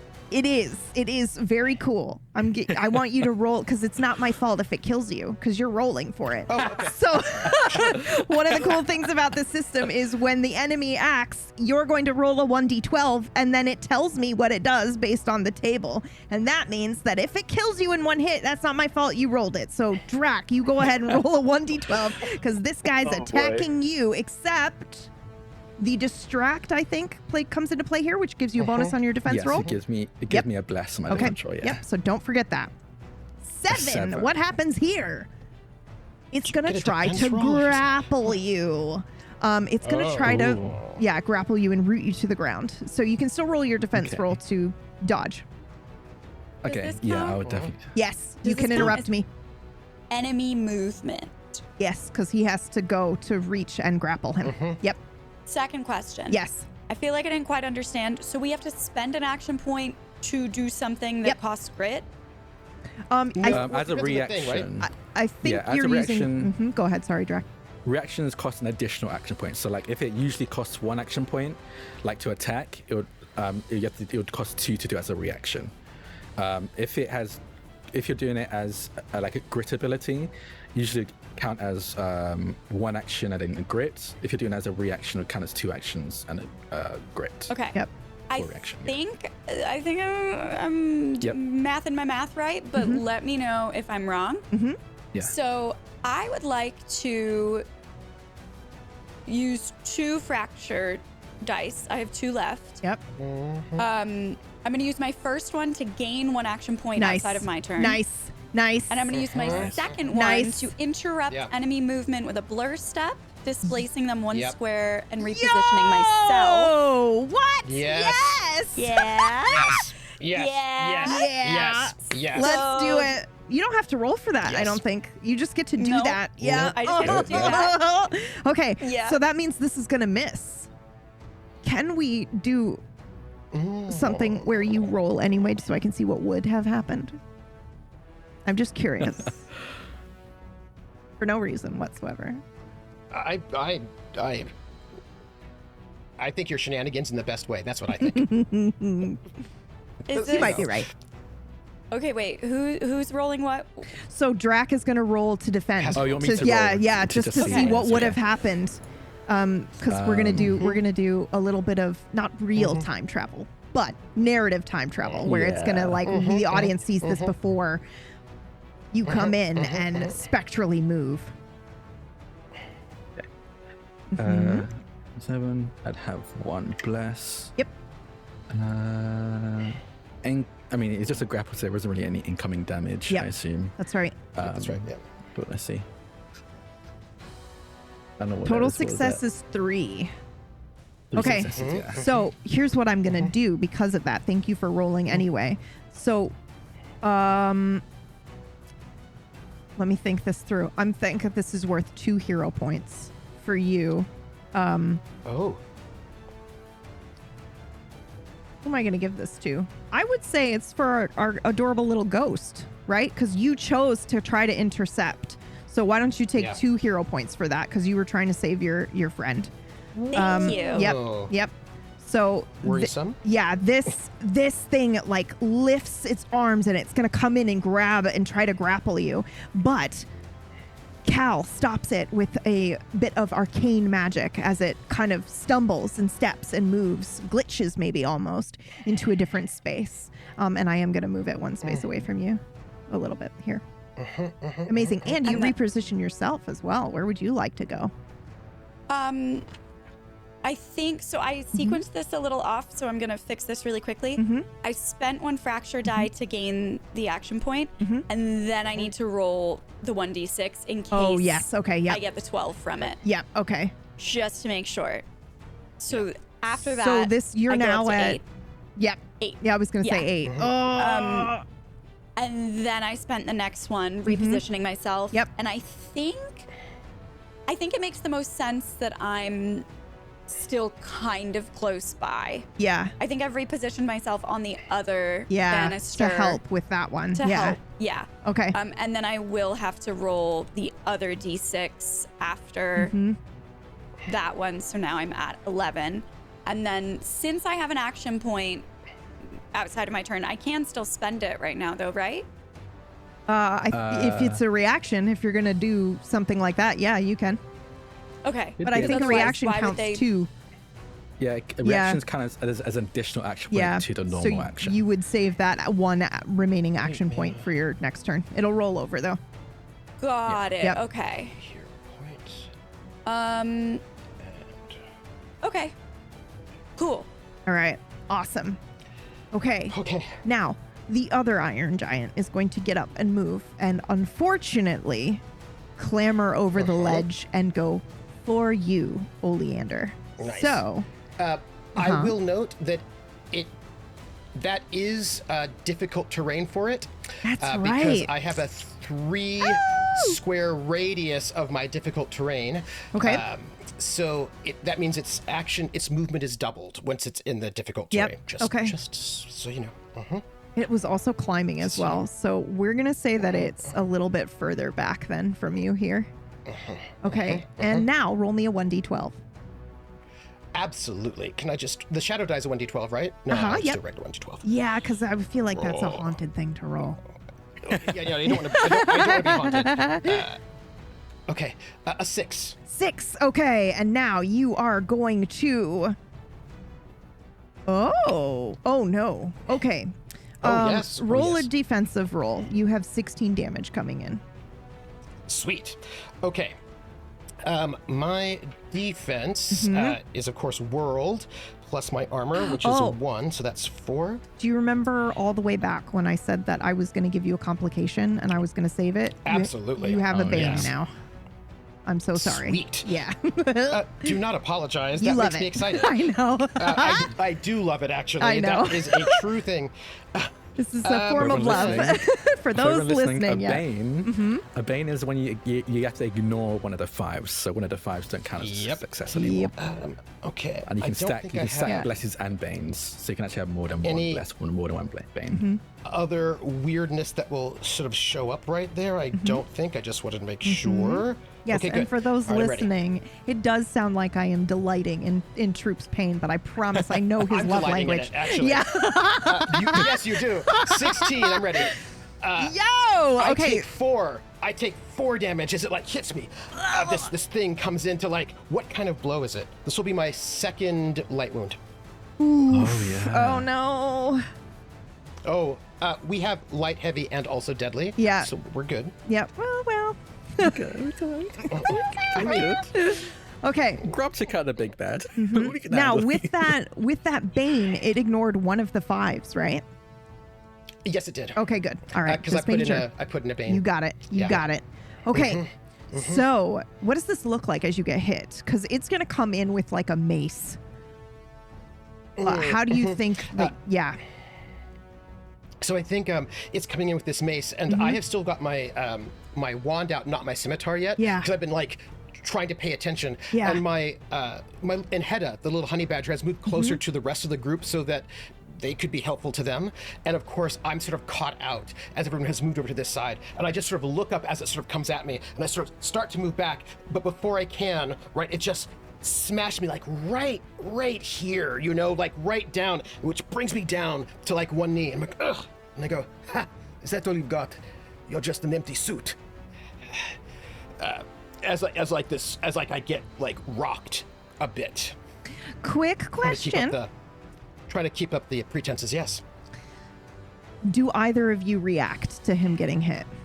And by either of you, I mean very specifically your old crewmates, but really it could be anyone. But I am curious if Zell or Grub has any feelings about this. Great question, as I think at the moment that happens, I'm going to trigger an ability I have. Yeah. As you see, like I mentioned, this separate from the spectral arms that kind of float behind Zell from their called Guardian, that spectral blade they had, that spectral battle axe is floating behind them, shifts to go in the direction, like get as close as possible to I can get right up here. Okay.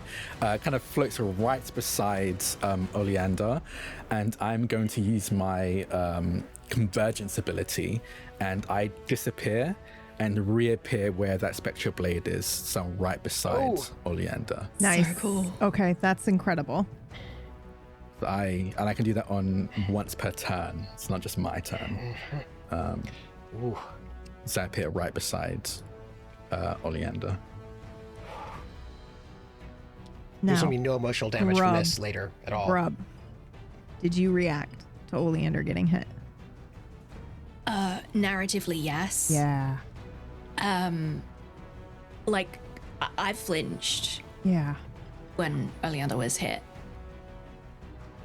Mechanically, I don't feel that there's much that I'm actually able to do here. I Yeah. think that Well, I the meant way narratively anyway. It's Yeah. good. Yeah. But yeah, there was Yeah, you definitely flinched. like a flinch, an acknowledgement. Yeah. And yeah. All right. It's back to you guys. Who's going first? I think we should do If the you're same. cool with it.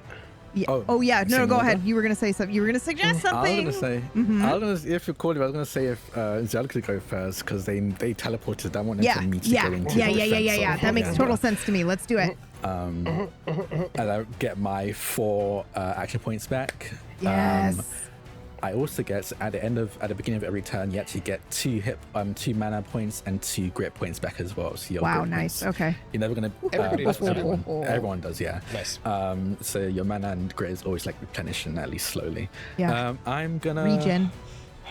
Yeah, I think I want to cast a spell without even looking behind me at Oleander. I'm going to cast. I want to cast a healing spell. Okay. I want to cast the spell heal. As I don't even look behind me. I just cast it. You see this radiation coming from, I think, underneath my clothing, and Oleander and Grub, and honestly even Calabasasa would know that from the occasional, at least Calabasasa probably know from the occasional times where I'm like smithing topless because the forge is too hot. You'd see like arcane runes tattooed on my body, and emanating out of me is this warm radiance as I cast heal. With that, I think, and correct me if I'm wrong, but I think in this entire scene, since you stepped foot in this room, someone has felt anger, someone has felt sadness, someone has felt remorse, I believe. And would you say that there was love there in any of these? 100%. Yes. Okay, then. The suits immediately fall to the ground. What just happened? I don't know. I mean, I'll still cast my healing. in Yeah. case. No. It was because of that because of magic that you cast. Yeah. So, and the silence falls over the room as the armor falls to the ground. And I think it's probably at this moment, those of you who didn't notice the egg before will look over because it is now emitting a sound, a resonance that's very similar to the magic that you've been using, because everyone here has some sort of sound or movement or echo, and it's responding to you.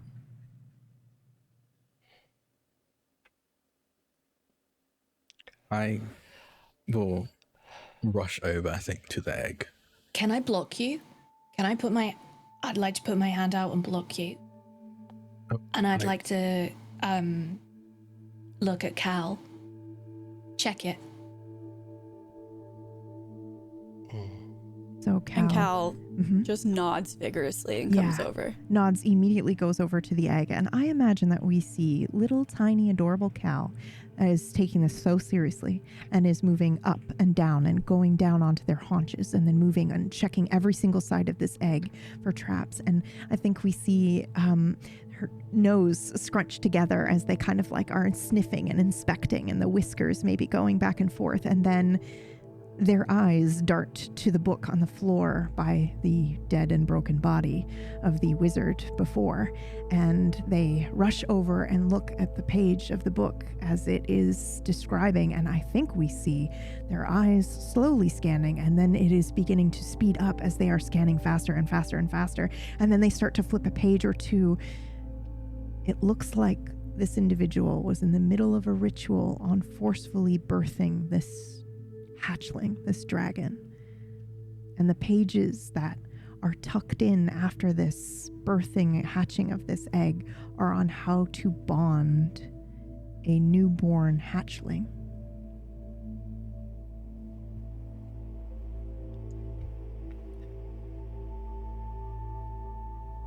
I think while Cal is doing this, I suddenly realize that, like, I'm a little too close to my mate. This is a bit uncomfortable, starting to feel like we're so close that we might be hugging, and I don't like that. So sorry, mate, I didn't mean to step on your ground or anything. You know, I just No. I got reckless there. That was good thinking. don't want you to die. And I move out to the outer edge of this platform so I can look at the sky, and I'm going to just sort of make this hum to see if maybe our dragons can hear us, because we seem to be somewhat different. Yes. As this is going on, I'm trying to sort of call So our you dragons to us. emotionally call out, and you do hear a response, but it is far away. But they have already taken flight. The moment they felt you, they began to fly toward you. The dragons are coming. What do we Is do? everyone okay? Do we take it? This, I think, is what Ash asked us to rescue. Force bonding I didn't is... know they left a hatchling behind. Can I bend down and scoop it up Yeah. into my hands, into my fur? Yep. So it looks like there's a cloth, an ornamental cloth down underneath it. Do you grab it with your bare hands, or do you kind of like pick the cloth up and carry it that way? If it's already resting in the cloth, I would have like scooped under the cloth, Yep, but like yep. it's definitely touching my fur. If that's I was wondering. So okay, Yeah. so you scoop it up, you're holding the ornamental cloth with it. You can feel the magic in the embroidery on this cloth that was draping and protecting and adorning this egg, and then you feel the warmth coming from inside the egg in the very, very fast, light heartbeat. And then it shifts and cuddles closer to you. Oh.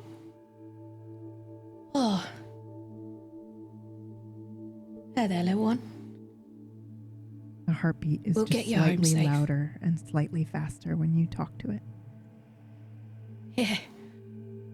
Here, come to Zell. Come feel this. I think maybe we should. I think it's better in your hands.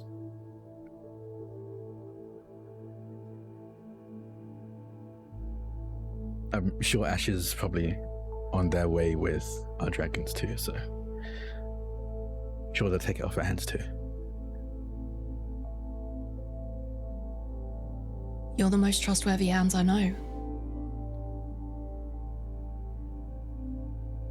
What's going on?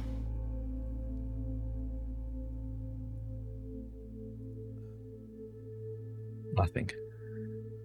Are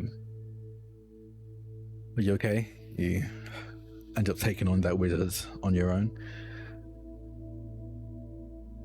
What You know did I me. say, Cal? Brush it off. Yes, no, Cal. I don't think I've seen you use her bow, period, let alone a bow like that. But pretty good precision. Thanks. Don't think I would have got that big guy down without your little one. Did good. Cal is gonna go up to the table. It looks like there's a light on it. Mm-hmm.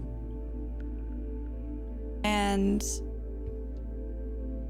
Cal is going to rip the pages out of the book that have the horrific guidance on how to forcefully birth the hatchling, and is going to hold them above the flame until they catch fire, and hold it right up until the flame gets to their paws, and then drop it once it's mostly burnt. And we see, those listening and those watching, the wide, gnawborn eyes and the reflection of this flame in Cal's eyes as Cal is more fearful than we have ever seen them. Right here in this moment as they stare at this flame. It's not anger. It's resolution.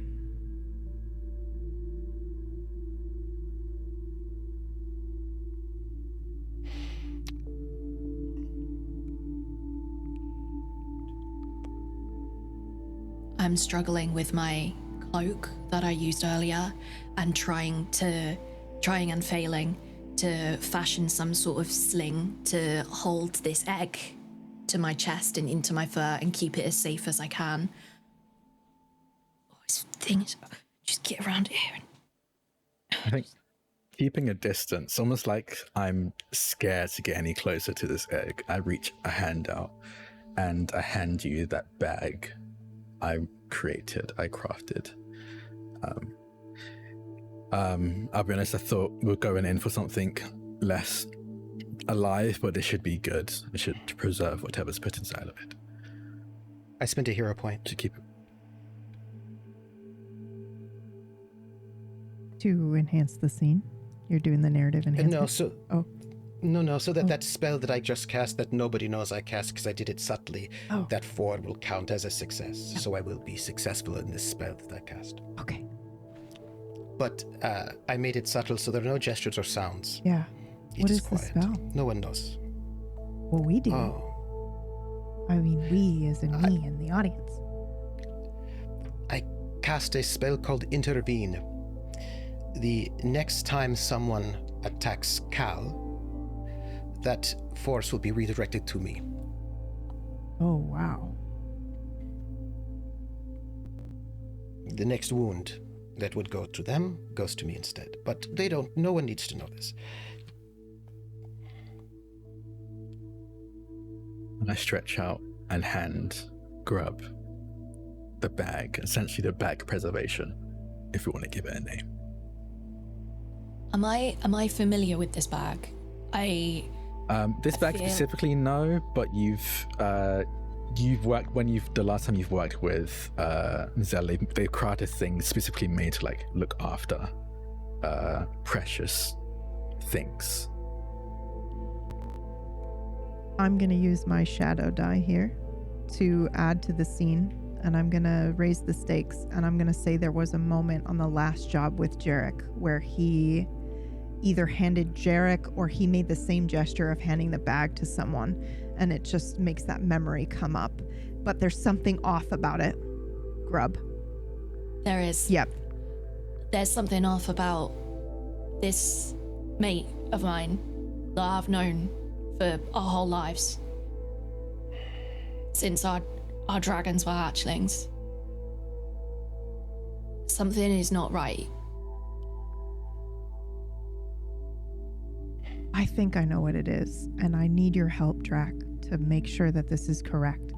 But I feel like it was either his job, and he always did it. He always handed the bag to whoever, did the score or whatever. And you remember that Jarek did the score, but he had the bag, and he had the score at the end. Well, of course, because Jarek and...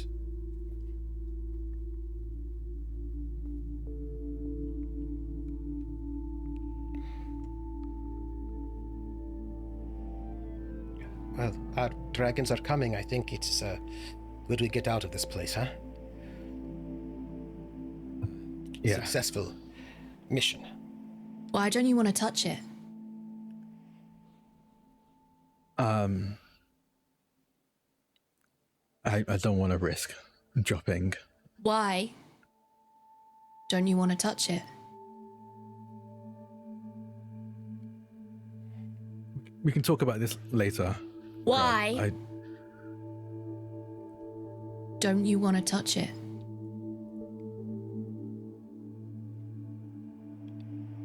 I'm gonna I would like to position myself so that Oleander and Cal are behind me, and it's me standing directly in front of Zell. I'm fairly far back, so like I'm, somewhat. I suppose I had to get a bit closer for that spell, but right about there. I'm not gonna ask you again. Ghost. I don't deserve to. Are you happy? Is that what you wanted to hear? Of course you So deserve. out of everyone in this room, dead and alive, I'm the last person that deserves to hold that fucking egg. Why?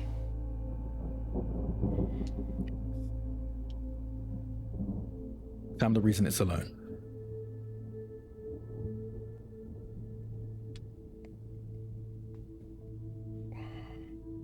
It was you.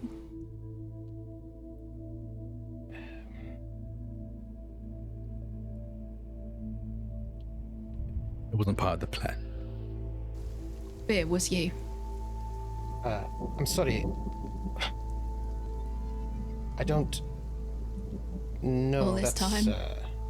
It's not right. Jarek wasn't the one that was meant to. They weren't meant to get caught. Who was? Me? Them? Oleander. And you let... This time... This is direct, like, right in Oleander's face. Like, you can smell what I had for dinner 2 days ago, Oleander. All this time, and I thought it was you. I thought it was you! I don't. You know, with your big old family and your big old freedom. Your big old money. I did not say anything to them when they interrogated me. They just let me go. But I did not say anything. That's what I was. I never gave up anyone.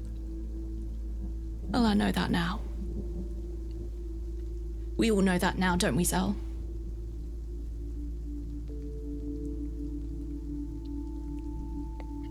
Don't we? Zell, you did not give me up. Yes, this was a heist gone bad. You and I are blood brothers. You would never do that. You would never. There's no reason. There's no reason.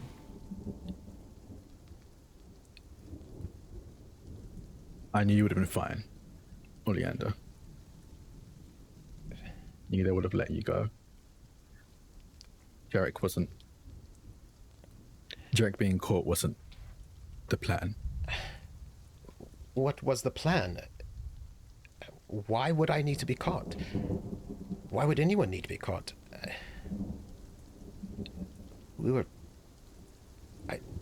Did you...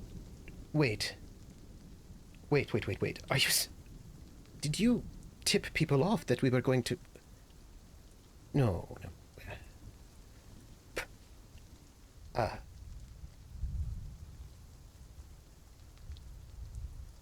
Just meant to be you. Why would you...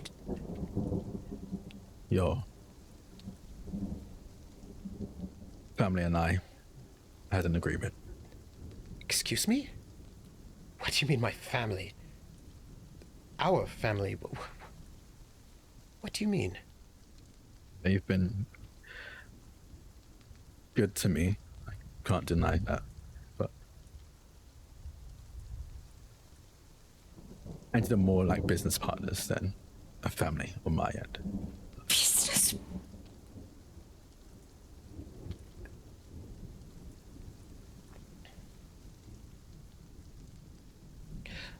I spent the last years thinking that I did something wrong, that I was not fast enough, that I was not good enough, that I failed Jarek.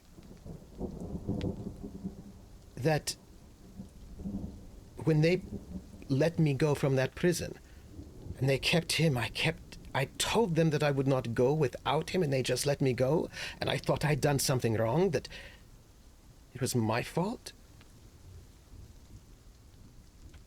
It wasn't your fault, mate.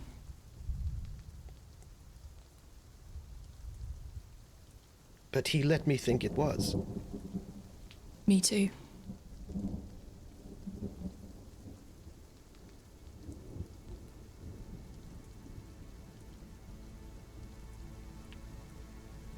So yeah, What about you, little one? You in on this business arrangement as well, are you? I'm gonna be really honest, I have no idea what's happening right now.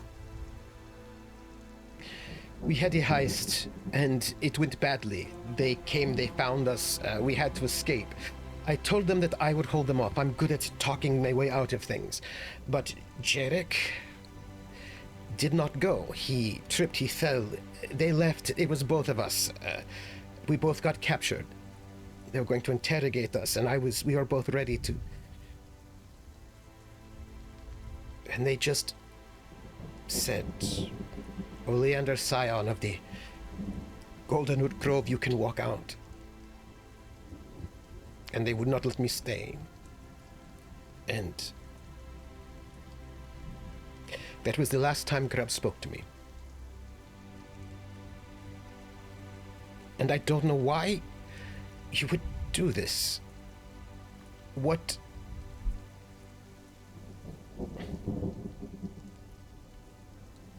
Why? yeah. You walked free. Hey.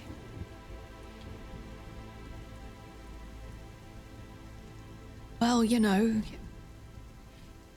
walk out of there with your big family and your big money, and he's still in there. Yes. And I went to Zell's shop, and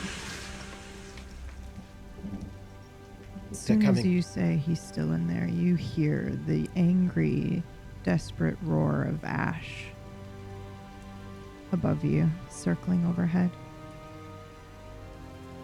The dragons are here. Oleander, help me with this. And I throw the bag that Zell sent to me back at Zell, and I'm trying to get you to like do up this sling around my back, Oleander, so I can hold the egg close to Got my it. fur. What did you Cal. give my parents? What was that score? What did you give them that was worth the freedom of Jarek? I don't know why they needed it, but there was something called the Rose of the Weave.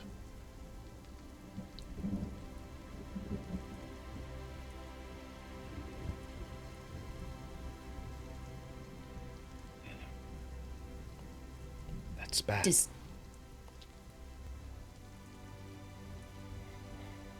That's very bad.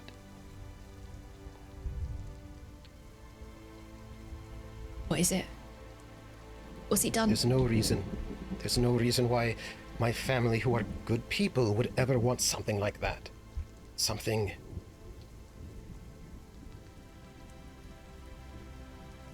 that bad.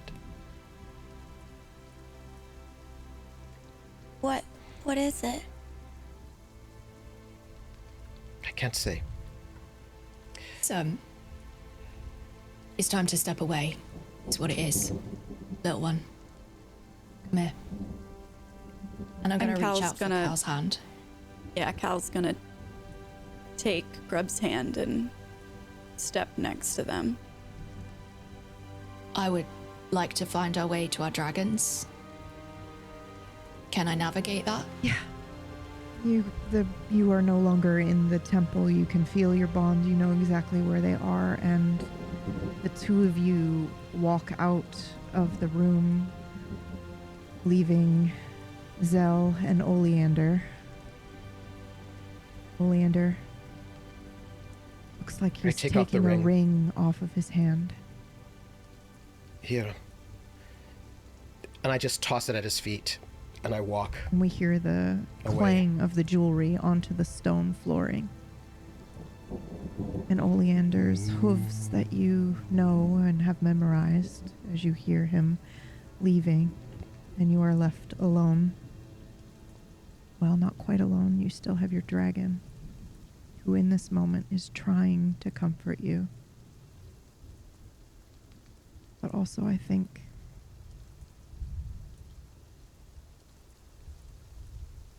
is finally relieved that the truth has been told.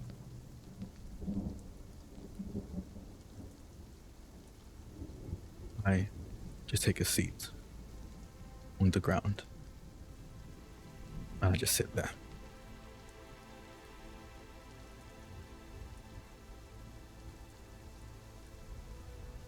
And that is where we end our one shot.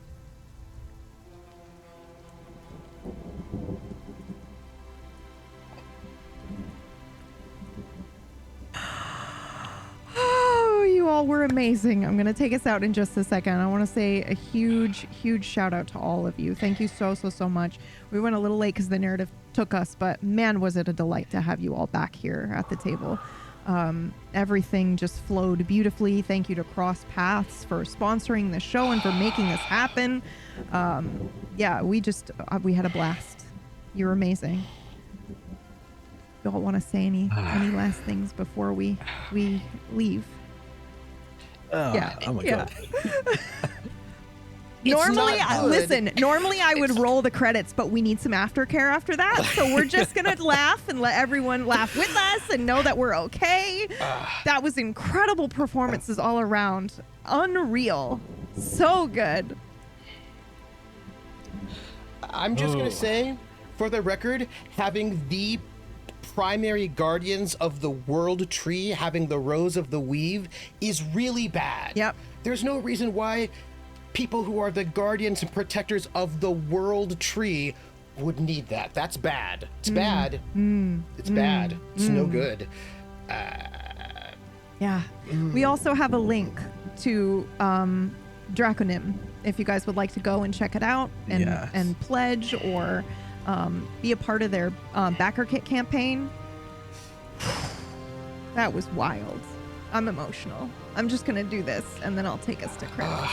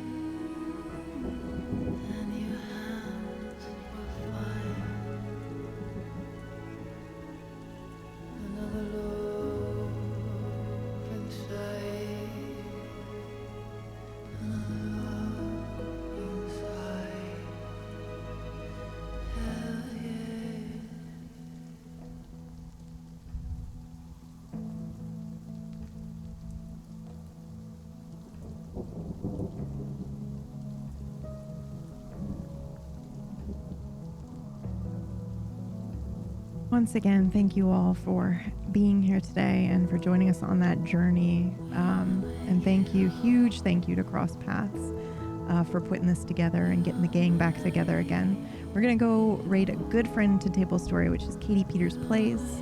And we'll see you for the next story.